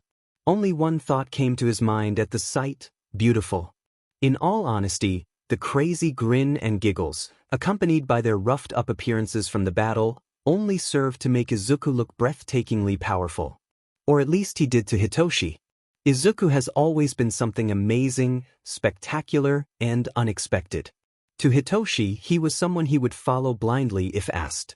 But the best part was that Izuku was never the type to ask that of someone. He was the type of person to bulldoze into your life, challenge every idea you ever held about yourself, lift you up, and ask for nothing in return. He provided challenge, but also the growth to meet that challenge. All in all, Izuku was something precious, something special.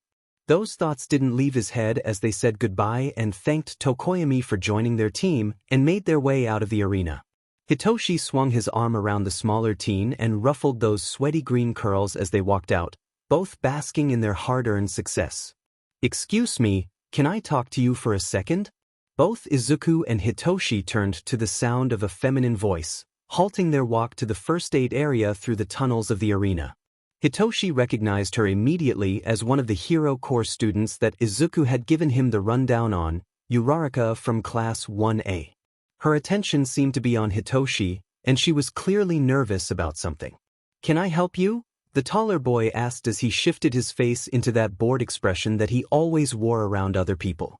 "Yeah, you're Quirk," she began, and both boys immediately stiffened. "It's brainwashing, right?" Of course, he could barely get through 2 events without his quirk being an issue. Obviously people would figure it out eventually, but he had been half hoping no one would confront him about it, either out of fear or disgust. Although, she probably hadn't figured out the activation requirements if she was speaking to him and answering his questions. Izuku moved to step forward, placing himself slightly in front of Hitoshi in a protective manner. Something that the taller one found immense relief in. "What about it?" the shorter boy asked with a subtle bite to his tone. Uraraka must have noticed the defensive demeanor of the two, as she started waving her hands in front of her in a placating manner. I'm not trying to be rude or anything. I just, wanted to be sure. I think, well." The girl trailed off as she bit her lip, seemingly trying to decide on her wording. Both boys waited silently for her to continue, eyeing her with clear suspicion. "You know how Monoma has that copy quirk?" They both nod. "Well, I think he must have figured out your quirk too. I was on his team for the cavalry battle, but I don't remember joining his team at all," she continued to explain, and Hitoshi felt his stomach drop. He already knew where this was going. "I think he may have copied your quirk? Because I remember him walking up to me when everyone was picking their teams, and then nothing until all of a sudden we were in the middle of the battle and I was on his team. I just kept fighting because I still wanted to make it to the next round, but I just wanted to ask you about it so that I could know for sure what happened." She finished with an awkward smile, and a beat of silence passed before either boy could figure out how to respond. Both boys' minds were drawn to that moment when Monoma bumped into him before the cavalry battle. It had seemed weird at the time, but they assumed the guy was just trying to be intimidating. He cleared his throat. Yeah, that sounds like my quirk. Normally I would say that there's nothing wrong with someone using their quirk to gain any advantage in a competition like this," Izuku sighed. But knowing him, there was more behind it than just trying to utilize his capabilities. He probably did it to make you feel bad or used on purpose. Uraraka just nodded along and gave a half smile. "Yeah, that sounds about right. I've got nothing against your quirk, Shinso. It's just Monoma." She trailed off and the mood dropped to something weighted and heavy. Hitoshi was terrible at situations like this, but Izuku seemed to know what to do. "Hey!"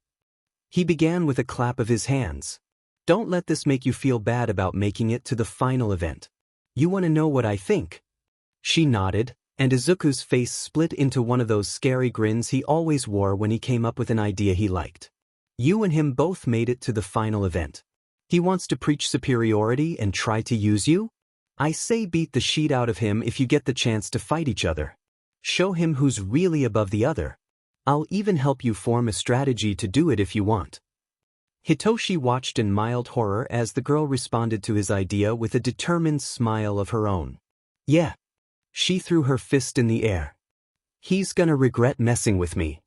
Just as Izuku and Hitoshi were exiting the nurse's station that Recovery Girl had set up in one of the rooms under the arena, they were approached by the ever-stoic Todoroki. The boy looked directly at Izuku as he spoke. "I want to talk to you." Izuku raised a questioning eyebrow, but was offered no further explanation. He glanced up at Hitoshi, who met his gaze and only offered a shrug. Todoroki didn't seem like the type to attack him or lash out, and he was still armed with most of his support items just in case. Even with the cryptic request, he supposed it didn't hurt to hear the guy out. Plus, he was a little curious. He sighed. "All right, lead the way." Izuku felt sick as he stood in the arena next to Mei and Hitoshi waiting for the announcement of the final event. The conversation he had with Todoroki was not at all what he expected. It's not like he had ever been a fan of Endeavor or his violent career as a hero, but hearing that the violence and controlling nature was also present in his home life was something else entirely. It was a bit strange that the other teen had chosen him to share so much personal information with, some half-baked reason about how Izuku had been responsible for making him break his own personal oath of not using his father's fire twice. But Izuku would never claim that Todoroki was someone who understood tact in social situations. He'd barely been able to say anything throughout the entire conversation, too shocked to speak. But now that he had time to stew over his own thoughts, he was already exploring the ideas of what would need to be handled about the situation. One being changing Todoroki's perception that half of his own quirk somehow belonged to his father. That's simply not how that worked. Hitoshi, who he knew had been sending him worried glances ever since he silently returned from that strange conversation, nudged his arm to shake him out of his thoughts. Izuku met the silent questioning gaze of his friend and offered a nod that he was all right. They both turned to the display board as the matchups for the 1v1 battles popped up. Uraraka vs Minoma. Bakugo vs Shirhai. Todoroki vs Shiro. Ida vs Hatsume. Midoriya vs Kaminari. Kirishima vs Tetsu. Shinso vs Mina. Tokoyami vs Yaoyorozu. Izuku couldn't stop the grin from spreading out across his face. This setup was perfect. Uraraka would get to beat down Minoma right off the bat. Neither him nor his friends would face Katsuki right away. And Izuku and Hitoshi were placed far enough away that they wouldn't be facing each other. He already had a plan for how he wanted the final event to go for him. Just to prove that he could hold his own, he wanted to win his first fight.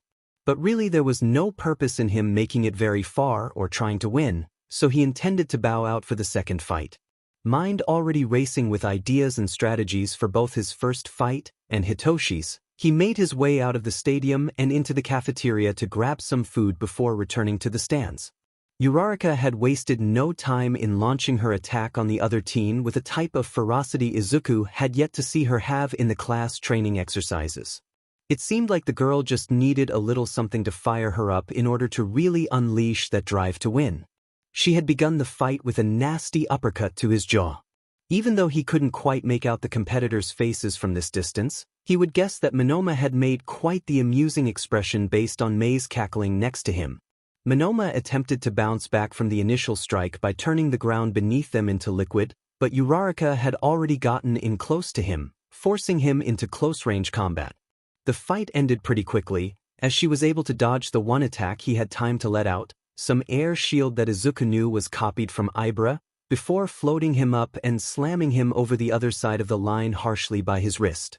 Considering that Minoma was essentially quirkless unless he had borrowed quirks in his arsenal, Izuku would have assumed the guy had some skill in basic hand-to-hand combat. Unfortunately, he did not, and Izuku mentally noted to add that to his suggestions list in his analysis notes. Katsuki's fight went as expected. There wasn't a whole lot that a shadow-based quirk could do in a cleared arena against a quirk that generated light. Todoroki blew Shiro out of the ring completely with an unnecessarily large ice glacier. Izuku got the impression that the teen was upset about something, and feared the worst when he noticed that Endeavor had returned to the stands only moments before the fight. Then it was Mei's turn against Ida, and Izuku knew exactly how that fight was going to go since she had already told him her plan. So Izuku decided to use the time to head to the prep room and get ready for his own fight. Part of him almost felt a little bad for how that fight would look for Ida. Almost. But really, Mei and her self-promotion plan had his full support. She was his friend after all, one of the top 4 people in his life, so she took priority over the hero student in his mind. He stood in front of his support items laid out on the table of the prep room, mentally cataloging them and deciding whether he should just bring all of them, or only the most useful. The door clicked open, and Izuku turned his head to see who had walked in, half expecting it to be Mei even though he knew she was probably only halfway through her display of items right now. It was Hitoshi, and the smile that spread across his face at seeing his friend was unstoppable. "You ready?" the taller teen asked as he approached. Izuku knew that wasn't the real question. This was Hitoshi's way of showing he cared, of asking if Izuku would be alright. It was no secret that he hated crowds, or having so many eyes on him. And during this event, all eyes in the arena would be focused solely on him and his fellow competitor. No matter how prepared he was, that anxiety didn't just go away. He looked from his friend to his support items on the table, taking a deep breath as he did the most calming thing he could. Finalize a strategy in his mind. Think of the variables, remember his notes, know his opponent, and know his own strengths. Yeah, I'm ready. Izuku strode out onto the field towards the battle arena, forcing himself to take a breath with every step. He kept his eyes off the crowd as a pathetic means of pretending they weren't even there. He had decided to only equip the items that would be relevant to his strategy for the fight. This included his staff attached to his back, multifunctional boots, and retractable shield now properly placed on his forearm. The grappling hooks and ionized plasma field chestplate were left behind. Izuku had no idea how activating an electromagnetic field would react to an increased pulse of electricity, and it didn't really seem like a good time to test that. As he stood facing Kaminari from opposite ends of the cement battleground while Midnight recounted the rules, he replayed what he knew about the Electric Boy's fighting style in his head. The other teen had both long and short-range capabilities with his quirk, and was nearly untouchable during a fight unless you wanted to get shocked. That was unless he short-circuited himself. Kaminari could make two different moves. One, which the teen often seemed too fond of in Izuku's opinion, was unleashing a large attack right off the bat. This could be a beneficial move at times, but without a team to back him up, it would leave him defenseless after his brain was fried. The second move would be playing it safe, keeping his body charged so that his opponent would have a hard time touching him with any attack while trying to get in close before releasing the charge. Izuku had plans for either move. Sorry about this, dude, but I won't be holding back. Kaminari calls across the cement ring. Izuku flashes him one of those grins that Hitoshi always calls terrifying. You won't need to. I think you're forgetting that I've been watching you for weeks and know everything about your quirk. He swears he sees Kaminari gulp. And Izuku tilts his head to the side a bit, as if to say, what? Got nothing else to say? Then, Midnight announces the start of the fight. Within barely a second, Izuku was springing into action, wasting no time before launching his attack. He shot forward, extending the shield and detaching it from his forearm before flinging it towards his opponent with deadly accuracy. Kaminari was forced to catch it, accidentally letting off a little electricity directly into the shield based on instinct.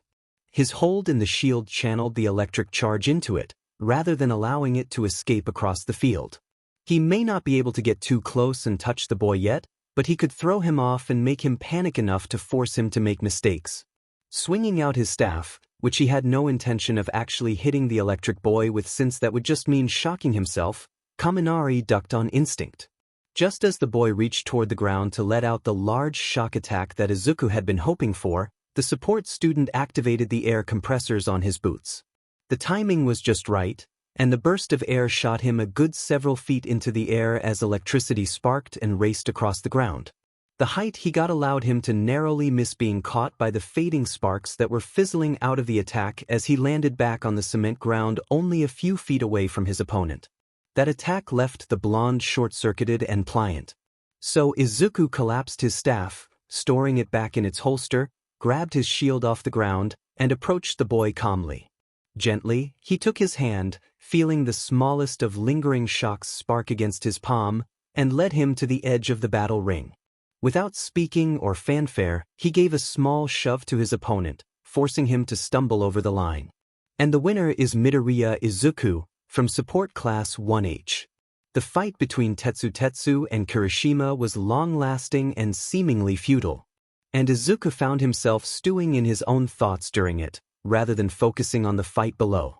His fight with Kaminari had gone well, he supposed. The strategy worked and he won, just as he had hoped.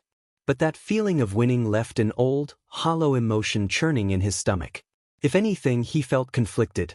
Old desires that he had long since mourned were clawing at their coffins below the cold dirt he had buried them under. This fight proved that he could win without a quirk, proved that he wasn't incapable of fighting and defending himself. With a good plan and some solid support items, he was capable, not useless or weak. Potentially, if he could win against hero students, he could be a hero. Couldn't he? But did he even want that anymore? That was the real question. And honestly, he didn't think he did. Him being a hero was about saving people, helping people, being useful. That's what he was already doing right now. Plus, his main source of inspiration had been All Might, and that meeting with the hero, along with the others he had at UA, had been incredibly disappointing. If that's what number 1 looked like, he wasn't interested. He took a breath, distantly noting the announcement that the 2 fighters in the ring would have to do a tiebreaker later. His thoughts came to a conclusion as he watched Hitoshi walk out onto the field for his first fight. Izuku didn't need or want to be a pro hero anymore. The word hero could apply to anyone really, not just the pros. And what he did now left him feeling fulfilled. He didn't need more. The perusal of that professional title was selfish for him when he could provide so much more use for others in the position he was currently in. Those final thoughts on the matter washed over him, calmly settling into his bones with finality, locking away those old desires for the final time as that morning of dead dreams he'd been carrying drifted into acceptance. Izuku watched Hitoshi with a smile. Glad to see that his friend had been able to take his advice, using the first minute of the fight to talk and make moves, such as creating physical contact with his opponent, that would distract from the activation features of his quirk. Hitoshi only allowed the fight to go on for a little over a minute before he brainwashed Mina. Izuku imagined getting the bubbly girl to talk probably hadn't been very hard. And she obediently marched out of the ring at Hitoshi's command. Izuku didn't wait to watch the final fight of the first round as he left the support course section of the stands with Mei to go meet up with Hitoshi so that he could congratulate him. Everything he had been thinking about during the last 2 fights had left him feeling a little drained, but he was sure that distracting himself with his friend's success would make him feel a bit better at least. Izuku watched Katsuki's and Uraraka's fight from the stands with both Mei and Hitoshi by his side, each of them letting out their own grimaces and hisses from the brutality of it. It's not that there was anything wrong with the fight, and he certainly didn't agree with the booing crowds, but Katsuki and his explosions were simply a sore experience for him to witness based on his own memories. The way the fight went down was actually quite satisfying. Uraraka fought well and hard, utilizing her own strategy and clearly thinking ahead. It was obvious that Katsuki appreciated the challenge as well, considering how seriously he was taking the fight. But Uraraka's plan was simply no match for the fiery passion that made up her opponent, resulting in her respectable loss. Izuku watched the next fight alone in the archway of the tunnel leading out to the field in preparation for his own second fight. Ida had been able to last longer against Todoroki than Izuku had expected. It seemed that the ice wielder had calmed down since his previous fight, and was now using more planned and precise attacks, eventually catching and subduing his speedy opponent. As the field was restored, he took deep breaths, preparing to face the crowd of the stadium once more.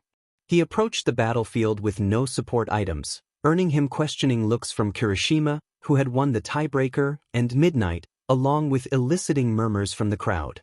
The moment Midnight gave the announcement to start fighting, he took a step backwards over the line. There was silence for a moment, and Izuku could see the clear disappointment on the redhead's face. But appeasing other people wasn't his responsibility nor desire, right? Knowing what little he did about Kirishima's personality, he imagines his choice wouldn't be seen as manly. But once again, Izuku simply did not care. He had proved what he needed to prove, and he was done here. He listened to Midnight hesitantly announce Kirishima the winner as he was already walking back towards the tunnels. Izuku had only been back in the prep room, preparing to pack away his support items, for barely a minute before the doors were slammed upon. He whipped his head up just in time to see a fuming Katsuki stomping towards him. What the hell was that Deku? Stepping out of bounds? Really? Of course, a worthless piece of shit like you would get too scared of getting your butt beat up and chicken out. By now, he was standing only a foot away, too close for Izuku's liking. But he kept his face neutral and voice calm as he spoke. I wasn't scared, that's not what this is about. That's not what I'm trying to prove. Katsuki scoffed. Then what are you trying to prove, Deku? That I can be useful, strong, not defenseless. For whatever reason, his response only enrages the blonde further. He's stepping closer into Izuku's face and letting out menacing pops from his palms as he spits out his response. A shitty nerd like you can't ever be dash. He's cut off by Izuku swiftly grabbing his collapsed staff and extending it directly into Katsuki's chest, forcing the boy back a few feet. Izuku holds the staff between them steadily, unflinching from the popping explosions still echoing in the room. He's too tired to deal with this, too sick of having to explain himself. And he can't waste time here when Hitoshi's fight is up next. Izuku levels Katsuki with a harsh look, taking in the other teen's slightly shocked expression. No. I can be useful, and I will prove that with the path I have chosen. That is something I have already taken steps towards achieving. I don't owe you explanations, Katsuki. He practically spits out the boy's given name like it's something toxic on his tongue. Katsuki looks like he is about to explode, protest again. He starts, even if you're pathetic but isn't quirkless anymore you dash, but he is interrupted as the door is being slammed open a second time. It's May, and she only takes a moment of staring at the situation before she is aiming one of her support items at the hero student. The room is still. Izuku holding his staff between him and Katsuki, arm outstretched and steady, pressing the far end into the other teen's heaving chest. Katsuki looking between the two support students, scowl firmly on his face. And May in the doorway, capture net gun aimed directly at the blonde. Give me the word and I shoot him, she states in a tone that lacks some of her usual chipperness. Katsuki clicks his tongue but doesn't speak. He should have seen the effectiveness of her device from the fight with Ida, and would be properly avoidant of any moves that resulted in being swamped in netting. Izuku retracts his staff, placing it back in his box of support items. No need, he states simply as he breezes past the other boy towards his friend. We'll miss Toshi's fight if we wait any longer. I'm done here. The door closes behind them with a click and the first few moments of their walk are silent before Izuku sighs and gives in. Look, I'm not sure what you heard but dash. I only heard the last bit, she interrupts him with a nudge to his arm and a smile. About the moment he was calling you quirkless. Izuku grimaced. Him and May still hadn't talked about his quirk yet. She hadn't asked, but now was the moment of truth he supposed.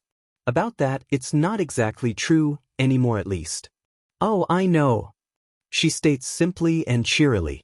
Izuku stumbles to a stop and just blinks at her for a moment. May continues, scratching the back of her neck and laughing awkwardly, I actually know about your quirk already. I kinda, looked up your files when we first met with a hacking program I developed. You what? He breathes out, too shocked to think much else. Please don't be mad, Izuku-an.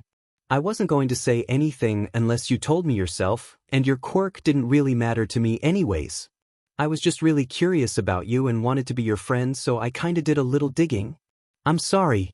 I really didn't dash. May, he interrupts, putting a hand up to his face as he tries to stifle his laughter. It's really such a May thing to do. And he wasn't upset. If anything, it made him feel better that she wasn't bothered by his quirk situation and saved him from the awkward conversation of explaining it. You're really fine, I'm not mad. I was just a little shocked. They smile at each other for a moment, then both are bursting into a fit of giggles. The two laugh and playfully shove each other all the way back to the stands to watch Hitoshi's fight. They reached the stands just as Hitoshi was walking out onto the field opposite of his opponent. Izuku was very interested in how this fight would go and how Hitoshi would use his quirk due to Tokoyami being his opponent. Tokoyami was on their team during the Cavalry battle. So even though they had never directly explained Hitoshi's quirk to the hero student, he got to see it firsthand and probably had a good idea of how it worked. Plus, the teen wasn't exactly the chatty type.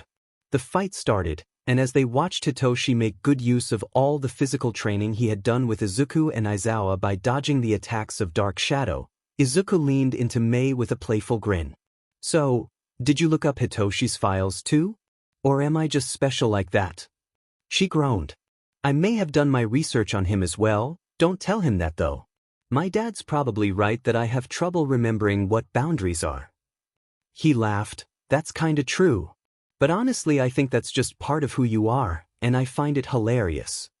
May joined him in his laughter, shoving him away from her. Both teens turned their attention back to the fight. Even though they couldn't hear what was being said, they could both tell Hitoshi was getting desperate.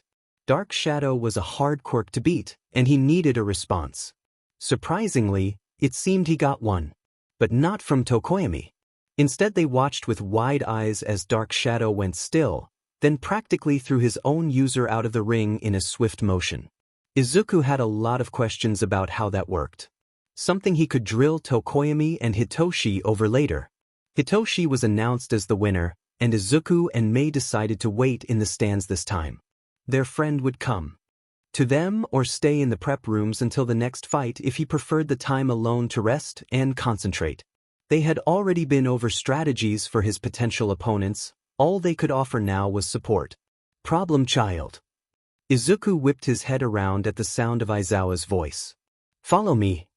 With a look and shrug to Mei, Izuku got up and followed the tired teacher-turned-announcer out of the stands. Where are we going? Announcer's booth. This was Nedzu's idea, by the way. You'll be a student announcer for the remaining fights. He thought it would be a good chance for you to show your analysis and strategy skills or whatever to the crowds. Despite the man's bored tone, Izuku knew him well enough to hear the hints of pride laced within it. He smiled as they made their way to their destination. This could actually be fun. All right, listeners. Do I have your attention? Present mic boomed over the speakers. We're about to get the next round started, but before that I have a special guest to introduce. Joining us for commentary is Izuku Midoriya. You saw him fighting down in the arena, but now he's here with us to display the skills that he focuses on as a support student. Our very own battle strategy analyst in training. First up, we've got Todoroki versus Bakugo. How do you think this fight will play out? Well, they are both strong fighters with strong quirks, so they seem evenly matched. But what will be interesting to watch during this fight are their approaches. Both of them are determined, but Todoroki walks into fights with a calm sense of purpose while Bakugo goes into every fight with a fiery sense of passion. Let's just hope they don't completely destroy the stadium. By using precise, long-distance moves, Todoroki is attempting to create obstacles that Bakugo will have to blast away. He's most likely attempting to exhaust his opponent before taking him on directly. It's a smart move, but they will both be pushing their limits. Bakugo isn't the type to give up though. He'll push past his limits as far as he can if it means victory. Look at that blast. I can hardly see what's going on down there. With the nature of their quirks, the heat from the explosions and cool air from the ice creates a significant form of wind pressure that is blowing around the debris and obstructing visibility for both us and the fighters. Somebody needs to get that kid a leash. He has a strong sense of victory and strength. Since Todoroki only used his ice during this fight, Bakugo most likely feels that it wasn't a real win. He wants to know his opponents are giving it their all. That's why we saw such tenacity during his fight with Uraraka. While Midnight takes care of our unconscious students and Cementos repairs the field, I suggest all our listeners out in the stands use this time to use bathrooms and visit the food stalls before the next fight. Next up we have the Rock of Class 1A, Kirishima, versus the Rogue from the General Education course, Shinso. Looks like Kirishima is going right in for the first punch with no hesitation. Shinso has been developing strong hand-to-hand combat techniques since before the start of the school year. Even with Kirishima's strong punches, he'll have a hard time landing one on Shinso. What we should? Oh, never mind then. Looks like this will be over soon. Izuku had to hold a hand over his mouth to prevent his giggles from being heard over the microphone. With the special cameras in the announcement booth, he could see just enough of the arena to make out the contestants' faces. Hitoshi looked so smug the moment Kirishima fell into the hold of his quirk, even though the purple-haired boy was trying his best to look neutral. It was kinda cute how he pretended not to care. Kirishima is just walking right out of the ring, folks. Like all of Shinso's other opponents. Just how persuasive is this kid? For our finalists, we have Shinso and Baku. Midoriya, you actually took part in training and preparing Shinso for this event, right? His success in the festival is partially owed to your own planning in a way. Sorry, but I actually have to disagree with that. As an analyst and strategist, I can tell those doing the fighting what the best approaches and plans are all day long. But unless they put in their own effort to utilize and act on that advice, it all goes to waste. Hito, Shinso is down there earning his place himself right now because he is determined to prove himself and be a hero. I take no credit for that. You can't force someone to be driven, they have to come with that trait themselves. Well said, kid. It's the same for me as a teacher. What my students accomplish or don't accomplish down there today is the result of their own efforts. I can give guidance, but they have to put in the work. Very inspiring. You heard it here, folks. Our UA students are driven with an unmatched passion to be your next future heroes. Izuku looked down on the match about to take place. This was it, the final push. Even if Hitoshi didn't win, he already placed high enough to be considered for a transfer. But still, he couldn't help feeling apprehensive about what was about to take place. He did his best to warn his friend about Katsuki, showing him his notes on the blonde and telling him all he knew about the way he fought. Regardless, Katsuki was a strong fighter, but also a smart one in his own way. If the boy already found out Hitoshi's quirk, and Izuku would bet he did, the fight would get brutal really fast. This was important for his friend. Even if he didn't win, he would fight hard and should be proud of that. It didn't stop Izuku from feeling slightly sick at seeing his best friend be on the receiving side of Katsuki's quirk after so many bad memories of that himself. Hearing Izuku's praise over the intercom eased some of the anxiety that was hammering in his chest. He knew his friend meant every word, even if he would argue against those words himself. In his opinion, Izuku deserved plenty of credit for where he was right now. Even without Izuku's strategies, the amount of confidence that having his friend believe in him provided was no small gift. Hitoshi would try his best in this final fight to be deserving of that confidence. They had talked about the probability of him facing Bakugo. Talked about how best to rile the guy up and get a response. Talked about his fighting style and his quirk. Now was the time to put that knowledge into action. Even if he didn't win, he would put up a DMN good fight. As expected, the second midnight announced the start of the fight. Bakugo was launching an attack. Starting with a right hook, Hitoshi commented aloud as he dodged the initial attack. Izuku warned me about that. The blonde growled like some feral beast as he went to swing his other arm around, explosions popping off in his palms. Hitoshi dropped low to avoid it, then swung around a leg that planted a firm kick into the blonde's stomach and backed up to gain some distance again. The distance didn't last long, but Hitoshi kept up his commentary in an even tone with every narrowly missed attack. Have you ever tried being less predictable? Or do you always fight like you're throwing some kind of tantrum? Die! Bakugo shouted out as he launched forward again. It wasn't enough for Hitoshi to latch onto. Izuku had discovered that any audible noise was enough for his quirk to activate, as long as it was a response to a question he had asked. This unfortunately did not seem to count as a response, probably because it was just what the idiot always yelled out during fights. He grit his teeth as the attack hit his shoulder. It burned and knocked him off his feet. But he was still in bounds and quick to recover. You really need to think of better one-liners, Hitoshi drawled as he launched forward from his crouched position, tackling the blonde around the torso. Trying to pin the guy down would be useless with those weaponized hands, so he planted a knee into Bakugo's gut before backing off again. Talking like that isn't very befitting of a hero. But I guess you've never been the heroic type, have you, Kaken? The enraged face his opponent made almost made Hitoshi smirk. It looked like Izuku had been right about the nickname getting under the blonde's skin. Unfortunately, instead of a response, it only served to make the blonde more vicious in his attacks. He wasn't able to put distance between them again. Explosive attacks came without pause. The brainwasher did his best to dodge and keep up with the commentary, but his clothes were getting burned off with every narrowly dodged attack. Skin was burning, and it was getting harder to move through the pain. A few more punches and kicks were landed, including a satisfying fist planted in Bakugo's jaw, but they did little against the incessant explosions. Getting a little irritated there, Kaken? Shut the F up. Hitoshi's eyes widened. It was a response. But the same moment that he was trying to latch onto it, an explosion was planted right in his gut. The pain made him lose his grip, and he was launched through the air. He hit the wall hard. Head swimming and vision blurry. Sheet, he was out of bounds. Hitoshi felt like throwing up. Definitely a concussion. He distantly notices a wall of cement being put up, and the continued sound of explosions. A smirk crawls its way onto his face as the medical bots load him onto a gurney. He may have lost, but at least he got to PSS off the guy who used to torment his friend. That was something at least.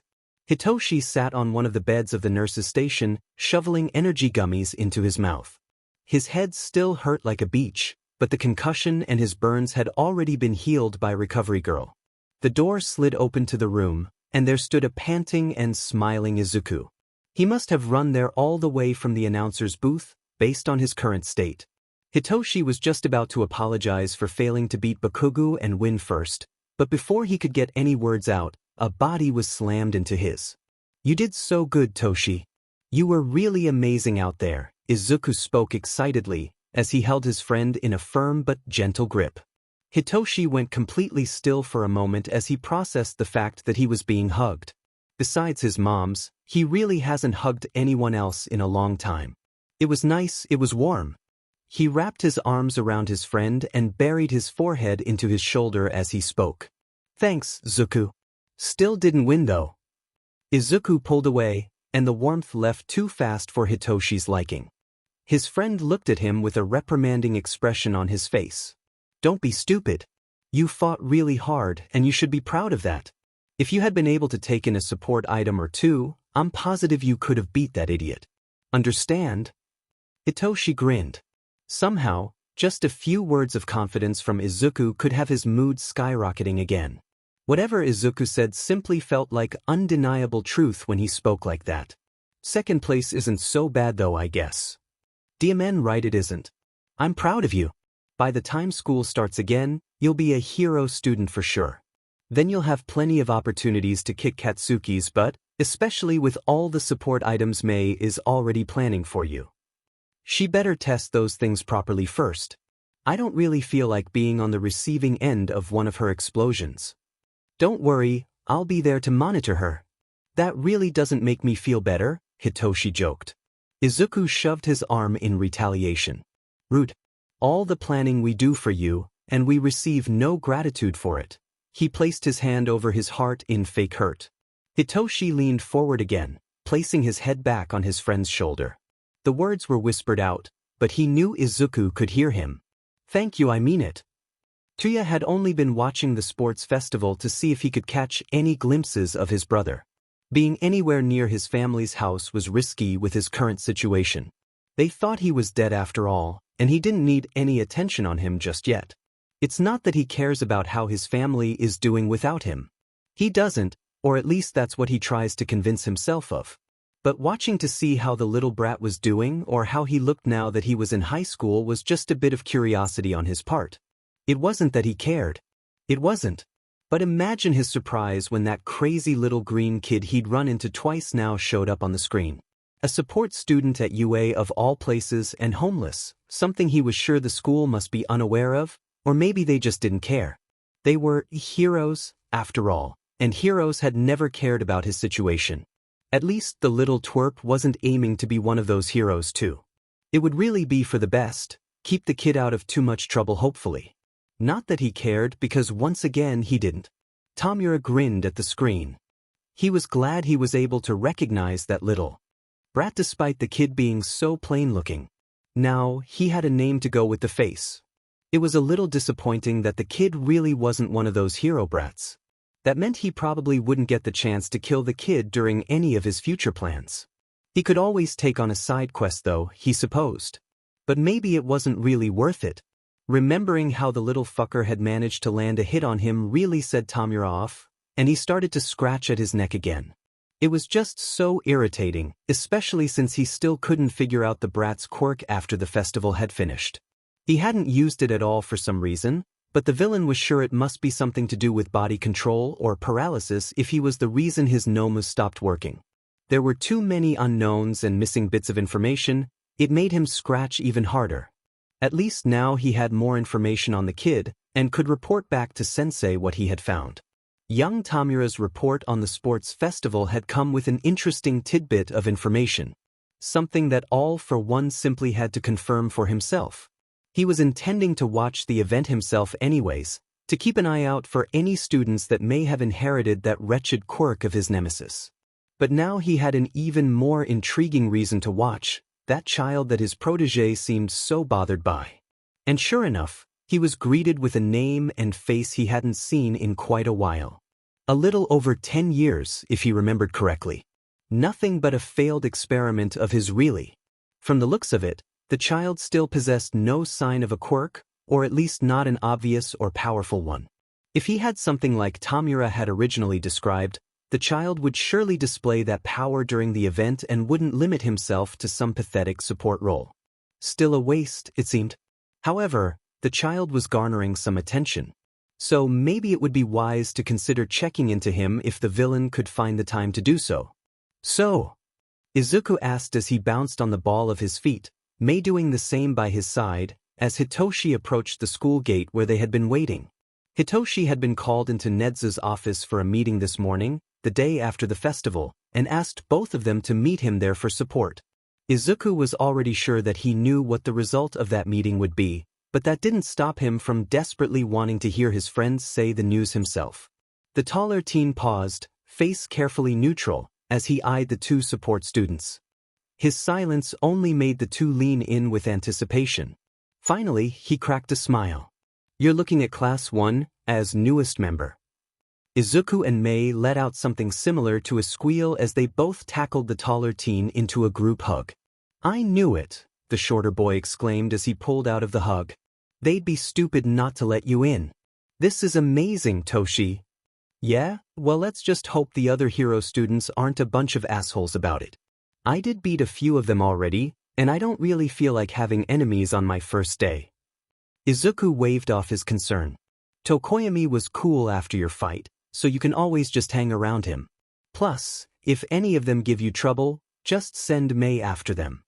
"Yeah," the girl joined in with a crazed gleam in her eyes. "I'll just set up one of my exploding babies in their costume next time they get upgrades. Nothing lethal, just enough for a trip to the nurse's office."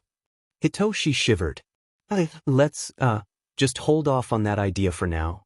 No physically maiming the hero students. You too will traumatize them." Both support students nodded knowingly, accepting the comment as some wise truth. Dream Team, Crime Edition, Aizawa showed up plus 2 others. From Detective Dad, "Good job at the sports festival, kiddo." From Detective Dad, "The kid who won second is that friend of yours, right?" From Functional Chaos, "Yep, that's Hitoshi. He just got officially transferred into the hero course." From Dadzawa, "I'm still upset about your little stunt with the explosions." Dadzawa changed Functional Chaos's name to Leash Kid. From Leash Kid, "What is with you and putting kids on leashes?" From Dadzawa, "You can ask questions when you stop putting yourself in danger for no reason."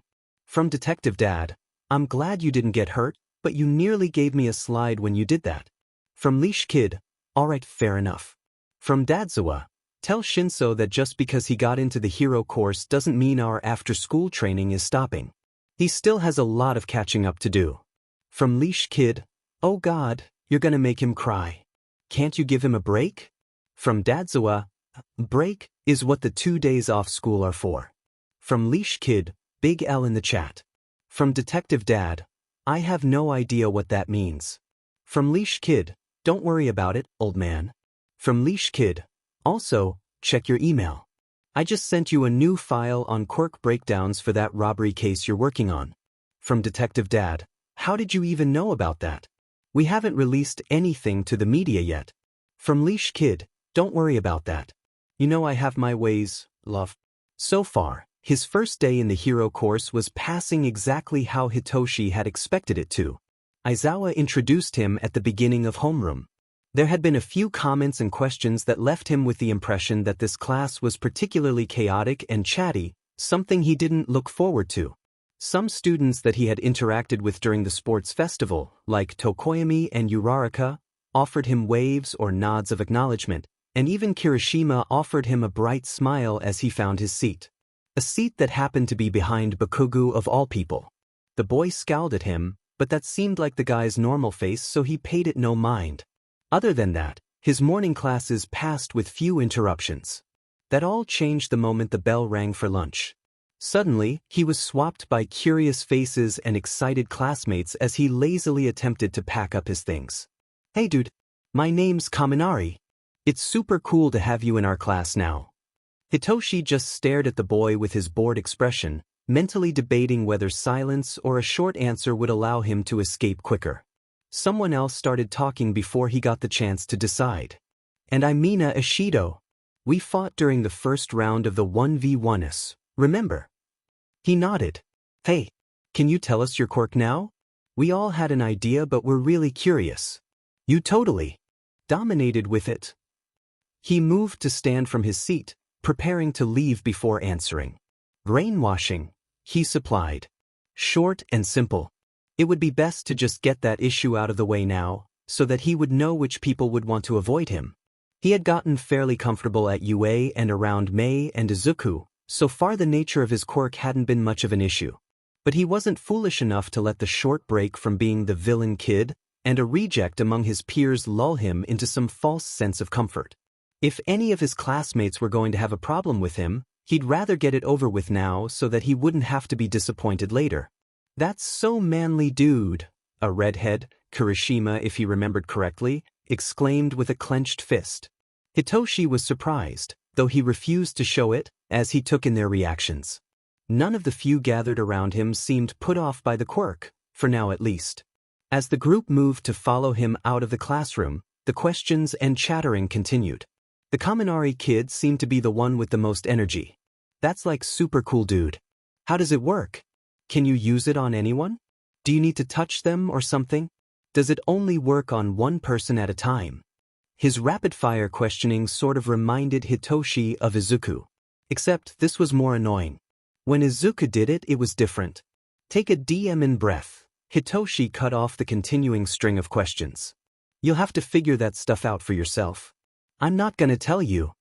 "Aw man." The guy pouted for a moment before instantly cheering up again. "You should totally join us for lunch." It was that pink girl, Ishido, this time. "No, before he could finish, a shout and the sound of pounding footsteps in his direction caused him to stop short. Hitoshi whipped his head around just in time to see the color green before a small, muscular body was slamming into him.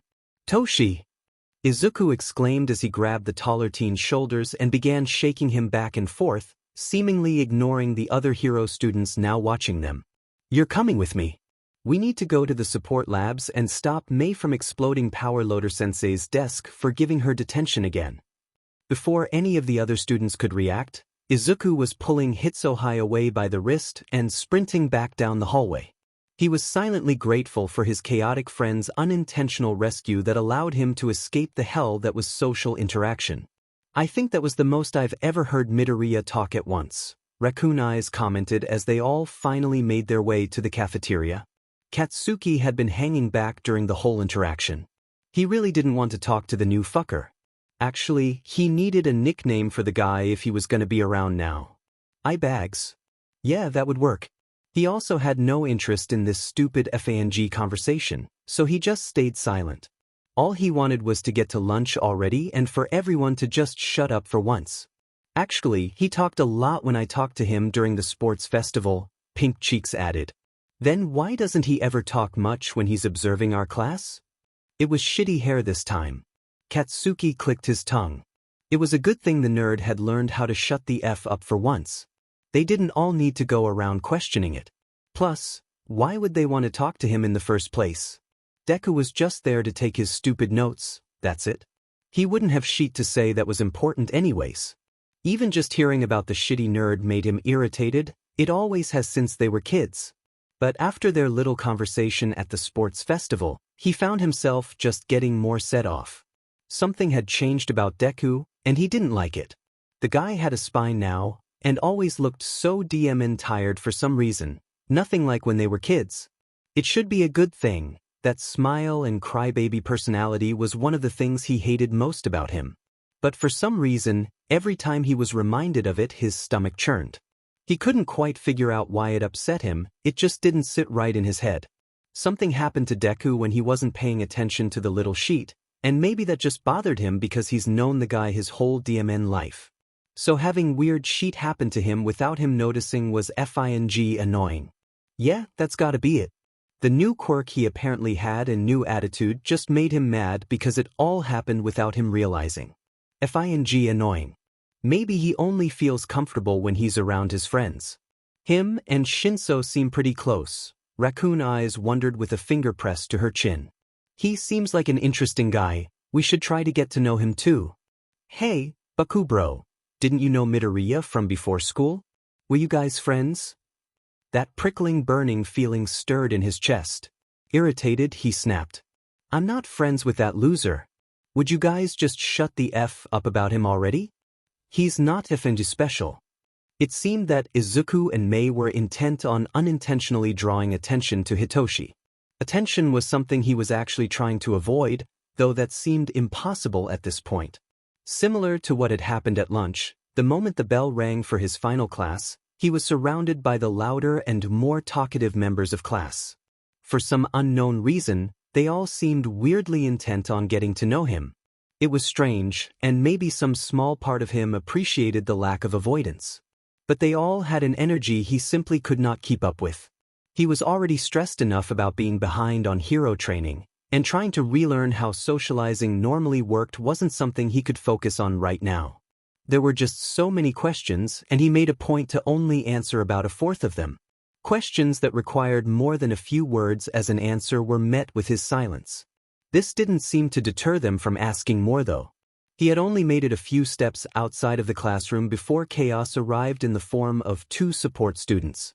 Izuku once again ignored the hero students watching in stunned silence as he slammed into Hitoshi, lifting the taller boy up and throwing him over his shoulder. Hitoshi decided to simply accept his fate in this moment. Target acquired, Izuku announced as he turned to Mei, who was standing next to him with a crazed gleam in her eye. To the testing grounds, she announced with a dramatic point of her finger. As if this were some kind of covert operation, the green-haired boy nodded seriously, and the two were sprinting down the hallway again with Hitoshi still thrown over Izuku's shoulder. Part of him was a little irritated that Izuku was able to move around as if the teen he was carrying weighed little to nothing. You know, you could have just asked me to come with you guys like normal friends, rather than kidnapping me. He commented as he was finally set down. That wouldn't be as much fun, Mei declared with a clap of her hands and a beaming smile. Plus it's entertaining to mess with the hero students, Izuku added with a grin. And it's a way to establish our dominance as your friends.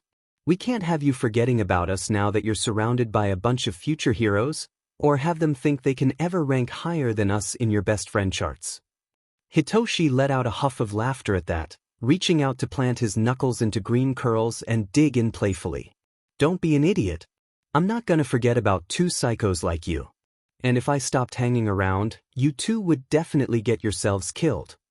It was actually really nice hearing that they were worried about something like that. A warm feeling spread in his chest, and he smiled at his 2 friends. Like a real, genuine smile.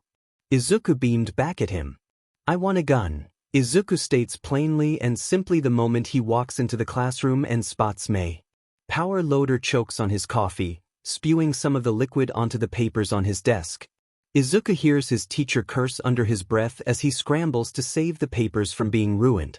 Mei simply looks at him with a questioning tilt of her head. Like, a real gun? She asks. No, not like that. There's a sigh of what Izuku would assume is relief from their teacher. So like my capture net gun? Izuku hums and presses a fist into his chin. No, or sort of, but more. Do you think it's possible to build a gun that can shoot multiple things? Like, maybe if it's loaded with small canisters, the canisters could each house something different.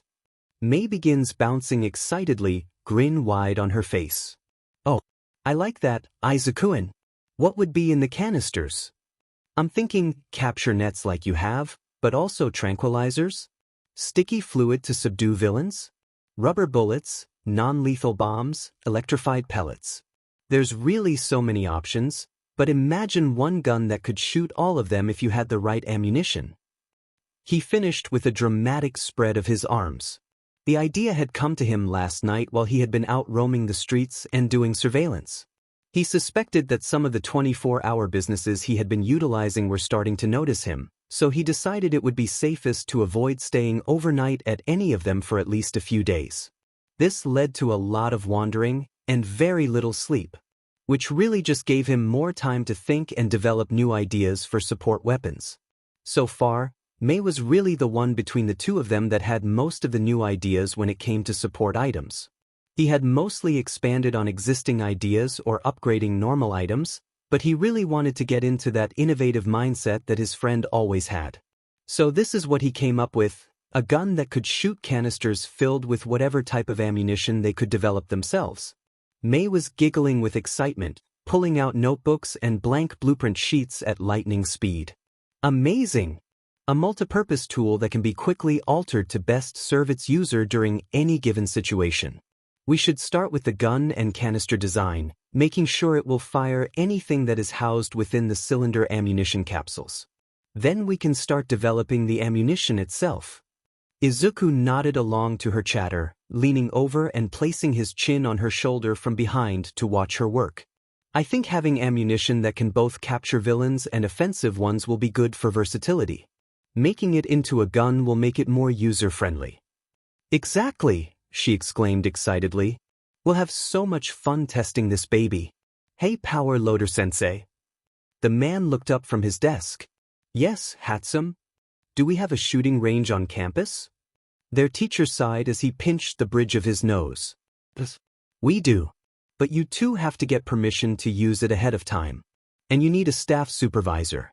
Bother Snipe about it or something, but please don't create any more problems that force me file another incident report. Both teens just looked up at him, grinning wickedly, and said in unison, we would never. Maijima would swear that those two will be responsible for him growing gray hairs at this point. Hitoshi was staring at the paper in front of him in mild yet pleased shock. Internships had just been announced, and he was honestly surprised that he had gotten some requests. His list was small compared to some of the other students, but it wasn't zero. That meant that some pros had seen him and been impressed enough to want him to work with them.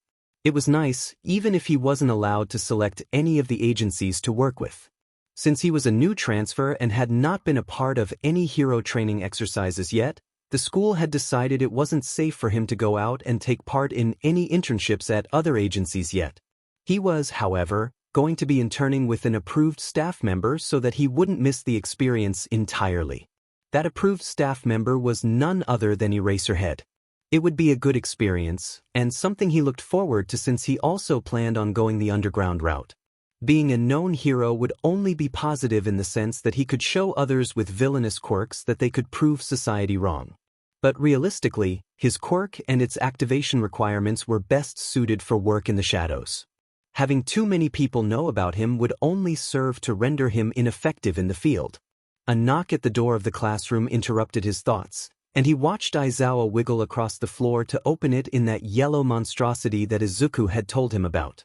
The door opened to reveal a tired-looking Izuku. Speak of the devil and he shall appear. Hitoshi frowned as he noted that those dark circles under his eyes seemed to be getting worse. He watched as Izuku leaned forward to whisper something to the teacher, and the man let out a grunt and nod of his head before letting Izuku through the door. He moved to stand behind the podium at the front. And Hitoshi also noticed that the scruffy man opted to slump on the ground next to the support corps student rather than retreat back behind his desk. All right, Class 1A. Izuku began as he shifted some papers around in his hand. The teen kept his eyes cast slightly below eye level, and he guessed it was because of that anxiety his friends seemed to have over too many people looking at him. Maybe Aizawa knew about that too, and that's why he chose to stay close to Izuku. You guys should have just heard about your internships. So Nedzu asked me to come and give you guys suggestions for updating your costumes before you have your first taste of real work experience. There were nods from the class, some leaning in a bit, eager for the chance to talk about costumes. Let's get started. Yaoyorozu. Hitoshi heard the girl shift to sit up straighter behind him. Your costume lacks any sort of physical protection against both the elements and attacks. I realize the design was made due to your quirk, and I'm not here to criticize modesty choices if you're comfortable with the design.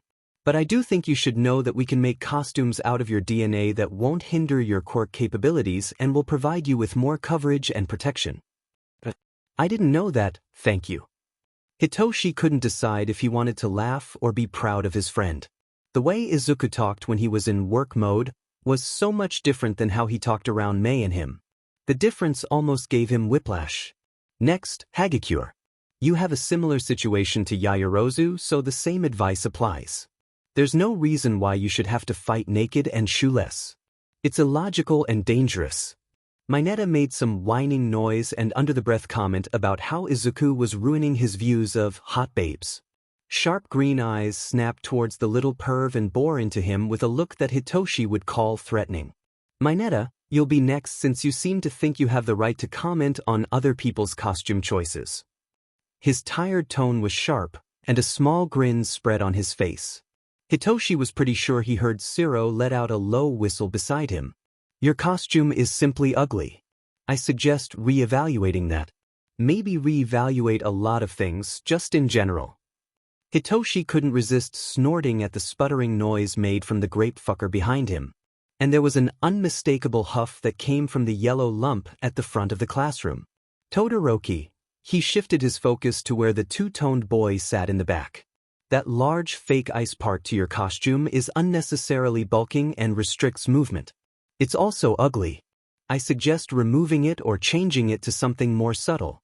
If you need design help, there's always someone in the support labs for that. Ida, your costume has good protection elements, and your mobility seems to be fine so far. But I would consider a redesign on your helmet.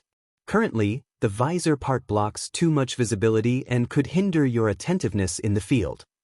The stiff boy in question stood from his seat and offered one of those ridiculous bows while chopping his arm up and down. Thank you for the suggestion. I did not consider that. Izuku nodded before moving on. Lastly, Kaminari and Jair. Nothing is necessarily wrong with your costumes, but they do make you look like normal civilians. It's important for people to be aware of your status as a hero the moment you arrive on the scene. Please consider a redesign or adding an aspect to your current design that will make you stand out more as a future hero. Take present Mike for example. The clothes he wears could be seen as civilian on their own, but the way he does his hair, along with his personality gimmick, all combine to make it very clear that he is a hero. He tucked the papers he'd laid out on the podium back under his arm, making quick eye contact with Hitoshi before smiling. That's everything that needed to be addressed right now. If I didn't have a suggestion for you, your costume is either fine as it is or it can wait until after internships. Oh, and Toshi, his tired tone brightened up at this part. Mei and I already have some possible costume designs for you. Come check them out whenever you get the chance. If anyone else has any questions, you can normally find me or another support student in the labs. Right now, I have to go give 1B their suggestions before homeroom ends. With a few whispered words to Aizawa, his friend left out the door again. The whole class burst into conversation the moment he was gone. Anyone else think that was kinda hot? Kaminari breathed out suddenly. Hitoshi nearly choked and his head whipped up. He thinks he might have even heard a surprised grunt from the sleeping bag at the front of the room, probably listening in while pretending to sleep. Siro started laughing next to him, and multiple people turned their attention to the conversation now. He even saw Todoroki incline his head slightly to hear the conversation better. You like being told what you're wearing is stupid or something, dunce face? Not that, the electric boy whined. I mean how he was just up there taking charge. It was just kinda impressive since he's our age, that's all. So you have a thing for authority figures, Siro commented between his laughter. Kaminari just hit his forehead against his desk in defeat.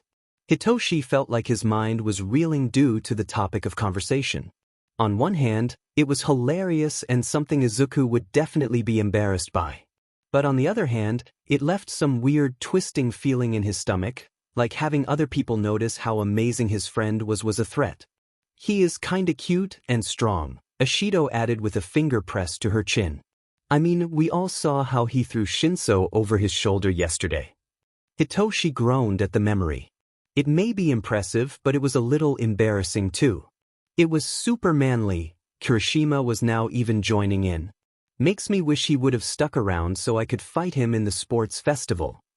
Oh yeah. Kaminari lifted back up from his slumped position. Shinso, do you know what was up with that? He fought me but then backed out for the second fight. The brainwasher eyed them all for a moment, trying to decide what Izuku would be comfortable with him saying.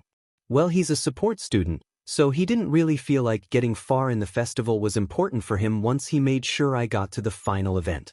But he did want to win at least one fight just to prove he could hold his own if he needed to. It was more of a personal thing for him. They all nodded seriously at his explanation, causing him to assume they didn't understand but would accept his response regardless. Whatever, it's not like they need to understand Izuku's motives anyway. Hitoshi was going to let it pass until a certain explosive blonde decided to join the conversation. Did you hear right? Deku just didn't want to get his butt beat. I don't care what he says. He's just a coward like he's always been. Hitoshi's eyebrow twitched in irritation, but he kept up his bored expression all the same. Says the guy who's known him all his life yet fails to understand a single thing about him. But I guess it's not your fault. It'd be pretty hard to understand anyone with your head stuck so far up your own butt. Isn't that right, Kaken? Small explosions popped in Bakugo's palms, and Hitoshi noticed Aizawa shifting into the seated position. Don't they call me that, eyebags? Eyebags? Clever. Maybe I'll stop when you quit calling him that dumbass nickname. He shrugged. Just remember, Hitoshi continued as he stood from his seat, grinning down at the blonde next to him with a sharp demeanor. I know a thing or two about your middle school days. Probably not everything, but enough. The subtle threat must have registered, because even though the popping of explosions didn't stop, Bakugo didn't say anything either. Hitoshi walked towards the door of the classroom, hands in his pockets as he called out. Excuse me, but I have a friend to see about my costume design now. As you already know, the Hero Corps students will be participating in internships next week, Netsu stated as he poured their cups of tea. Izuku nodded. Yeah, I gave those who were in need of costume updates my suggestions like you requested. Very good. The principal replied in a chipper tone. But there is actually something else regarding internships I wanted to suggest to you. The teen gave Netsu a questioning look as a signal to continue. You may not be aware, but support and business course students also take internships or work experience opportunities. While it is not required of them, it is still a valuable way to gain knowledge and make connections. Most students in the support typically do this during summer break, but I have arranged an option for you now, if you would like it. I do an internship at the same time as the hero students? Where? The idea sounded great to Izuku. He was always looking for more ways to occupy his time and keep his mind off of less fortunate things. Plus, if the setup for this internship was the same as the hero students, then that would mean he'd be staying overnight somewhere for a week. An actual bed would be an opportunity he would jump at, even if it was for only a few days. Tsukachi has agreed to take you on as an intern at the police department. You would gain experience in all the levels of work involved in opening and closing cases. This includes investigations, witness interviews, paperwork, police force and hero coordination, etc. Like I said, this is not required, so the choice is yours. Izuku was practically bouncing up and down in his seat, though he tried to contain himself. Getting real work experience and spending the week with the detective was just too exciting. And it helped settle any anxiety that he may have about working in person with new people since he was already comfortable around Tsukachi. I accept, the teen replied with a smile. That sounds amazing, thank you. The Chimera smiled back at him. I thought you would like it. I'll let Tsukachi know to make arrangements. Izuku knocks on the door of class 1A feeling confused. He had been told that he needed to visit the class for his homeroom today, but hadn't been told why. Just the other day he was here to give them their suggestions for costume changes, so maybe that was the reason? But not knowing for sure made him a bit anxious. This was the first time he was showing up to the class with no prior knowledge of what he was needed for. Aizawa slides open the door, tilting his head to the side as a signal to enter. Izuku obeys as he asks quietly, "Was there something you needed me for?" Majima-sensei didn't tell me why I was supposed to be here. It'll be explained in a second, kid, the man answered as they moved further into the room. He pointed to a stray chair placed near his desk before continuing. For now, grab that chair and take a seat next to your friend. We'll get started in a bit. The teen did as asked and grabbed the chair, moving down the aisle past Katsuki, who glared at him like usual, and planting the seat directly next to Hitoshi. Izuku asked the silent question of what was going on with a raised eyebrow, and his friend only offered a shrug in response. As Izuku got situated in his seat, he noticed a few people eyeing him with looks he couldn't quite decipher. They weren't mean or bad looks, he didn't think, but being watched never made him feel particularly comfortable. He shifted closer to lean into Hitoshi a bit for the physical reminder of having his friend next to him. Knowing Hitoshi was next to him was always calming, and he wasn't exactly sure why. It wasn't something that bothered him though. And he knew that he wasn't bothering Hitoshi because the taller teen reached his hand out to briefly ruffle his hair as a form of reassurance. It made Izuku relax a little more, letting a small smile grace his lips. "All right," Aizawa droned as he took his place at the podium. "With your upcoming internships, you all have an important task ahead of you. Picking hero names. Even though you're still students and these names may be temporary, it's important to take this seriously. If you start making a name for yourself as a student, the name you chose now could end up being something you get stuck with. So choose wisely or dash. You'll have hell to pay later." Midnight interrupted as she slammed open the door. Aizawa sighed. "Midnight here will be the one approving your name choices. This isn't my forte." Izuku and Hitoshi both let out quiet snorts of laughter at that. They'd heard the story of how his name got picked, so they knew exactly what Aizawa meant by that. The thing is, Izuku still didn't understand what he was doing here. Did Aizawa want him to help approve student names? That really wasn't his job or something he felt qualified for in all honesty. So he decided to ask. He raised his hand, waiting for a nod from the tired teacher. Before asking, "Sorry Aizawa, but what am I doing here?" Even though you're not aiming to be a hero, you are still aiming for a role that involves active field work. Having heroes or police call you by your real name in front of villains, even if it's just over the comms, could put you in danger. Having a code name will protect both your anonymity and your identity in the future if you gain attention from criminals. The teen nodded his response. He supposed that made sense. Picking a name would be a lot different for him than the hero students. The others would have to focus on picking a name that civilians and other heroes would hear and recognize, something that emphasized their role as a protector in society. Izuku's own choice could have less weight behind it. He wouldn't be famous to the people, but it would still have to be something distinct and easy for the heroes and police that he would work with to recognize and use. As white bards were being passed out, he let his mind race with the possibilities. The activity of picking a codename with all the hero students almost threatened to stir up some old emotions about being a hero, but he was quick to shove them down. Focusing on what type of name he would go with, ignoring the thoughts about what type of name he would be choosing if he were going to be a hero instead. Those thoughts were useless to him now and illogical. He could go with a name that would have relation to the word intelligence or knowledge, something that related to the role he would provide in the field. There was Tomo, which meant intelligence, knowledge, but that seemed too plain. The name Masa meant just or true, though he didn't like the sound of that either. He could always go with something foreign to avoid sounding too plain. Kato was a gender-neutral name of Latin origin that meant judgment or wise. None of those options felt right though.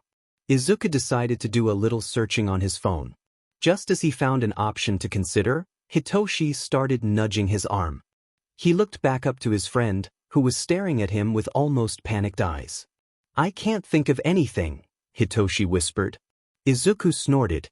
"You never had ideas for your name when you were a kid or anything?" "I didn't think I'd make it this far," he replied with a slight grimace. All right, let's brainstorm." Izuku planted his elbow on his friend's desk and rested his chin on his fist. "Hey, what about that? Brainstorm." "No." Crowd. "Okay, something to do with your abilities? How about the Masters of 2KNKY? Mastermind? That sounds like a cheesy villain name." Hitoshi pointed out with a flat look. They paused to think, and the taller teen was the next one to put out an idea. "Mindfuck. You're gonna tell that name to a kid?" Izuku asked incredulously. "Fair point." "Brain boy," the shorter teen offered with a mocking grin. "Now you're just being ridiculous." Izuku snickered, knowing that would be his friend's reaction.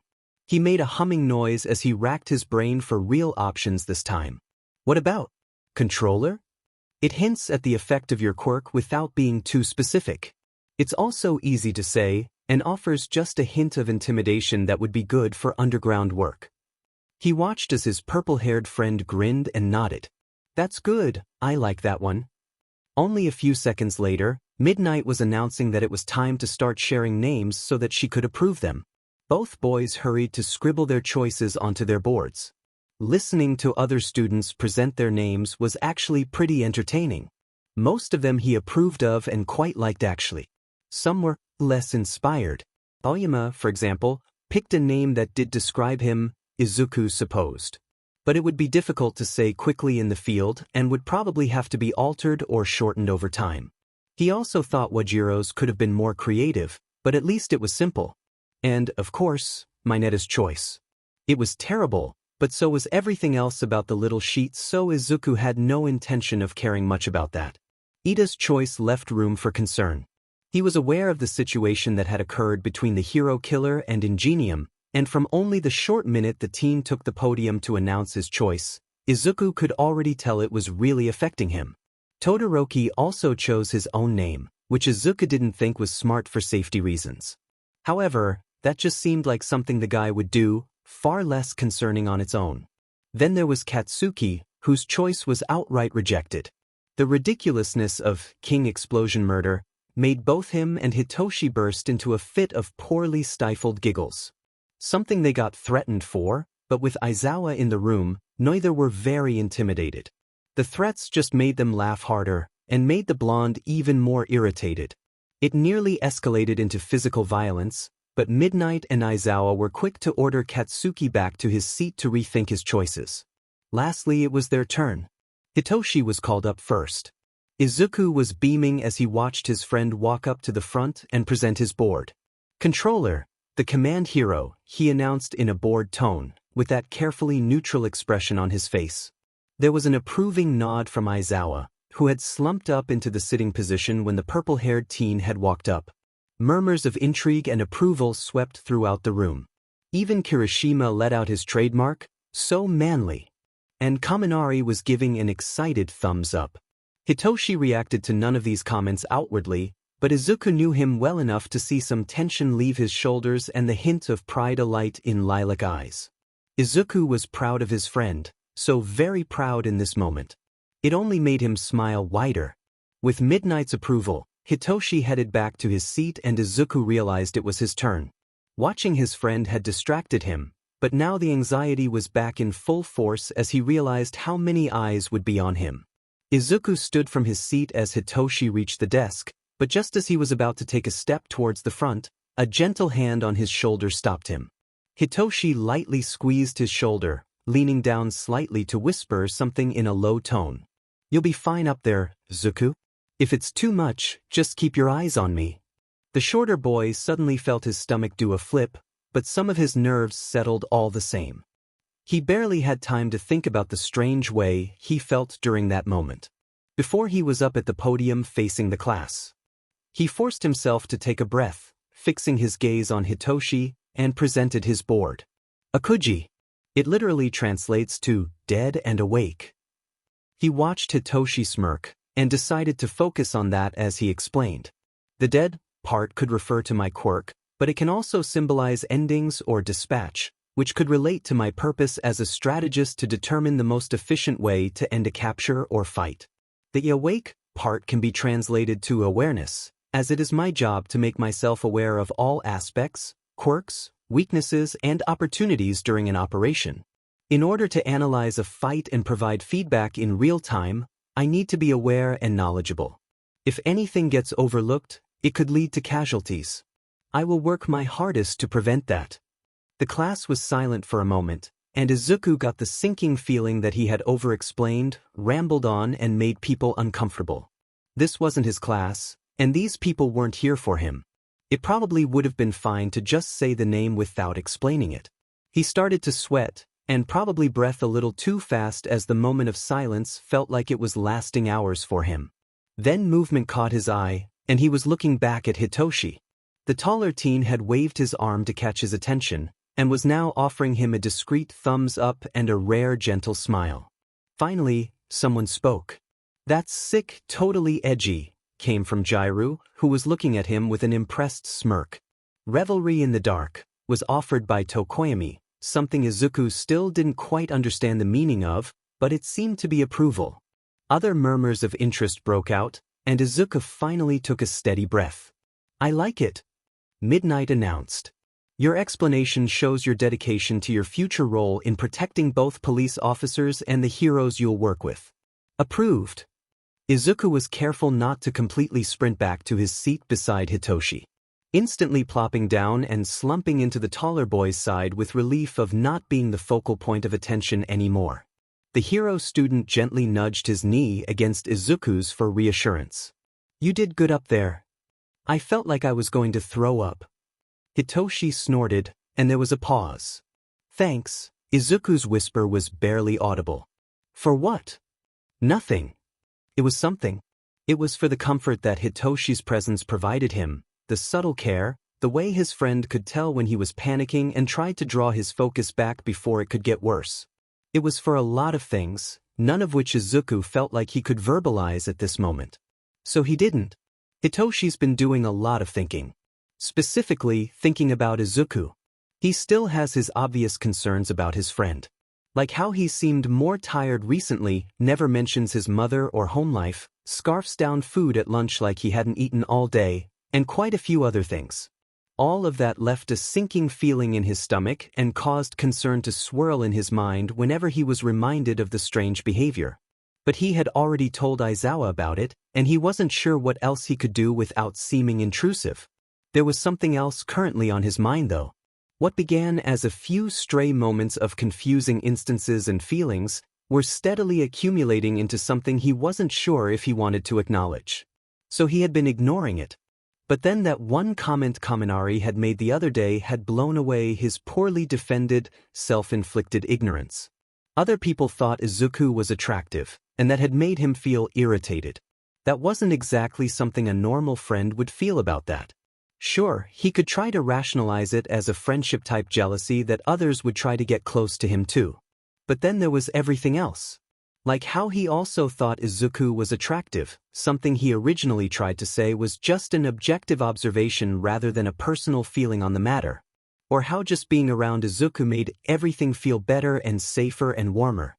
Or that beaming smile he has that Hitoshi would swear he'd sell his soul for. Or how hugging and touching Izuku made his skin feel like flames were dancing on it. Or even how his friend has been able to slowly challenge and change him into being a stronger and more confident person simply by being confident in Hitoshi himself. And then there was that moment at the sports festival after the cavalry battle, where Izuku looked so brilliant that he couldn't look away even if he wanted to. He didn't want to. All of this combined only to make the teen's mind a mess of confusion and mild panic. He wanted so badly to rationalize it all as something else. But he couldn't deny that Izuku was just different. He didn't feel the same way about his friendship with Mei, or during his interactions with any of the other hero students, despite them attempting to be just as nice and weirdly supportive. It was just Izuku, only Izuku. But what was he supposed to do with that? What did it really mean? Hitoshi laid on his bed stewing in these thoughts all afternoon before he realized he already had the perfect people to ask about what the hell he was feeling right now. He bolted out of bed, swinging open his door, and bounding into the living room. Panting and frantic-looking, he came to a stop in front of the couch where his mom sat, looking at him with amused and expectant expressions. "I think I have a problem and I need your advice."